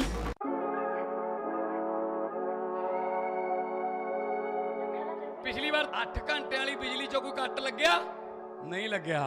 ਕੱਟ ਦੀ ਗੱਲ ਤਾਂ ਛੱਡੋ, ਬੱਲਬ ਨੇ ਝਮੱਕਾ ਵੀ ਨਹੀਂ ਮਾਰਨਾ, ਝਮੱਕਾ। ਸਾਨੂੰ ਬਿਲਕੁਲ ਵੀ ਬਿੱਲ ਨਹੀਂ ਆਂਦਾ। ਅਸੀਂ ਬਹੁਤ ਖੁਸ਼ ਹਾਂ ਕਿ ਭਗਵੰਤ ਮਾਨ ਸਰਕਾਰ ਨੇ ਸਾਡੇ ਲਈ ਇਹ ਉਪਰਾਲਾ ਕੀਤਾ ਹੈ। ਜੋ ਸਾਡੇ ਸੀਐਮ ਭਗਵੰਤ ਮਾਨ ਜੀ ਨੇ, ਉਹਨਾਂ ਨੇ ਹਰੇਕ ਵਰਗ ਨੂੰ ਦੇਖਦੇ ਹੋਏ ਸਾਰੇ ਜਿਹੜੇ ਵਾਅਦੇ ਆ ਉਹ ਪੂਰੇ ਕਰਦੇ ਹੋਏ ਸਾਡਾ ਬਿਜਲੀ ਦਾ ਬਿੱਲ ਜਿਹੜਾ ਹੈਗਾ ਏ ਉਹ ਜ਼ੀਰੋ ਆਇਆ ਏ। ਮੈਂ ਇੱਕ ਦਿਹਾੜੀਦਾਰ ਬੰਦਾ ਹੈਗਾ ਤੇ ਜਿਹੜਾ ਪਹਿਲਾਂ ਮੈਨੂੰ ਬਿੱਲ ਭਰਨਾ ਬਹੁਤ ਔਖਾ ਲੱਗਦਾ ਸੀਗਾ ਤੇ ਹੁਣ ਮੈਨੂੰ ਬਿੱਲ ਨਹੀਂ ਭਰਨਾ ਪੈਂਦਾ ਤੇ ਮੈਨੂੰ ਬਹੁਤ ਇਸ ਸਰਕਾਰ ਤੇ ਮਾਣ ਹੈ। ਸਰਕਾਰ ਨੇ 600 ਯੂਨਿਟ ਬਿਜਲੀ ਫ੍ਰੀ ਕਰਨ ਦਾ ਫੈਸਲਾ ਲਿਆ ਸੀ। 90% ਘਰਾਂ ਨੂੰ ਉਹਦਾ ਫਾਇਦਾ ਹੋਇਆ। ਅਸੀਂ ਭ੍ਰਿਸ਼ਟਾਚਾਰ ਰੋਕਿਆ, ਅਸੀਂ ਰੈਵਨਿਊ ਦੇ ਹੋਰ ਸਾਧਨ ਵਧਾਏ ਨੇ, ਤਾਂ ਅਸੀਂ ਲੋਕਾਂ ਨੂੰ ਬਿਜਲੀ ਫ੍ਰੀ ਦੇ ਰਹੇ ਹਾਂ ਤੇ ਕਿਸਾਨਾਂ ਨੂੰ ਬਿਜਲੀ ਫ੍ਰੀ ਮਿਲ ਰਹੀ ਹੈ ਤੇ ਇੰਡਸਟਰੀ ਨੂੰ ਵੀ। ਮੇਰਾ ਬਿਜਲੀ ਦਾ ਬਿੱਲ ਪਹਿਲਾਂ 1 ਸਾਲ ਪਹਿਲਾਂ ਆਵਾ ਤਾਂ ਤੇ ਹੁਣ ਵੀ 1 ਸਾਲ ਹੋ ਗਿਆ ਵੀ ਆਂਦਾ ਨਹੀਂ ਹੈਗਾ। ਜਦ ਆਹ ਭਗਵੰਤ ਮਾਨ ਦੀ ਸਰਕਾਰ ਬਣੀ ਆ ਜੀ।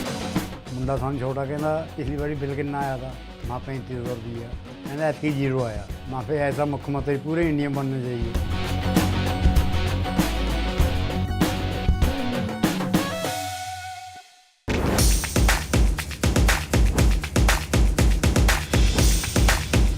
केजरीवाल जी जरा अपने झूठ के जाल में थोड़े लपेट में आ गए। विश्व के सबसे बड़े सांस्कृतिक समागम महाकुंभ प्रयागराज में अग्नि सुरक्षा के लिए 24 घंटे सतर्क और तत्पर है उत्तर प्रदेश अग्निशमन तथा आपात सेवा बल।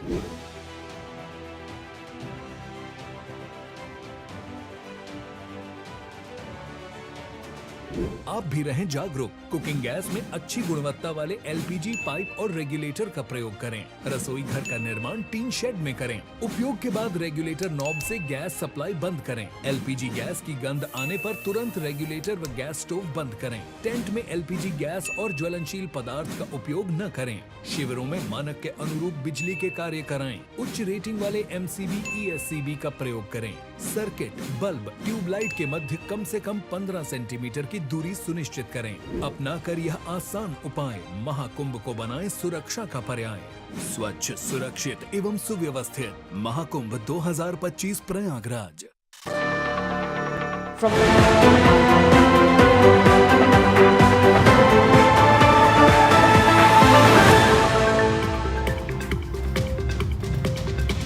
Hello and welcome. I'm Uday Pratap Singh. You're joining us live on Newsx. Our big focus this hour is on the Union Budget 2025. Yes, the first full-fledged government of Modi 3.0 has been presented by Finance Minister Nirmala Sitharaman. And we are, of course, focusing now on some of those key announcements. The FM today announced a credit boost for MSMEs, that is micro, small and medium enterprises to generate employment, especially for young people. Prime Minister Narendra Modi called this the People's Budget to help enterprises achieve higher efficiency for scale, technology upgradation, better access to capital, investment and turnout limits for classification of all MSMEs is going to be enhanced to 2.5 and 2 times respectively. Now, this would not only pace the manufacturing sector, but would also provide employment opportunities for countless youth of the country. Joining us live now is Jayan Mehta, Managing Director Amul. He's live with us. Jayan Mehta, welcome. Thank you very much for joining us. Before we focus on this specific, that I just brought up on the MSME sector, I'd like to get your take, of course, on that in just a bit. But first, your overall sense of the budget. What did you make of what we've heard today from the Finance Minister? Thank you so much. It's been a fantastic budget from what we heard from Honorable Finance Minister. Agriculture has been identified as an engine for growth. The budget did continue the earlier policies of focusing on the poor, on the youth, on the farmers, and also on the women. And we as dairy cooperatives are closely working with all these groups. But then the biggest boost this budget has given is perhaps to the middle class. So to these four, we have to add the fifth one, which is the middle class. And in form of middle class is the market. So if you put money in the hands of the customer, obviously that goes back to the producer. So this is one budget which is going to give a big boost to consumption. And we being in the food business, Amul has the largest food brand of India, largest FMCG with a turnover of more than 80,000 crores. In a market of dairy, which is the largest in the country, because milk is the largest agricultural crop of the country, and it was outlined in the economic policy document also yesterday, that in a dairy business of more than 11 lakh crores, or about $135 billion, Amul is $10-12 billion. And if consumers pay 100 rupees on Amul products, 80 to 85% goes back to the farmer. So this is where you will give a double benefit to both the production side, when the Kisan gets credit card, enhanced limit in that the credit limits, to other support which is given to boost agriculture, boost production, and more importantly, giving money hands of the wallets and the hands of the customers will boost the economy. And of course, the industry will grow, the farmer base and the producers will also grow, and it will bring in a much bigger multiplier effect to the economy than what normally books of accounts can show. So as far as your sector is concerned, Mr. Mehta, you're quite pleased with the budget? Absolutely, yeah. That's what I said, because consumers, if they have more nutritious products, yes, which was also outlined by the Honorable Finance Minister, people are getting more conscious of food, what they eat. And there we come in as the most trusted brand in the country in most of these categories. I'm sure it will bring in a great benefit to the food sector, to the dairy sector, and of course Amul. And do you also believe that consumer spends will go up because there's going to be more money in the pocket, thanks to, of course, the tax savings now that will also happen? Exactly, because it's been said that the only thing certain in life is taxes and death. But here, to pay taxes, you will have to earn 13 lakh rupees. And so obviously it will motivate a lot of people to work hard, earn more. And of course, when you spend more, when you have more money, you benefit. So it's a win-win situation for both the producers, the consumers, and more importantly, the economy and the growth which we are looking at to become Viksit Bharat. I think this will be a very, very big booster. And obviously the impact of this is not just for 1 year. It will go on for decades, and that's what will bring in the desired benefits. Now, of course, you're a cooperative that works very, very closely and directly with farmers, which is why I'd also like to, ask you to just elaborate a bit on the agriculture sector. Of course, you weighed in on that in your opening comment. But as far as the agriculture sector is concerned, do you believe farmers and, people in the agri sector would be pleased with this budget? Now, because the agriculture sector has been a point of contention, the opposition often takes pot shots at the government based on this sector in particular. But as far as farmers in the sector is concerned, would they be happy with this budget, you feel? Yes, it will be beneficial for them, because as I mentioned, the budget speaks about agriculture as an engine for growth, and a lot of effort have been made to bring stimuli to this sector to keep growing the way the country grows. And the GDP has been supported by agriculture, which the numbers actually prove. More importantly, cooperatives have been identified as a tool for development of the farmers and bring them access to the market, The new Ministry of Cooperation has been taking several initiatives to strengthen the presence of cooperatives across the country. And today, when we hear the Honorable Finance Minister talking about the focus on exports, there is already a multi-state cooperative on exports, which is working to create a market for all the producers who are associated with cooperatives across the country. So all in all, it connects a lot of dots, puts in the focus where it is required, has a vision for the future, and more importantly, the right elements to connect the market with the producer and take care of the aspirations of the 46% of Indian population who still stays in villages, though they may be contributing only to 16-18% of our GDP. Okay. I'd like you to also now weigh in on the MSME sector because this government has focused a lot on the MSME sector as well, and that's something we're focusing on in this segment. The MSME sector is very, very important because they directly also, provide employment by generating of course employment opportunities and jobs. And now this focus, this push for this sector through these announcements today is hopefully going to have a direct correlation with job creation, but also provide the sector a big boost which will further add to the economy. Yes, that's right, because it's when MSME is the name which was given before we had the words like startup or the entrepreneurship coming in the common lingo. So this is where you are actually nurturing enterprise at the smallest level, then providing them with the capital which is required for growth, giving them access to the market and other support for handholding, encouraging them to use the latest tools, technologies, and take part in the growth of the country.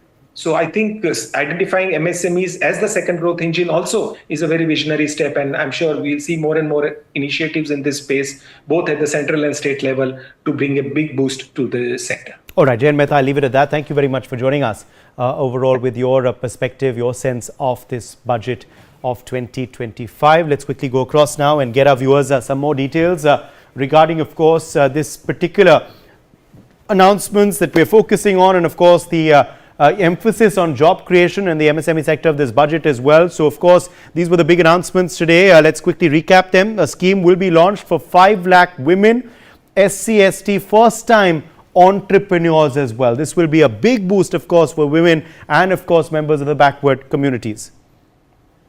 Also, the scheme will provide term loans up to 2 crore rupees during the next 5 years to them. The scheme also includes online capacity building for entrepreneurship as well as managerial skills as well, something of course that will be very, very important, and will equip them of course with the skill sets needed for growth. Further announcement, full exemption of BCD to cobalt powder and waste, the scrap of lithium ion battery, and 12 more critical minerals as well. This is again a big announcement for this particular sector. This will help secure their availability for manufacturing in India and also promote more jobs for our youth, but also importantly become a hub hopefully in our country for this particular sector. Also, multi-sectoral rural prosperity and resilience program will be launched in partnership with states as well. That's also something that the FM outlined today. This will address underemployment in agriculture through skilling, investment, tech, as well as invigorating the rural economy further. Also, the government will develop the top 50 tourist sites in partnership with states and extend mudra loans as well to homestays so that there is further job creation as well through the hospitality industry. Also, medical tourism will be promoted in partnership with the private sectors as well. So all-encompassing budget there. Financial support also will be provided for Western Kosi Canal, benefiting 50,000 hectares in the Mithilanchal region in particular in Bihar as well. Now, of course, Bihar is a poll-bound state this year. We'll be voting later in the year.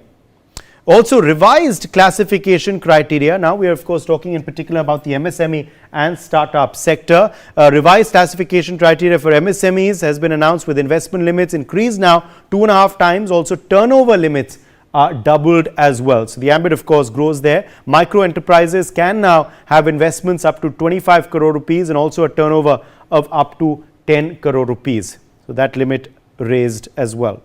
Small enterprises limits have also been raised to 25 crores investment and a turnover of 100 crore rupees.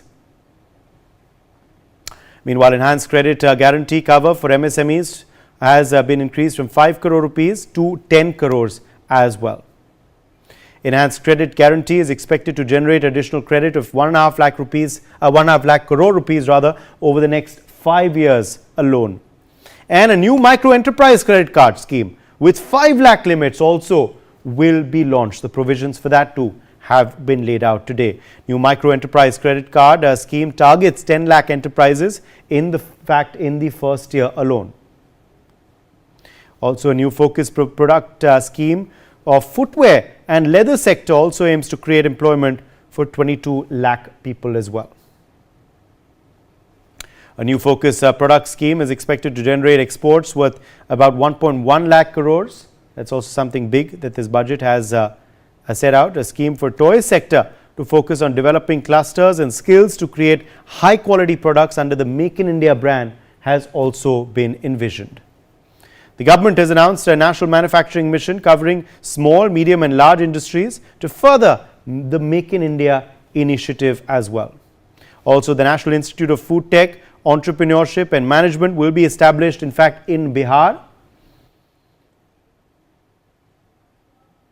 Meanwhile, this will result in financed income to farmers, also advance employment opportunities for the youth of the nation as well. So a lot, of course, in this budget as far as job creation goes, but also in particular for the MSME sector, startups. This is something that we've examined and we want to quickly now put across to our panel as well. Dr. Jaideep Bhattacharya is joining us live, President CDEPR. Wing Commander Sudhakaran, CEO of Q-Gates Technology, also joins us live. Nasser Salim, banker, also live with us. Gautam Mukherjee, senior journalist. Let me quickly make a start with you first, Dr. Bhattacharya. As far as, of course, the MSME sector, startups are concerned, would they be pleased with the announcements in the budget today? Also, what kind of correlation is this hopefully going to have for furthering job creation in our country? I think there is no reason for them to complain. All the asks and demands have been fulfilled to the extent that's reasonably possible. It's for now up to the startups and the small enterprises to grow. I think the other key dimension for the ask from startups and the smaller companies is what was captured in the economic survey, that please get out of the way, that the government should not be becoming a bottleneck. And I think many of the provisions are indicating that that's the way the government is going to double down on, and they are going to move out and therefore enable ease of doing business in many aspects, in terms of filing, in terms of compliances, in terms of taxation, and so on and so forth. There also been signaling in the budget that even the tax rates will be further rationalized, and I mean the indirect tax rates, which will be further rationalized. The Income Tax Act that's coming up, or the bill that's coming up, will also be further simplified. So for startups who really struggle and smaller companies, MSMEs who really struggle to do the compliances, to get the funds, to file all the requirements, I think this will be music to the ears. And on top of it, the fact that there is an enlarged fund of funds that has been allocated, that just means that there will be more money that will be trickling down to these enterprises, allowing them to grow faster. I think also, in addition, the fact that there will be more money available in the economy because of the increased disposable income, because of the changes in the direct tax rate that was declared, that kind of becomes a headline that there is no tax till about 12 lakhs, enables a larger market to be created for these MSMEs and startups. So clearly, everything seems to be positive. Also, many of the things will be work in progress, obviously. It depends on how well the ambitions of the government are actually executed for the next 8 to 10 months. But whatever has been said in the budget is all very positive. Let me quickly also get in Wing Commander Sudhakaran now. Wing Commander Sudhakaran, your overall sense of the budget, also in particular for job creation, employment generation, was there enough in today's budget? for the MSME startup sector, very, very important sector, of course, in our country. The Prime Minister has often spoken about how he wants, individuals to become job givers and not just job takers. In that sense, this sector plays a very key role. How important were today's announcements then for this sector? Good evening, Uday, and good evening to all the viewers. So on the personal front, yes, there's a welcome relief on the income tax side. They have tried to put more money into the end users so that the consumption gets spurred up at the retail level. But having said that, the MSME promises, I'm largely skeptical because I will not take the word for it. They've been doing it for the last 10 years, but having gone to the last mile and having checked it out myself, I was hugely disappointed because talking is one thing, but the government doesn't walk it. It doesn't know how to walk. That's the problem. It's just tumbles and falls down, and then you find a new promise. Like, for example, SIDBI is one of its arms. But you go to SIDBI, they will tell you that they don't have a due diligence arm. They simply, in fact, their top level managers have admitted that that's a flaw. Now, how long does it take for you to fix it? You can say, I can give you 10,000 crores, but you don't spend it. Then what do I do with it? The National AI Mission was committed 1 lakh crores. Where did that money go? What did we make out of it? Now, today we are talking about procuring GPUs for 10,000 crores. We've not procured it, and it's going to take another 2 years. And 2 years is like 200 years in AI as on